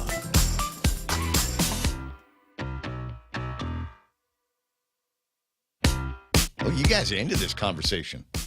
Oh. See here. Nick says, follow Sheriff Joe from Arizona. Put them in pink jumpsuits. Feed them bologna sandwiches for their meals. The hell with feeding them rice and such. Donna Mila says, if the perpetrators are minors, their parents or guardians should be charged. The AG should go to jail. Should go to jail? Oh, wait. No, she's actually saying that. The AG should go to jail for every criminal he failed to indict that committed a crime while released as the victims waited for justice to happen. Damon says the prisoners in Arizona also get a reduced sentence for being in pink and in army tents. Hey, look, if that's the deterrent, if that's the thing that gets these guys thinking about right and wrong and getting right with Jesus and start becoming productive members of society, I can turn over a new leaf, Your Honor, then I don't necessarily have a problem with it. We're not going to solve this on the radio, frankly, and it's always an interesting conversation. And all I can do is, as the guy that runs the shop around here, is to tell you what I think I'd like to see more of and the way it used to be. So we're really good at that. Okay, you get there's an old fart gene, and even women have it. Just saying. But there's an old fart gene, and you just go, why is it? What happened? Where was the turning point? Where did we go off the trail? Because there was a time when I was growing up. Well, we didn't have skate parks. That's for sure. And boys still got into fights because boys fight, and then the girls get into fights too, because every once in a while the girls will fight. But there was not as much by way of these kinds of the kind of crime that we've got and the rate at which we've got it as we do today. And I put a lot of that down to the structure of the families have changed. When I was growing up, I had a mom and a dad, and I was one of two things. I killed for their approval, and nothing made me happier than for them to say, "I'm proud of you." And then there was the other thing. I was also afraid of them. I was also afraid of my parents. And mom and dad got a divorce, and I got a stepfather, and I was afraid of him too. And it was one of those things. If I acted out at school, I knew that it was going to get back to one or both of my parents, and there would be, or one or both of my parents, my grandparents. And there would be multiple rounds of hell to pay. Please don't ask me how I managed to get to where I am in this community, having all of this baggage on my karma. But that was, and I had friends, and they were afraid of their parents. And frankly, I was afraid of their parents too. A stern look from any adult would get any of the kids in my group right up until high school. We would go, okay, got it. I'll calm down. I'll be a good boy. And I don't know that works anymore. I don't know that there's a stern look from a father around in a lot of cases, number one. And number two, I think that something has to be said about the nature of being able to discipline children in your own house without the kids calling Child Protective Services or threatening to call Child Protective Services. Now, I'm not saying that the kids need to be beat. I certainly never was, but not anywhere anybody can see. But there was spanking in the house, and when my kids were growing up, they had a stern. There was a respect. Nobody got beaten. There's a soft spot in the buttocks. Get the belt. That it's not meant to hurt. It's meant to get their attention, and without having to call the police department and say that Dad's abusing me. It's 8:34 in the morning on the Ray Gibson Show, and time for our last look at big news and headlines. With Donna, I still want to ask probing and personal questions, but I'll leave that to the side. Guarantee, though, that she was not the one that talked back in class. Donna De Jesus was the one when the teacher left the room and left with the paper. Donna De Jesus was the one that had the paper. I'm going to write your name down. You better stop talking. Look at your book. You better stop talking because I'm going to write your name down. You were that girl, right? Not true. I just minded my own business. I'm going to check with your classmates. How about what happened? Police are searching for a suspect involved in a robbery at Blueberry Mart in Malolo. On Friday afternoon, a woman saw the man arrive in a black sedan with unreadable license plates. She locked the front door when she saw the man approach with a bat. The suspect smashed the glass door and demanded money from the register. He left after the victim complied. He is described to be 5'7" with black hair and weighs between 120 and 140 pounds. The investigation is ongoing. Police are asking the community to call 475-8615 with any information that will help track down the suspect. And a family is asking for help finding 26-year-old Manny Enriquez Santos, who has been missing since 2020. Santos was last seen in Pacific Gardens in Dedido. He is described as being 5'8", 120 pounds with a medium complexion. GPD is seeking any information regarding Santos's disappearance. Anyone with information is urged to call GPD's Criminal Investigation Section at 475-8473. And more tax refunds are on the way. The Department of Revenue Tax announced that refunds for error-free tax returns filed by February 10 have been mailed or deposited by DOA. A release states that a total of $8.3 million for about 2,500 residents will receive this round of refunds. Officials say anyone receiving a payment by direct deposit will see a zero transaction in their bank account before receiving their refunds. Electronic deposits may take a couple of weeks. And that was your last look at local headlines. Back to Ray. Are you ready? Did you go to school with Donna Mila? No. Because she sounds like she might have personal knowledge. Says that no, Donna had her head in her books while everybody else was going wild in the classroom. you were able to do that? Like you tune it out? Like you tune out me or Joe. I know that. So I'm thinking it's the same thing, right? So I was quiet, but I also didn't study. Donna was my dealer in high school. I cannot imagine that. Okay, so I'll shine her shoes again. Donna's like one of the smartest people I know. And there's not too many things that we've thrown at her that she hasn't been able to figure out how it works and how to make it go. She's also really good at computer stuff. I guess. Well, there have been times if something doesn't work. Can you figure it out? I'll Google it. Let me Google it, or I'll see if there's an answer on YouTube, or make a phone call, phone a friend to get it sorted out. Usually phone a friend. It is like that. All right, listen, it's 8:37. We'll talk again tomorrow. Go ahead and get some rest so that you can be on this afternoon starting at 2 o'clock, subbing for Albert Juan on Boss 104. Can we make requests? Yes. Can I make a request? Is it Metallica? No, it's not Metallica. Oh. It's Seasons in the Sun by Terry Jacks. Do you have it? I love that. I love that song. Really? You're kidding? Oh my God! I was throwing that out there. Really? Yeah, that was one of my favorite songs when I was a kid. The Edis 2. Do we have Edis 2 on the playlist out there? Well, why don't we? Why do we not have those two songs? I know that. Oh my God! See what I started? So ask Albert. He'll know. 8:38 in the morning in the Ray Gibson Show. Look out! We'll be right back.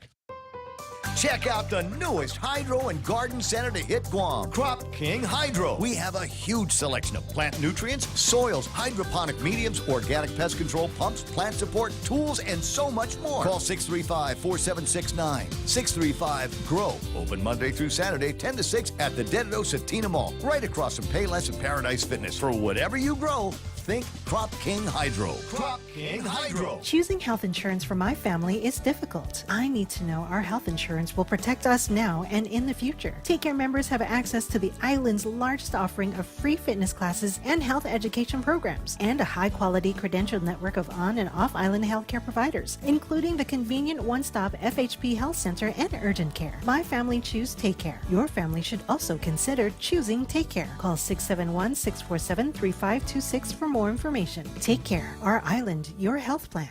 8:39 in the morning.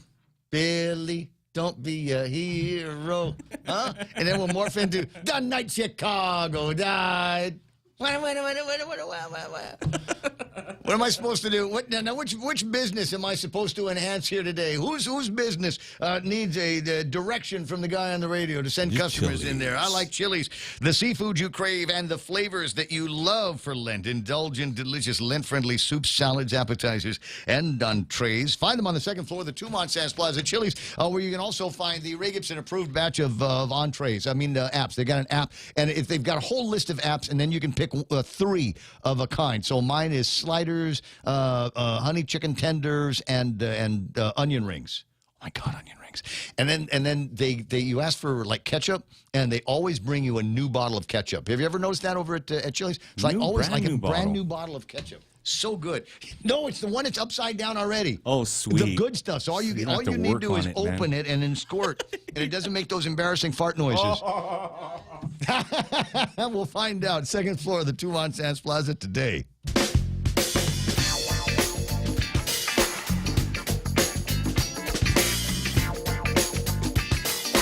Yeah, so it's a crazy weekend everywhere. Did you not have a crazy weekend? Was it not fun where you were? Did you get any adventures in? I got my run on. Oh yeah. And then I went and did an incredible amount of yard work. A buddy of mine was getting rid of some lawn furniture, and he's like, "Well, you've got nothing at your house, Gibson. Would you like this? Some old cast-offs?" That's nice. Yeah, because otherwise it's aluminum. So otherwise he was going to take it to the Massey and get his money back. But I said, no, I'll go ahead and take those from you. So I had a good time messing around with that, rearranging things in the backyard.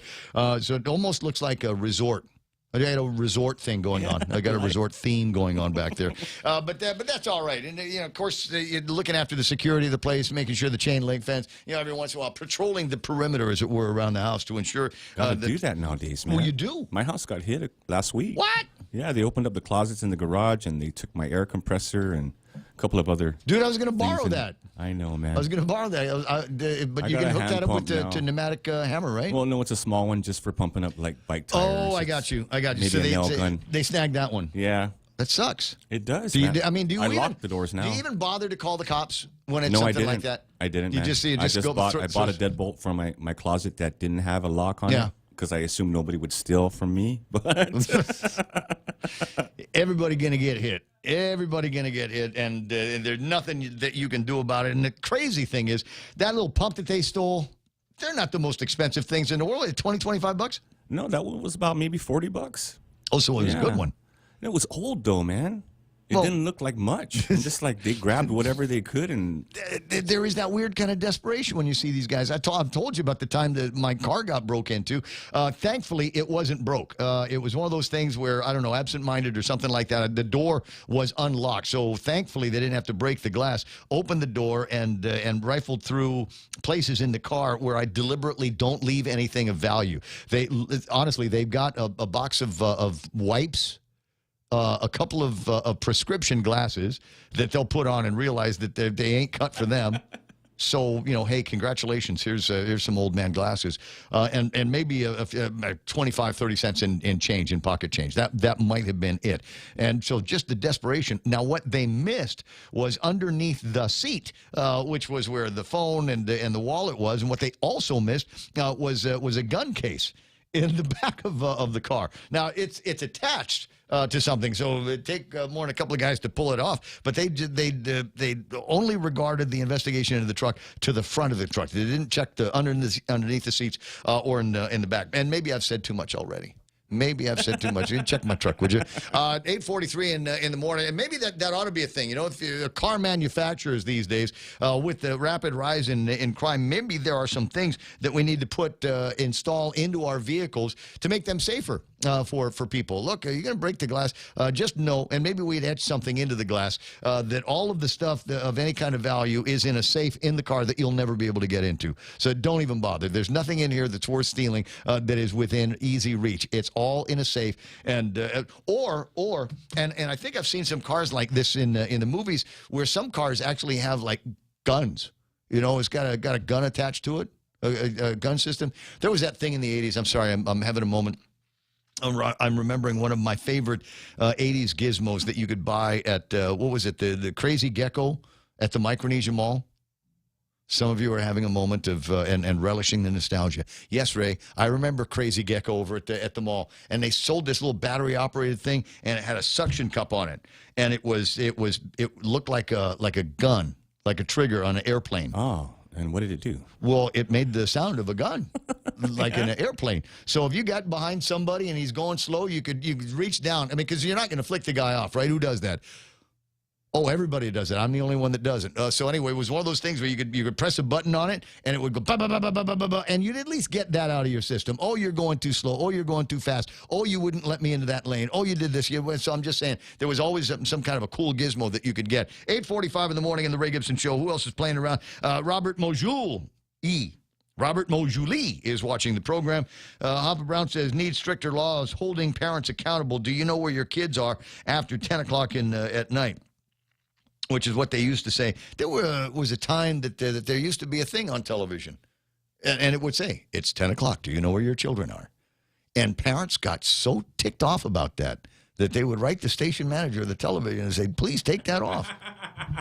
Why? Because we don't know where the kids are, and it's embarrassing. It's a terrible, terrible reminder of what awful parents we are. So please take it off the screen. And you know what? I think they did. 9:45 on the Ray Gibson Show. You got the telephone numbers. Don't be shy about using them. Watching all of the conversation here on the Facebook Live. Also hanging out with the Lupang Guam and James Howard and a bunch of other folks on the YouTube side. And yeah, it's on. And somebody going, well, how hard is it to remember to push a button to get the YouTube thing on the screen? You'd be surprised. I'm not making excuses. I'm just saying in the steps that sometimes we've got to take.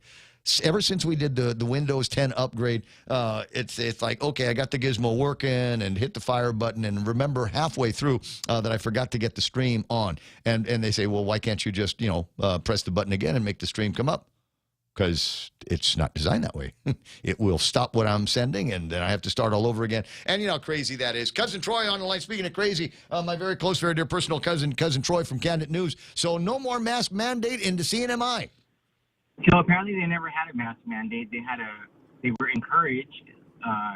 People were encouraged to wear their masks in indoor settings for quite some time, and it was businesses that elected to have their own, internal mask mandates, and so that's how it worked out there. Yeah. And I know that there are differences, but I think among the differences that should be discussed is the fact that their healthcare system is more fragile than ours is, and they seem to have a hold on everything, and they seem to be able to control things as much as possible without having a mask mandate. Well, what they basically said was, we trust our citizens. Say that again, Cousin Troy. What does it sound like? What does it feel like up in the NMI? Like they trust their citizens to not be stupid. And so, but I don't know.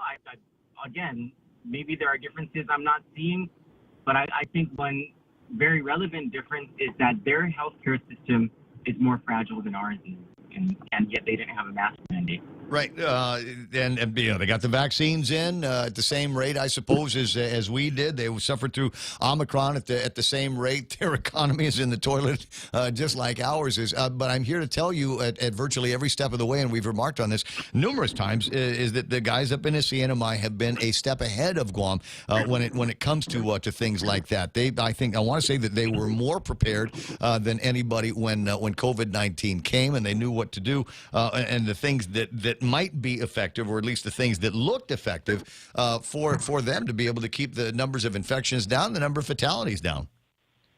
It seems that way. Hindsight being 2020, they seem to have done a much better job than we did. So it's possible. I've got it from a source who says that after seeing, because Hawaii lifted their public health emergency 8 o'clock on Saturday night Guam time, midnight there, and so they are out of it. CNMI lifting the mask mandate for indoors for everybody else. Not that there was one, but they're just saying, even in the government of the CNMI, public offices and places like that no longer need to wear a mask indoors. So if you're a business, you want to continue to push that, that's totally up to you. Your customers are going to go someplace else.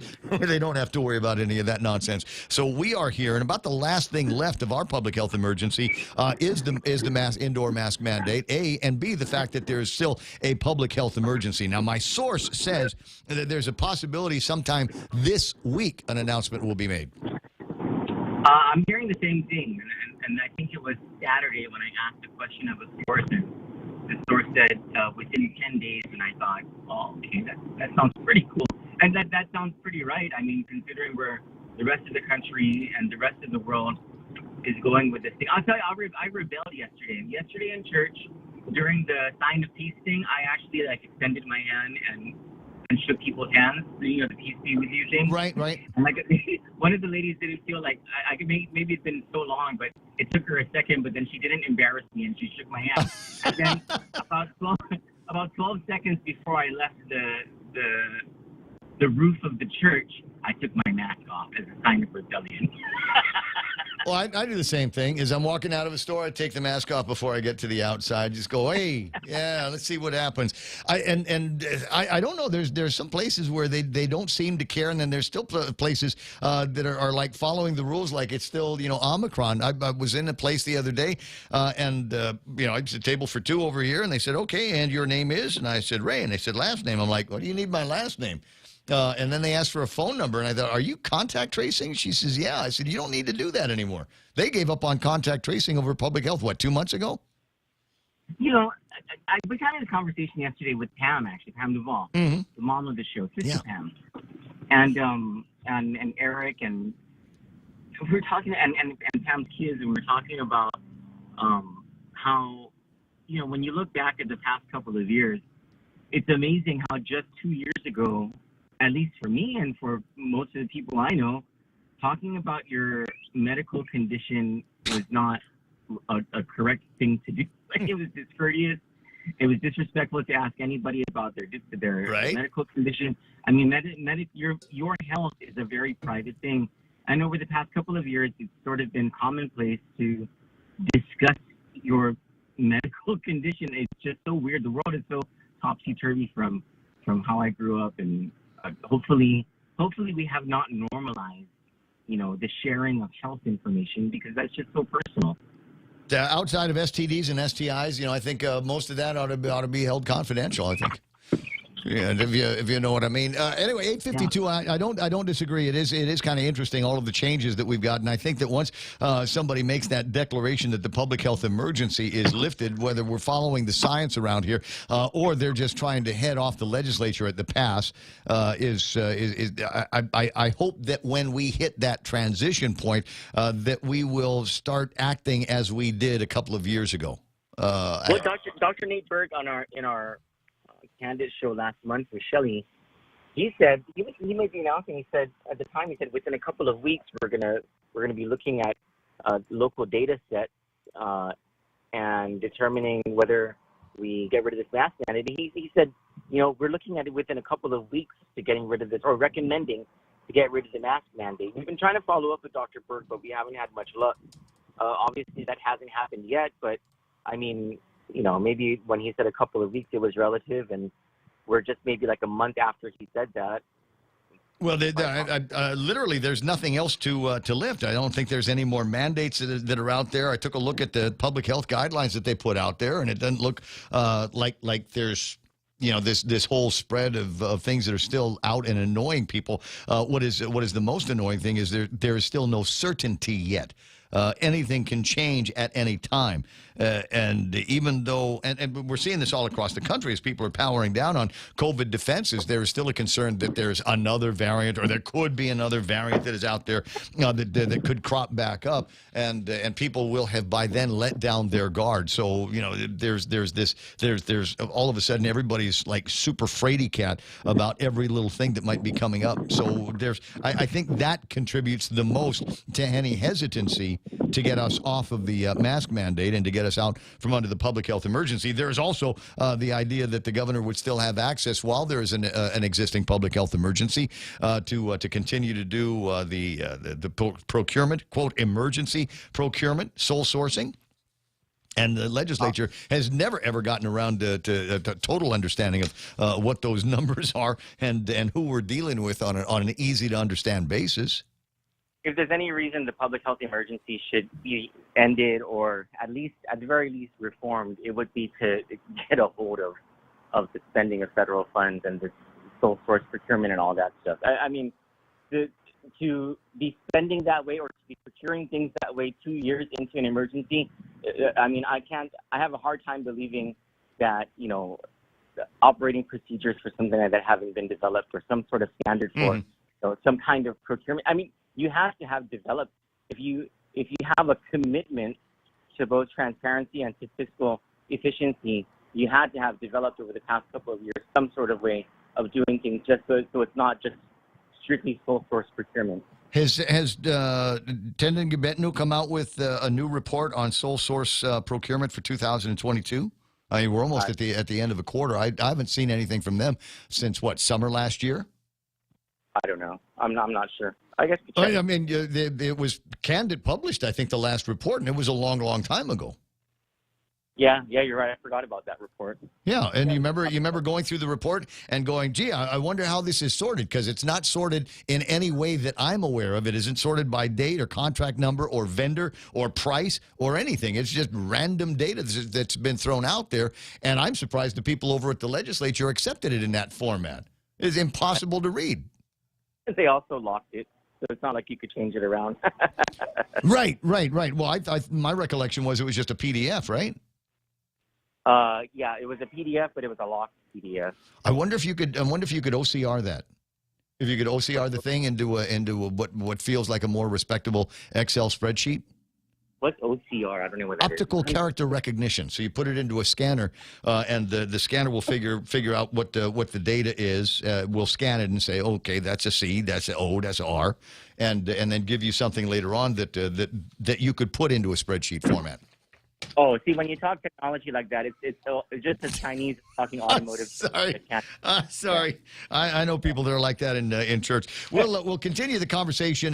Let's hear it for the guys up in NMI. Beat us to the punch again on mask mandates, 8:56 in the morning. I also wanted to talk to you about the rumor started. I don't know who started it, but I'm told from quote sources that there might be something to this. Amanda Shelton and Mike St.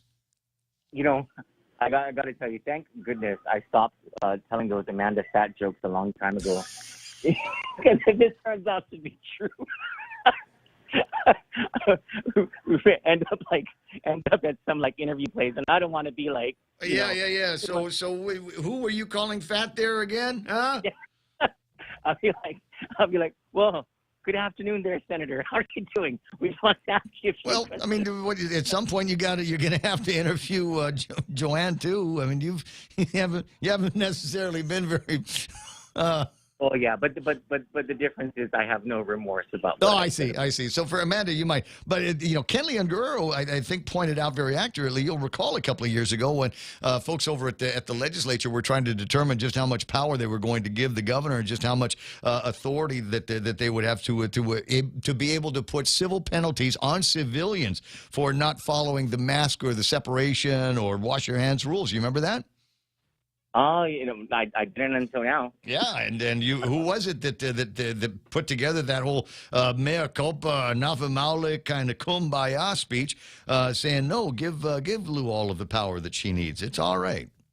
You know what I think is ironic? Amanda Shelton is the author of the Programma Salapi. You know, the one that gave the first stimulus, and then I think now it's what's being used legislatively being used as the authorization for the gas coupon. Yeah. So in a sense, now Mike St. Nicholas can come out with a commercial that says, we gave you that local stimulus as that gas coupon, and just kind of steal the credit from Louis Ongaro. I don't think he would, but that would be really funny if he did. Well, government funds, it's government funds by the governor's office, but they don't say in that ad that they're government funds from the federal government.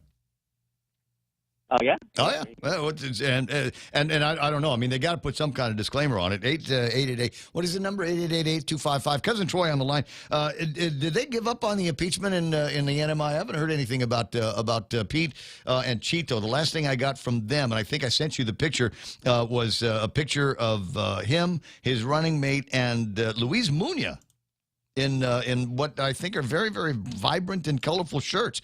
So what's the deal? Have they been defanged, declawed over in the legislature? So there's a whole lot going on there. So first, we're hearing that the governor over there has been hiring people from Guam. There's a rumor that Luis Muñoz was hired over there. I was also told by someone, a reliable source, that Will Castro is actually going to be running for senator on Guam again. So I don't quite know how all that works, or how all that's going to work in the politics over there. But as far as the impeachment is concerned in the Senate, the Senate appears to have some egg on its face after Senator Paul Manglonia exposed that the governor's attorneys were involved with the Senate's attorneys in the drafting of those impeachment rules. Seatbelts. What's being called a conspiracy. And so ever since that happened, Senate President Jude Hochschneider has exercised his authority under the new impeachment rules to take over the trial, and he took it away from Senator Carl King Neighbors, under whose committee now there's like all of this all of this controversy. And so there's truly egg on the face of these senators. They're trying to find a way, I think, to soften the blow against them in the election. They tried to do that with these impeachment rules. They tried to shirk their responsibility or shirk accountability for how they would vote, but it seems to be blowing back in their faces, and it's an ugly thing to watch, actually. All right. Well, I hope that something happens there before too much longer. It's worth noting PDN in today's news has a listing of all the people that have picked up packets so far. Luis Muñoz has picked up a packet for the Republican Party, so it kind of makes this picture that much more interesting. Just after 9, Cousin Troy, I'll talk to you pretty soon. You have a great day. You too. Yes, have a great morning. Bye-bye. Here comes the Fox News or something. Calling on Supreme Court Justice Clarence Thomas to recuse himself from election cases after texts surfaced from his wife. They were to Trump White House Chief of Staff Mark Meadows after the election, urging the administration to try to turn over the election results. This is a textbook case for removing him, recusing him from these decisions. And I don't think, all I hear is silence from the Supreme Court right now, and that better change in the coming week. Klobuchar on ABC's This Week. Justice Thomas has not commented. America is listening to Fox News.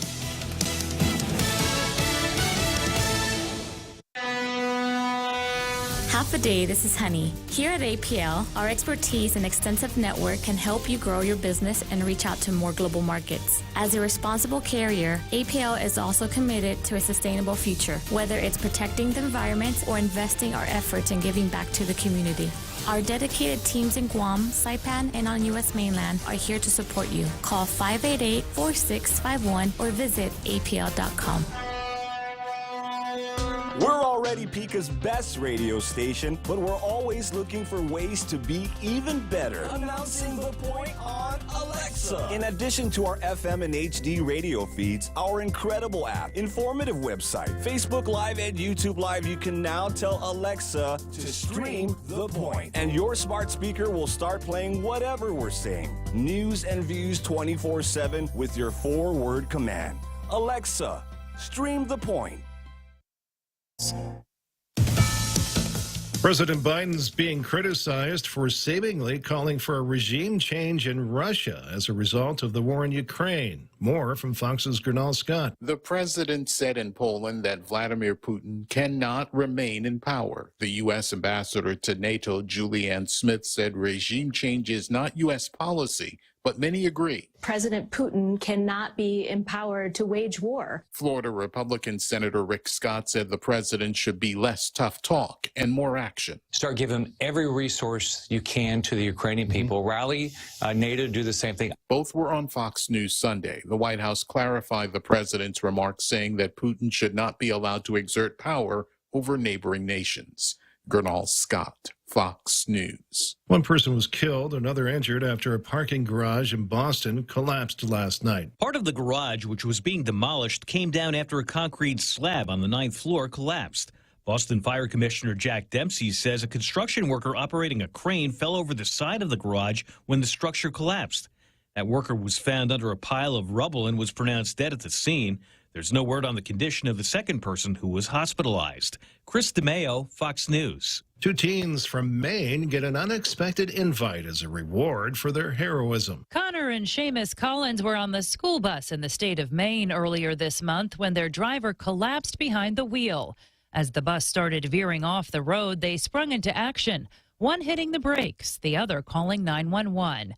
Now the teens are trading their seats on that runaway bus for seats at the New England Patriots season opener. Team owner Robert Kraft called to deliver the invitation over the weekend, telling them they called an audible, a late play change called by the quarterback. Jessica Stone, Fox News. And I'm Joe Chiaro, Fox News. Half a day. This is Governor Lou Leon Guerrero. Gas prices continue to rise and we are here to help. We have revised Programan Salapi to provide a $300 direct cash assistance payment to most households. We heard your struggle and we hope this relief will help during these difficult times. Applications will be accepted starting Tuesday, March 15, 2022. For more information, visit doa.guam.gov. This ad is paid for by the Office of the Governor using government funds.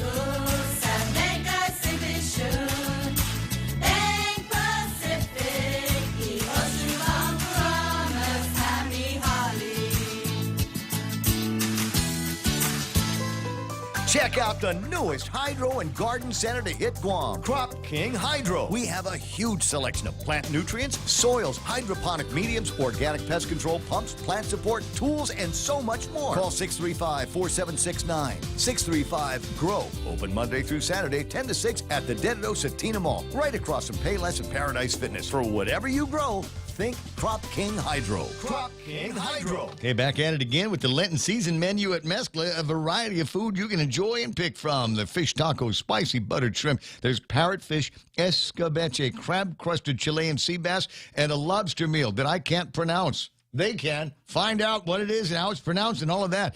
Options at the Agutnia location for lunch and dinner at Mezcla. Make reservations, 671-479-2652.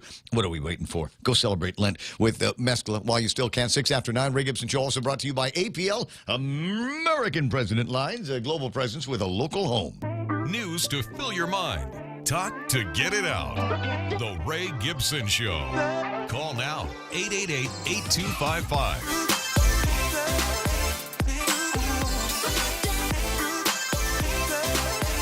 Oh, nice. Art students Brighton Simon Sanchez with a new mural.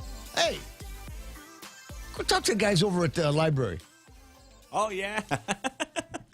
What does this one look like, Ray? I don't know what it's going to end up looking like. Maybe they'll be pictures of us because we're, all about education and all of that, helping out. I had a friend of mine, might actually even be listening right now, and she sent me an invitation over the weekend. I'm just going to let that marinate for a second. But she's an educator. That is to say, she's a teacher. And we are at that time in the school year, Real Joe, where there's, you know what we're going to have? Career Day. Oh, nice. We're going to have Career Day. Career Day. And so she thought it would be a good idea if I came and did a Career Day lecture to her students in the classroom. What an honor, Ray. And I'm like, any other request that you make of me, I'd be more than happy to. I'd, crawl on my knees on a sidewalk made of broken glass. But to actually go in front of teenagers in a school, right? I've done that before.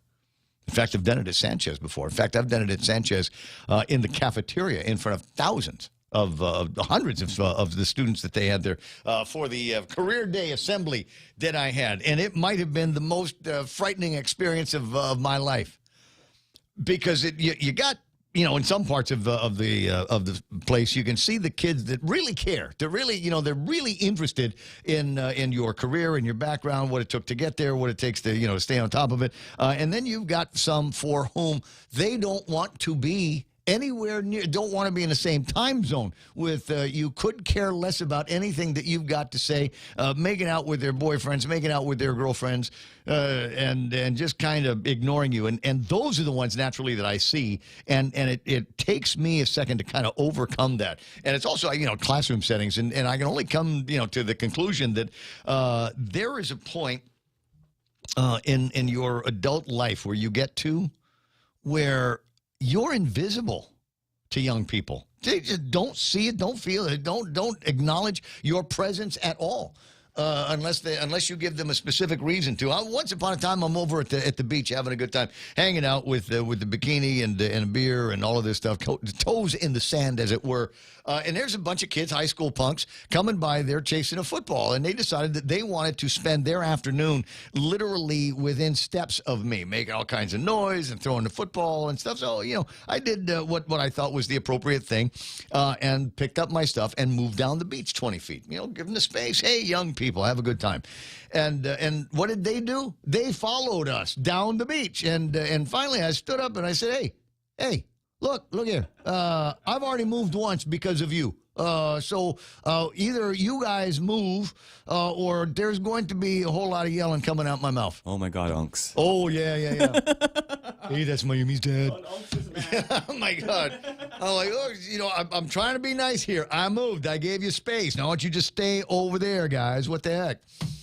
And some kid looks at me. It looks like he's going to take a bladed stance. And I'm like, and what?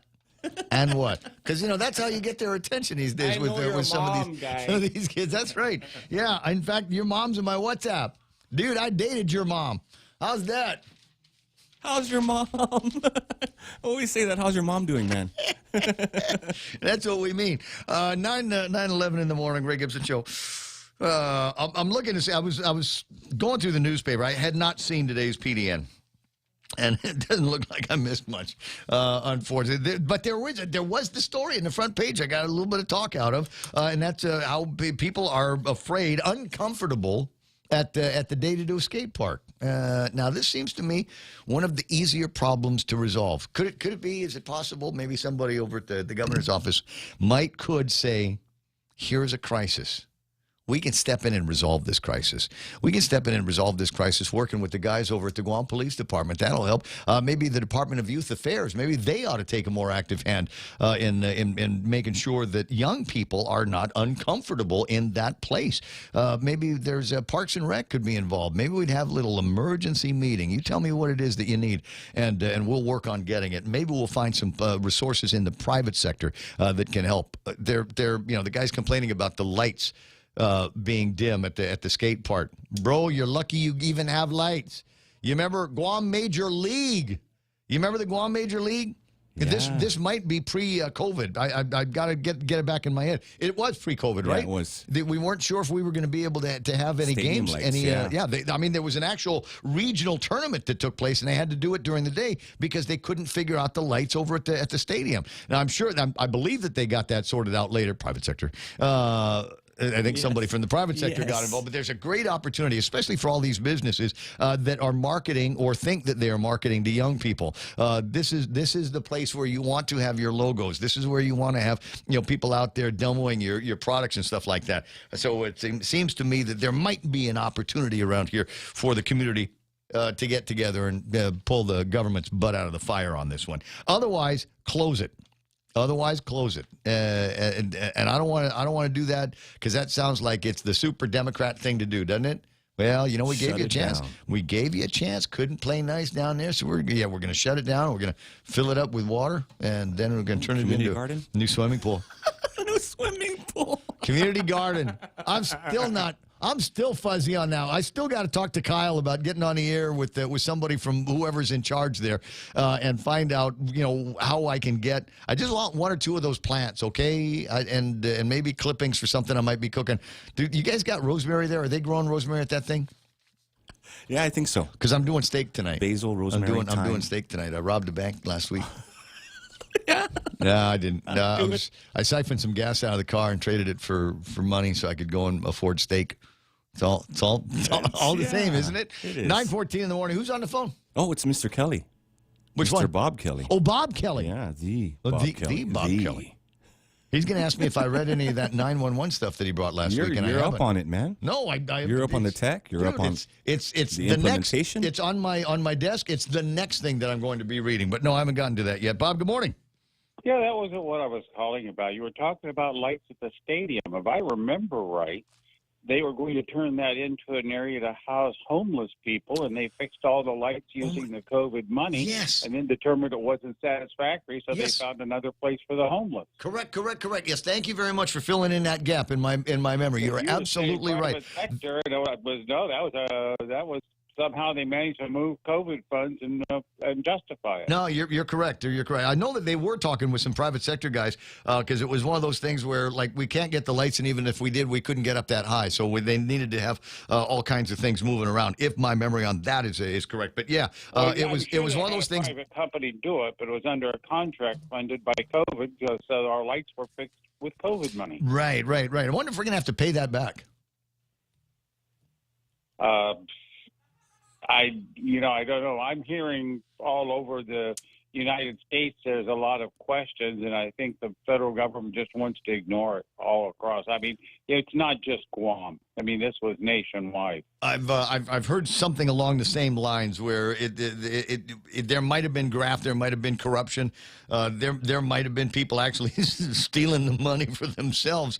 But yeah, all that money and across the 50 states and the territories ain't got time to do investigations and prosecutions. That's what I've heard. I thought it was going to be like that. I think it was going to be, a real good time for people with sticky fingers. Well, we'll watch it. Thanks very much for the reminder on that. You're absolutely right. I recall them going in there and changing out the toilets and light fixtures and putting lights on the top, paint job over everything. And basically, for COVID, we got ourselves a new stadium area. That's right. There you go. There you go. I'll beep you later. We got work to do. It's just, I was going to say, it's too bad there wasn't a nexus of COVID we could have done for our swimming pools. Ooh. There might still be, Bob. They issued an RFP for guys to go out there and do some of the reconnoitering work and evaluation assessments of the Agana swimming pool, I guess with a mind to get it reopened. And it seems to me that it's a healthy outdoor activity. Don't think COVID can survive in water that's chlorinated, and so maybe you could make the jump that we're doing this as a preemptive measure to keep people healthy. Well, actually, we in Guam need to do a lot more things that are recreational and also good exercise. So that would be one. And I'm going to even go back to the park, put in some, the lighting today for stadiums, for parks and stuff is LED. So it uses like a 20th of the power it used to be able to light up that park. Then send him a quote. Okay. I'll see you soon, buddy. 917-888-8255, 888-TA. Okay, that's my buddy Bob Kelly. And he just came back from one of these conferences, and so he's got 9/11 certification and actually knows the guys that they're going to be installing our E911 system, the next gen deal when it comes in. I have not spent a lot of time reading the materials that he's given me, but I will, because I'd like to see what it will do to help enhance public safety here on Guam and the ability of people to get to first responders should they be needed. 917 on the Ray Gibson Show. Bunch of other stuff in the table of contents that I haven't gotten anywhere near here this morning, and it just is. There's a story in one of the Guam Daily Posts about the 55th anniversary of the first plane load of tourists coming in from Japan. It was 1967, May of 1967. And as I like to do... Were you there, Ray? Was I at the airport? Yeah. I broadcast live. I was 5 years old. Oh, that's and I right. did a live broadcast. Sorry, I've been in the game for a long time, buddy. Man and boy, a lot of years. Was there any kind of backlash from the Chamorros that the Japanese were coming? I don't recall it being a widely held opinion. There were some people that how do I want to say this? They were concerned for other people, and would that's where I would hear that kind of thing. Conversations at the dinner table when we were growing up, and people saying, "Well, I don't have a problem with this." My grandfather is an example. He was a member of the legislature in the 1960s. There's somebody around here, and he said that he spoke fluent Japanese. my grandfather, and a big chunk of the business at Mariana Sales had to do with toys that came in from Japan. They'd go on these buying trips, and the stuff from Japan would meet up with the stuff that they'd get from the States, and they were kind of unique, as it were, and very affordable for a lot of people that you couldn't afford the next great thing from Mattel or Hasbro, but some of these businesses in Japan were selling toys that were just as fun to play with, didn't cost as much, and a dollar went like you wouldn't believe in Japan in 1967. At any rate, so I remember my grandfather was concerned that there would be people that maybe had a harder time during the war that might still, I don't know, hold a grudge. But I don't recall that there were protests in the streets, and there was no talk radio for anybody to call and complain on. So it was what it was. But I was in the water yesterday with a bunch of people, and I'm fond of telling this story over and over because I'm at that age where I'll do that at the drop of a hat. Hey, tell me about that pillbox, right? Well, during the war. And tell them every once in a while something like, the first Japanese or the first tourist. There was a comment that was made about at the beach with my friends how nice it was without all of the tourists. And I said, you should have been here when there wasn't any tourists and there weren't any hotels here. And I said, from there over by the Hilton all the way over there by the Nikko Hotel, there wasn't anything. People lived here. And there were private property, and you'd get permission from somebody to drive your four-wheel drive. My stepfather worked at Hertz when I was growing up. And most of the time he had this, I want to say it was a sexy little Charger in the parking lot at the house. But when I came home from school on Friday and there was a Toyota Land Cruiser. Oh, yeah. We're beaching this weekend, aren't we? We are beaching this weekend, and there would be marinating going on and stuff getting stuck onto shish kebabs, and we'd line up the hibachi, and the whole family would show up at whatever beach we could get to. Nobody had a particular beach, and primarily because that was structurally a very unsound place, and there were sinkhole issues in chunks of Tumon from back in the day, and so you'd drive right up to a hole in the ground the size of this building, and you'd have to lurch out and back out until you could find someplace where you didn't. Sometimes it was, you would hang out with a family that you'd never met before and just say, hey, can we park here? Yeah, no problem. Got food? Yeah. Got beer? Yeah. Coleman is full. You remember the old Coleman, the big, shiny aluminum ones? Yeah. That was the jam back in those cool days. Back then. They were cool. Nobody broke into and in their car. 1967, in the summer of 1967, as more of these planes were coming in from Japan, there would be tourists walking up and down the street and no place else to go. There was no duty free back in those. There was no Tagada. Can you imagine? There was no sand castle. There were people that were barbecuing, and they'd invite them. Nobody spoke Japanese. They didn't speak English. But everybody understood what a plate of red rice and a rib bone was all about, and a cold Schlitz or Oli. That was how the community was divided. Back today, it's, are you vaccinated, unvaccinated? Back in those days, are you Oli or Schlitz? There can be only one. I'll fight you over who's got the best beer in this town. There might have been Budweiser, but I don't necessarily remember it being around all the time. But that's, in the days, I refer to that as high touch. There were high-touch days, and then there would be a sprinkling of hotels. We'd go up to the one place that I remember vividly wasn't actually in Tumon. It was the old red carpet, which was another thing that we would enjoy. So beach on Saturday, or red carpet swimming pool on Saturdays, and then beach on Sundays. Really, really excellent times. So when we start talking about, what have we seen in the last 55 years with tourism here on Guam, it really is kind of fascinating where we've gone. And to the degree that Tumon with or without tourists, that's a fun conversation to get into. But I've always loved Tumon, and I've always loved it, with the addition of each hotel and all the different opportunities to play around with. And thank God, most everybody has got respect for folks and makes it fairly easy for them to get to beach access. I know there's law. But also, you could make it tougher for people to get to the front of your beach. And I got to do shout out to my friends over at the Hyatt. That's one of my regular spots is going to hang out over at in front of Hyatt and do sit. And they make it fairly easy to get from one place to the other. Although it's a pain when you forget something in the car. Right? Oh, yeah. Dude, I'll pay you to go back to the car. Yeah. What'd you get? My cell phone, bro. I got everything. I can't make my Bluetooth work without a cell phone. Crap, got to go back for it. 924. Sophie, if you would like to make things easier for me, could you put a little kiosk out in the front that sells beer? But at ABC prices. Yeah. Could you? 924. Who's on the phone now? It's John. He wants to talk about beach parties and being invited to them. Oh, my God. Back in the day. All right. Trigger some memories for me. John, go ahead. Buenas, this is John Song. Hey. I just wanted to make a comment. I mean, I remember way back in the day, way before cell phones, way before pagers, one of my friends invited me to his family's beach party down in near Tokcha Bay. Okay. I drove down there. I couldn't find him. So I saw just, somebody where's the GPS, bro? Well, I saw another family or another gathering. I said, "Hey, do you know so and so? He says he's going to be down here, with his family." So they're like, "Oh no, but if you want, you can just join us, hang out, and that's what I did. Did you marry anybody in that family? Did it turn into, 5 kids, 7-day bracelet?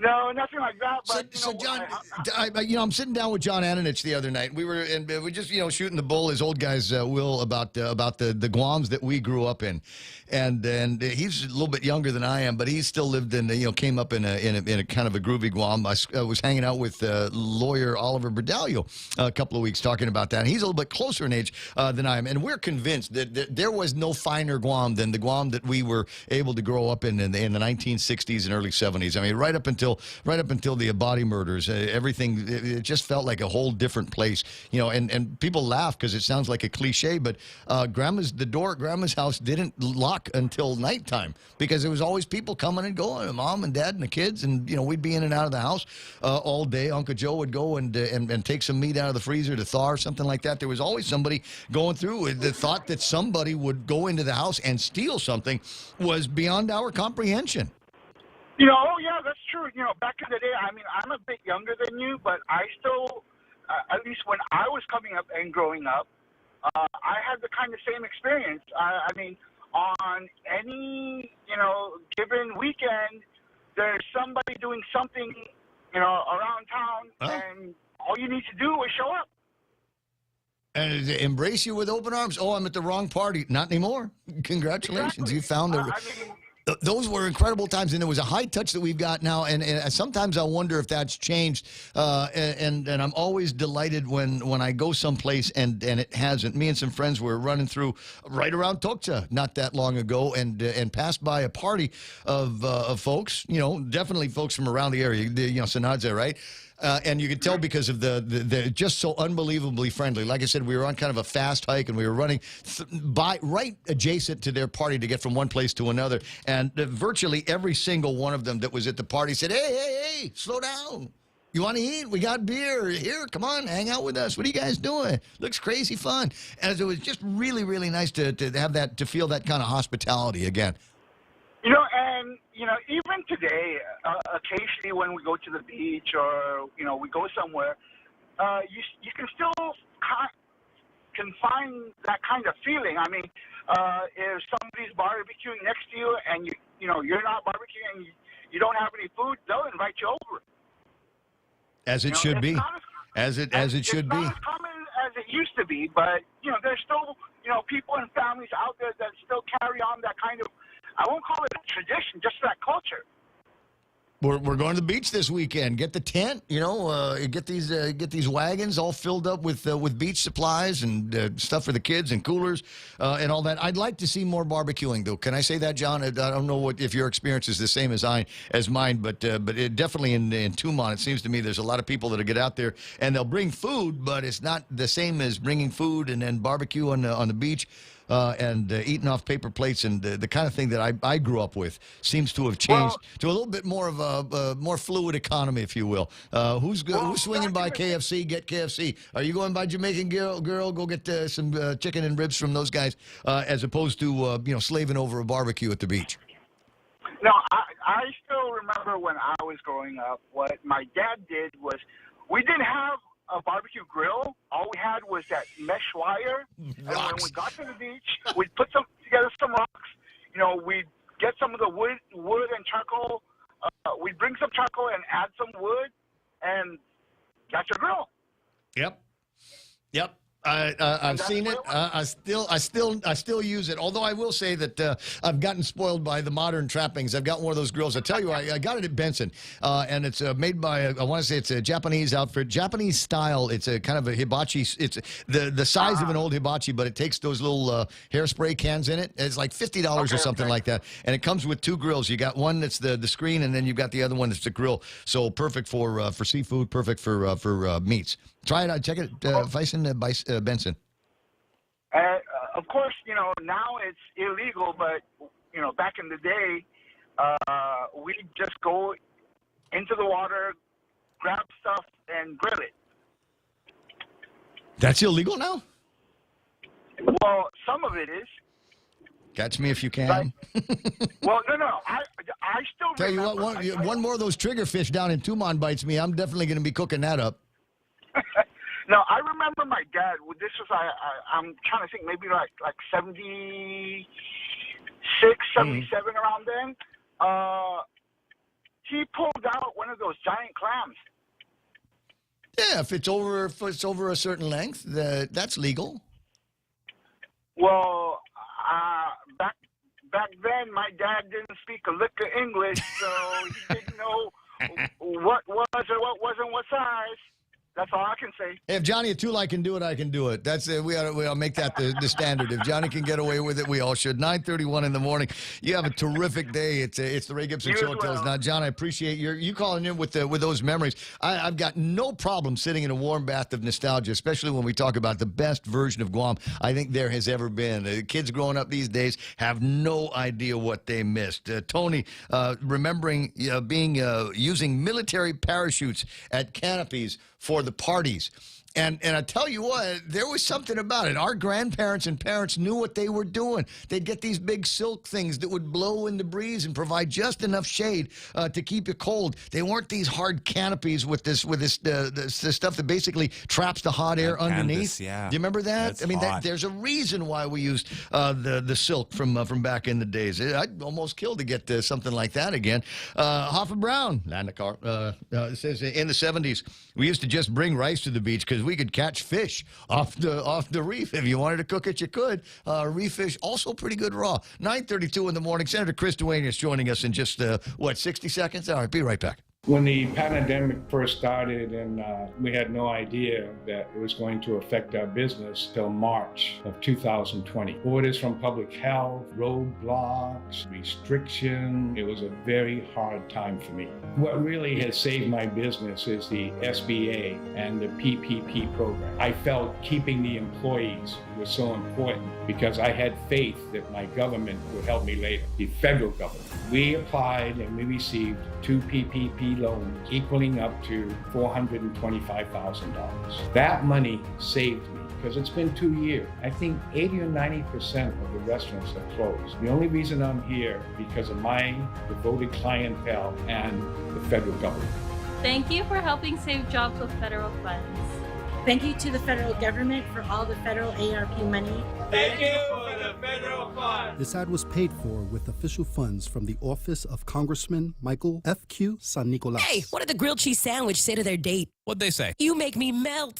Oh, so cheesy. But not as cheesy as Subway's latest Eat Fresh, Refresh menu innovation. The new Fresh Melts with 3 times the cheese. Fresh Melts are the cheese lovers' holy grail. Fresh Melts combine freshly baked breads and your favorite meats topped with a triple load of cheese. All grilled to warm, toasty perfection. Try the ham and cheese melt, tuna melt, or steak and cheese melt to start. Best of all, you can make any footlong into a fresh melt. At Subway, eat fresh. Okay. This is the way you do this, right? You get one of those that Titan I was talking about from Nissan. Use that as the base. You put a pole up there, and that forms the top of the canopy for your parachute. And I think you can buy them on Amazon. I gotta check. Yeah, except the cookies, whatever. And it looks like they've got these parachute canopy shelters or something like that you might be able to. Well, it doesn't look like it's big enough for a big pala kind of event. Not like the ones that we used to see. No, they were big. actual parachutes. They were huge. They were the actual parachutes that cover your house and the next guy's house. Anyway, so you put the Nissan down, use that as the anchor, and then you put up a pole, you put your canopy up there, and that's the way you do that. Just another one of the thousands of uses for the Nissan Titan for 2021. They've got some on the lot right now. Need to make room for the new cars that are coming in. So until the end of the month, a great deal on those and the Kicks. You figure out whether you want the first 3 payments paid for by Nissan or 0% APR for the life of the loan. Whatever works out for you, they'll say, yeah, you got that. And if your credit's as good as Chris Duenas', no down payment, bro. No down payment. Check it out today at NissanGuam.com.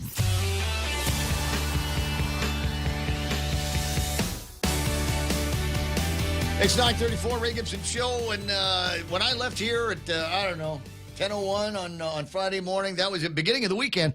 And I was wondering if there was going to be any news coming out the legislature, because it seemed to me they were supposed to be going into session. And honestly, I didn't check. The closest thing I got to it is a story about how there's Joe S. and Augustine wants to give the guys over at Gita a raise. And there's a bunch of people, and it's federal money.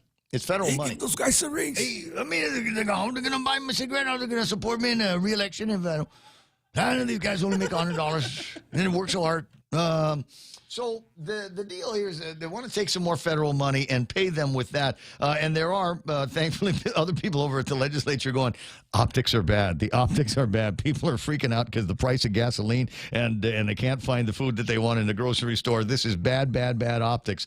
So let's and the other thing is, what about all the other boards that are going to say, hey, we work hard too? What's that? So there's that going on over at the legislature. Just one of the things that apparently they were able to get to. Senator Chris Duenas is going to give me an update now on some of the conversations at the legislature since they gavelled in. Good morning, Senator.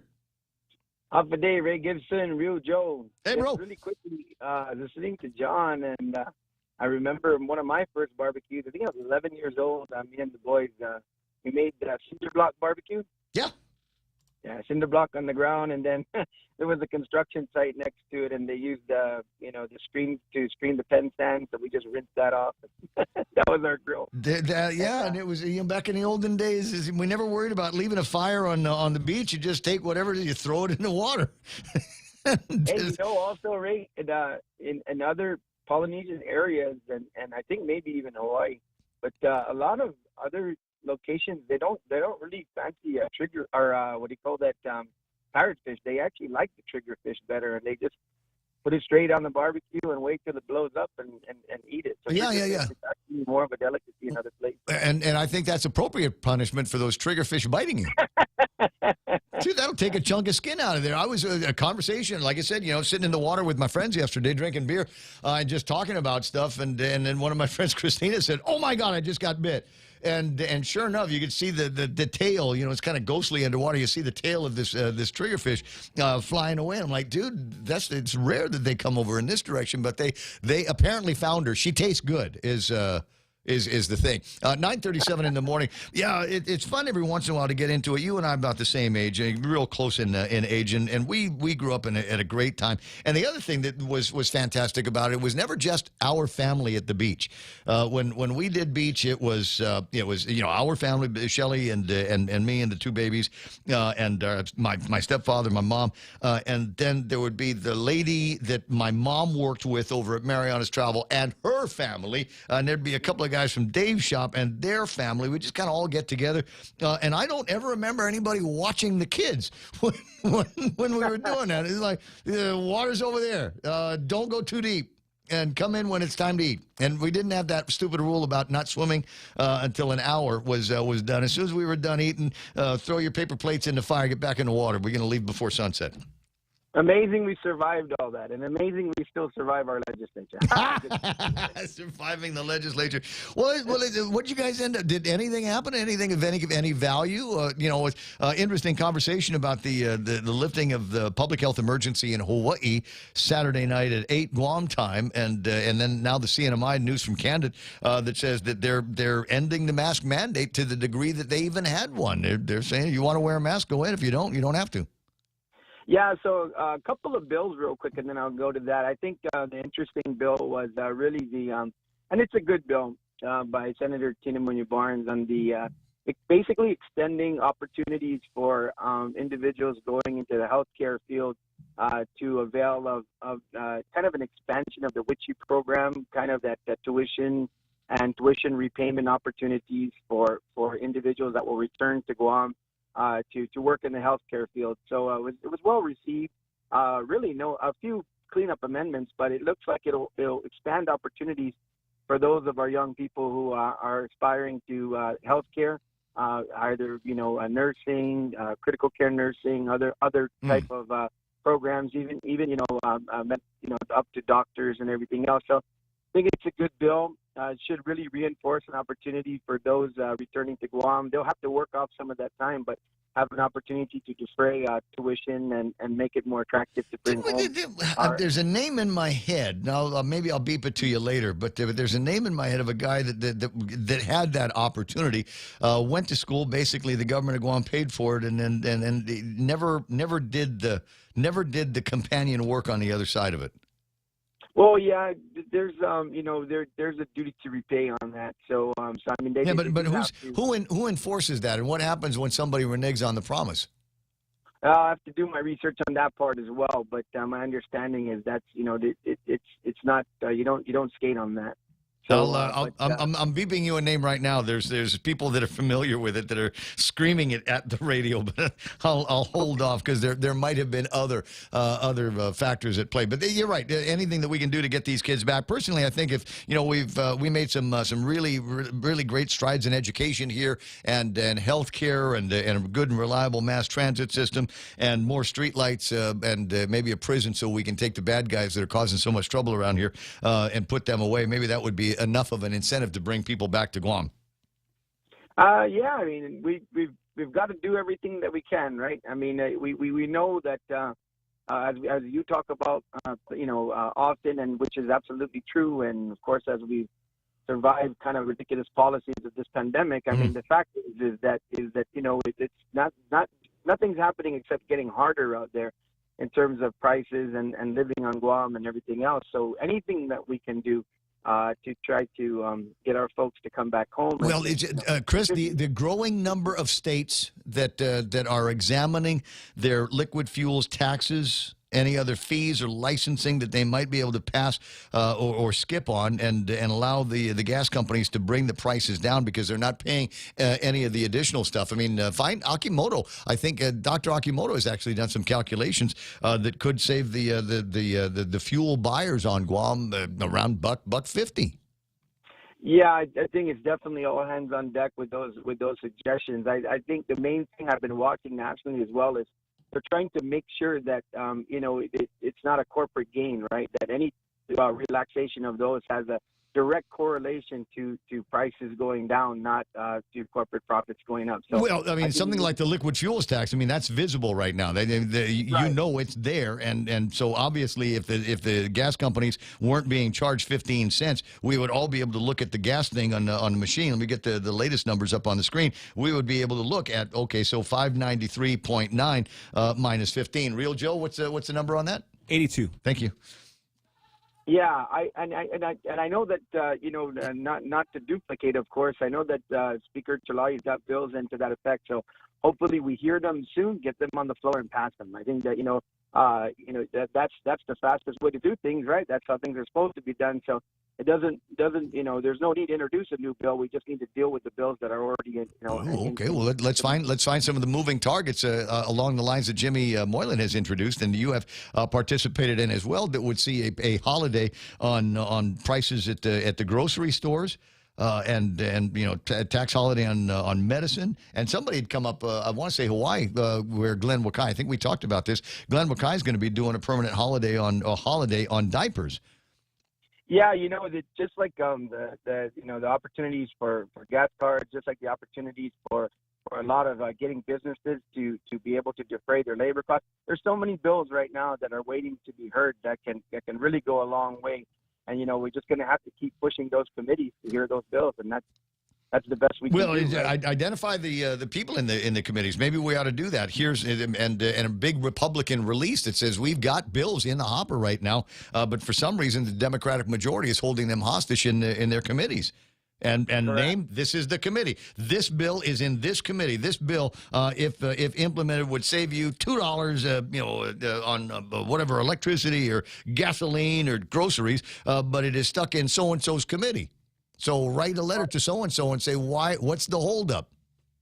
Absolutely. I mean, that's what I did with regard to ending the. Who's running the Republican Party this week? Whoever, write something. Get something out there. Get a press release out there. These senators and their committees are holding up legislation that makes a damn difference. And send that out to everybody. And you know how the media is these days. They're all lazy, and they'll just read it verbatim. Okay, that's another assignment I got after this call. But definitely. What's Lakeisha doing? Lakeisha's not doing anything important right now, is she? Let her do it. Oh, man. She's good. I tell you, our team is doing a lot of work. As a matter of fact, that's where I was earlier. I couldn't take the call. I was in a breakfast meeting, organization meeting for candidates that are going to be running on the Republican ticket, and it looks really, really good. It's really shaping up well. Had a meeting also with the Camacho Added team on some of the recruitments that we have, and so. Hey, did you guys breathe a sigh of relief when you heard that it was going to be Amanda running with Mike? I'll tell you what, between Juan Carlos, myself, I think, certainly a lot of us, what we've been telling the people of Guam is, this election is you're going to have a choice here. You're really going to have a good choice. You're going to have a choice to really reflect on the record of the current administration, which a lot of people feel is dismal at best, honestly, and definitely squandered opportunities. You're going to have, possibly, someone who's going to challenge that record completely, which would be the congressman who really, if you've watched what's been going on, the differences that they've had internally, and even the differences at the grassroots level of people who moved away from the current administration and are actually encouraging, the congressman to run. And then, now you've really got a very solid team in Camacho Ada with the experience and a lot of the, cleanup on federal issues and everything else. I mean, really, I think the people of Guam have something now to be excited about. You really, really got a good opportunity to find out who is going to, lead Guam in the next 4 years and the change that's needed. So we're just excited that the people of Guam are going to have a choice. And it's an opportunity to sit down with their families and their friends and make a decision. But, you've seen this before, Ray. I mean, let's be honest, right? I mean, incumbencies are very strong. And normally individuals are shy about running for office when the incumbent is going for their second term because, they have a lot of the resources to be able to, to put out there and basically, for the most part, there's been 2 terms, consecutively for a while. But I think that the reason why you have so much competition right now and very, very robust competition is because, there's just a general dissatisfaction. And a lot of people are going to come out, I believe, Wednesday night to hear in the public hearing the end of the public health emergency that 6 Republicans, led by myself and the minority, have put on the table to say enough is enough. But it's kind of been interesting because the legislature looks like they took the lead as well. On Friday, there was an announcement by the speaker that the legislature is now completely open for business, with the exception of the mask mandate. But everything else has been shut. We have no restrictions. Yeah, I was gonna call Carlo on that and ask him why he bothered holding on to that. Obviously, you're stuck with it because of the public health emergency and the mandate from the governor's office. But you are your own branch of government over at the legislature, and you could have said, "Screw it, we're going to do this our way," and then wait to see what was going. But that's her boy though, right? Still over it, even though he's not at the governor's office. Did you say Carlo has his own branch? Like that. 9:48 in the morning. Well, all right. We'll talk more about that, and we'll make a bigger deal on the hearing on Wednesday. So get ready to either come into the studio and talk about it, or make time for a phone call. If you don't mind, Bob Kelly's chiming in again this morning. Wanted to ask you something. Go ahead, Bob. You're on with Chris Duenas.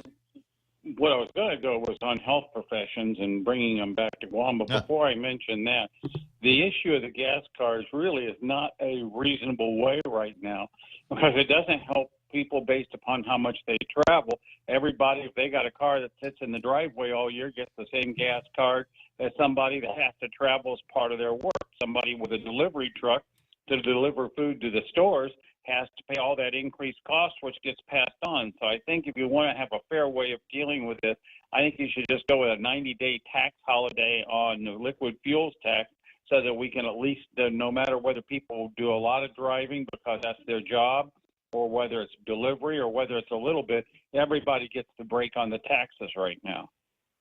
Yeah, no. And it would be simpler, too. But that's a governor's deal, not the legislature's. Well, but the legislature can do a tax holiday. Yes, it should.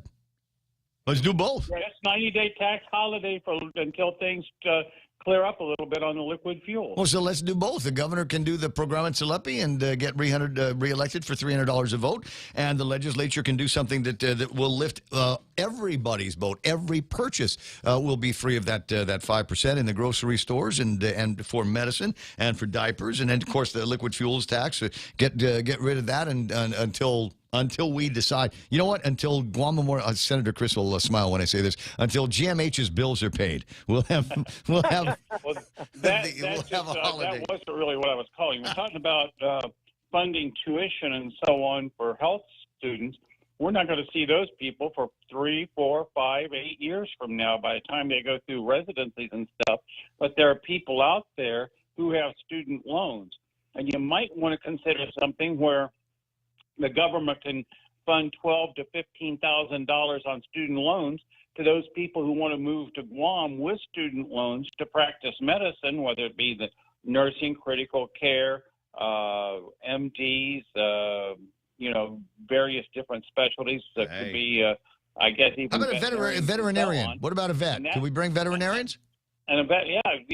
And if you offered that to pay off their student loan at $15,000, you could attract people back who aren't getting ready to go to school, but already have the degrees and the licenses to come back. Yeah, that's a good idea, and so yeah, you're right. I mean, you got your short term and your long term, right? I'm sure we've got plenty of kids that are out there now, young people that are out there now that are going to school that can avail of that faster than what's currently being offered. It's a good idea, Bob, and I know that a couple of my kids actually just didn't, without any of that help, with the exception of one of the programs at the University of Guam in nursing and other medical care. So right. Yeah, you're right, and no breaks for us, but that's okay. They work hard and they're happy where they're at. But yeah, but it's a great opportunity to import people, number one, that have skills and have jobs, and arguably would be able to be a plus for the community as opposed to other people who just are a burden. Go ahead, Bob. It may not be somebody who lives here. It may be somebody who's like a second-generation Chamorro from California who would just like to return home, and you could be bringing those people, which the program we have now would never cast the net. But if you offer them something and they've got some relatives here, maybe grandparents, cousins, and so on, you might be bringing other people back that you'll totally miss if you do what you're talking about on the other plan. All right. Yeah, it's a good idea. All right, guys. Idea, Bob. At 9:52, I got to let you both go. I got to take a quick break. We'll finish up the show here in a couple of minutes. Senator, we'll talk again Wednesday.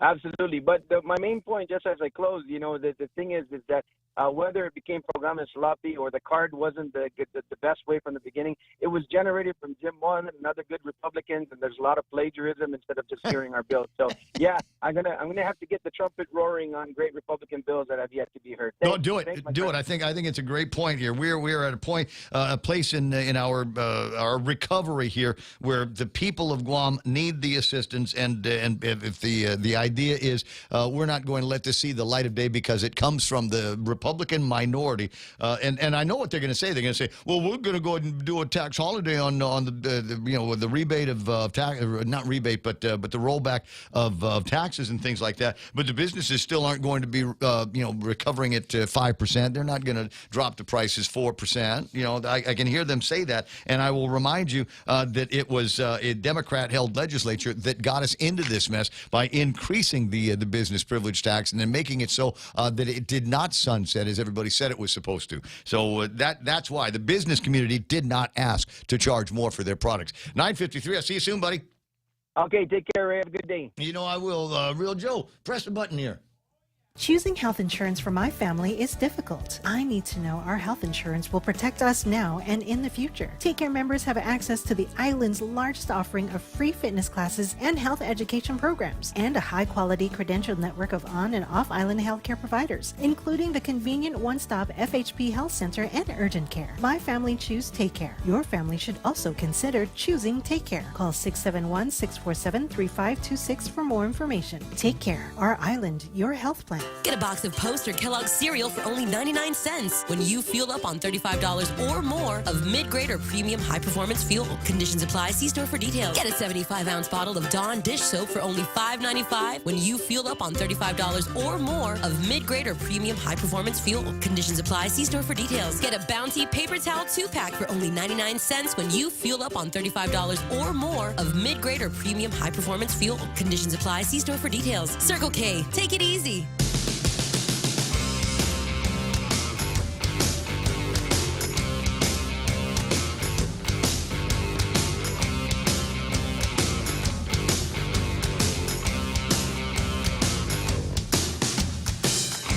It's 9:54, and I think it's easier to get into conversations about moving after the pandemic. Doesn't it feel like that? And it was something that, we talked about early on when, we were 2 weeks in. We said, we ought to be close to flattening the curve now, and this is about to be over. But recognizing even then that not everybody was going to come back at the same rate. There were going to be some states, there were going to be some cities that were going to be able to recover from COVID-19 faster than others for a variety of reasons. And you can look them up if you want to. There's a story that come up with some new research. It actually comes from the Census Bureau. And what they have been doing is tracking the number of cities that have seen incredible, in some cases, population growth starting in 2020 into 2021. Ooh, COVID years, right?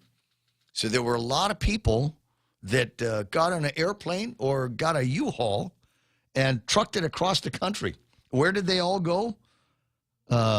Red states. A lot of red states got fatter population-wise because people couldn't hack living in the places where they were.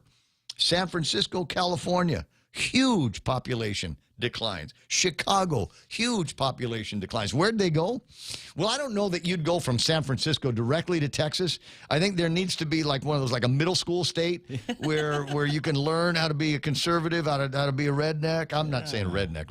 Yeah, I'm just saying going 0 to 100. Exactly. Wow. So it's possible, the San Franciscans might have gone someplace like Arizona. Arizona's a blue state, but it's Arizona, right? Even Millie Fython went there, and she identifies it's conservative. Tolerable. Yes. So we'll go from crazy blue San Francisco to almost is it purple? Is that what they refer to it as? Purple state like Arizona, and then make our way to Texas. Texas on this, according to the Census Bureau, they grew by almost 100,000 people.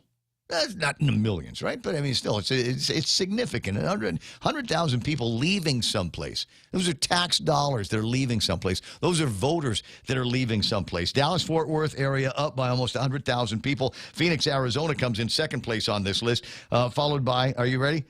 Houston, Texas, followed by Austin, Texas.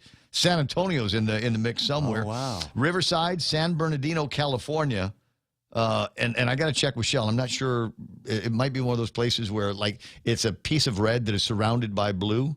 That might they've seen an increase of people. Atlanta, Georgia, blue state picks up 42, but it's Georgia. What do they call that?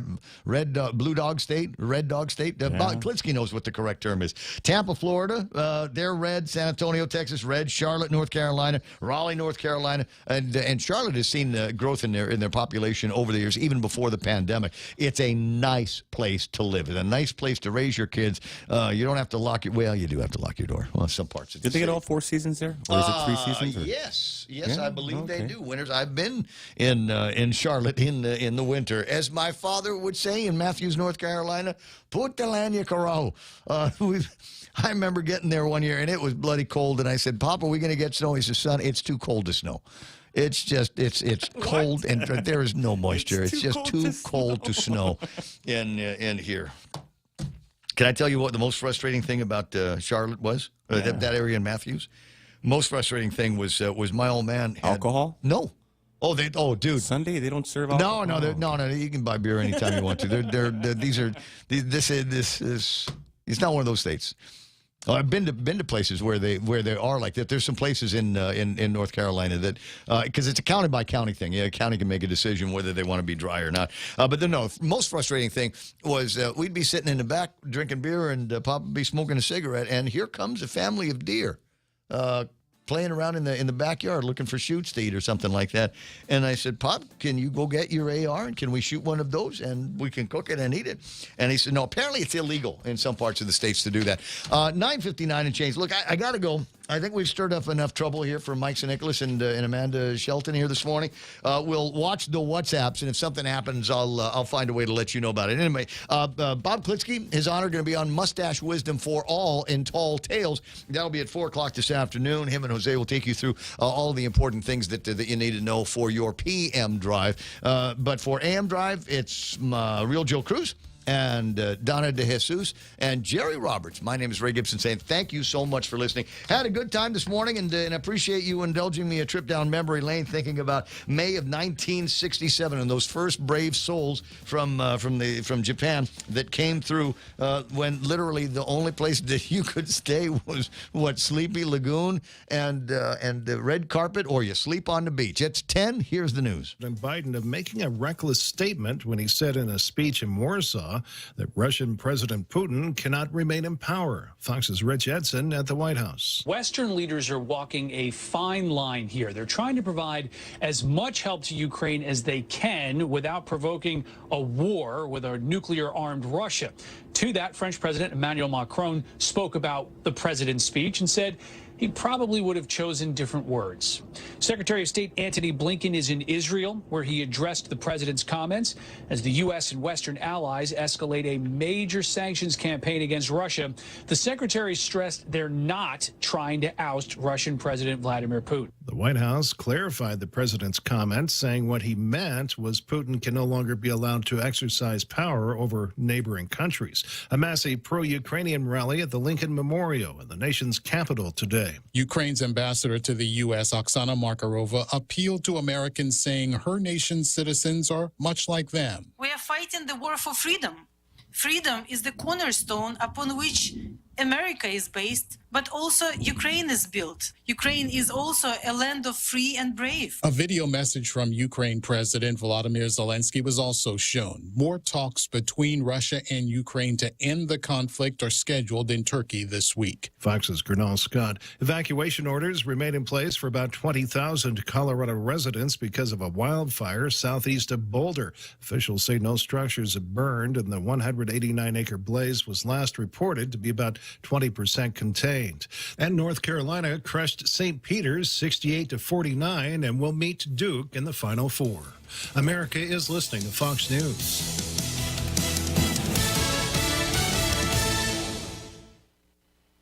Get all of your favorite Fox News podcasts ad-free on Apple Podcasts with Fox News Podcasts Plus. From Trey Gowdy, the Fox News Rundown, Will Kane, Brian Kilmeade, and so much more. Go to foxnewspodcasts.com for all the details. The Fox News Rundown, a contrast of perspectives you won't hear anywhere else. Your daily dose of news twice a day, featuring insight from top newsmakers, reporters, and Fox News contributors. Listen and subscribe now by going to foxnewspodcasts.com. New from the Fox News Podcasts Network, Dana Perino, co-host of the 5 and America's Newsroom on Fox News Channel, returns to the world of audio with a new limited-time podcast, Everything Will Be Okay with Dana Perino. Building off the success of her best-selling book of the same name, Dana provides an unequaled brand of advice built on real-life experience and interviews experts and individuals that make a difference in the lives of others. Subscribe and listen now by going to foxnewspodcasts.com or wherever you get your podcasts. Members of the GOP are eyeing a chance at possibly winning back control of Congress in the midterm elections later this year. Florida Republican Congressman Rick Scott is chair of the National Republican Senatorial Committee. I think we're going to have a great year. We've got great candidates running around the country, and we've got some primaries. The Democrats have primaries, and their primaries, I think Bernie Sanders-type candidates are going to come out.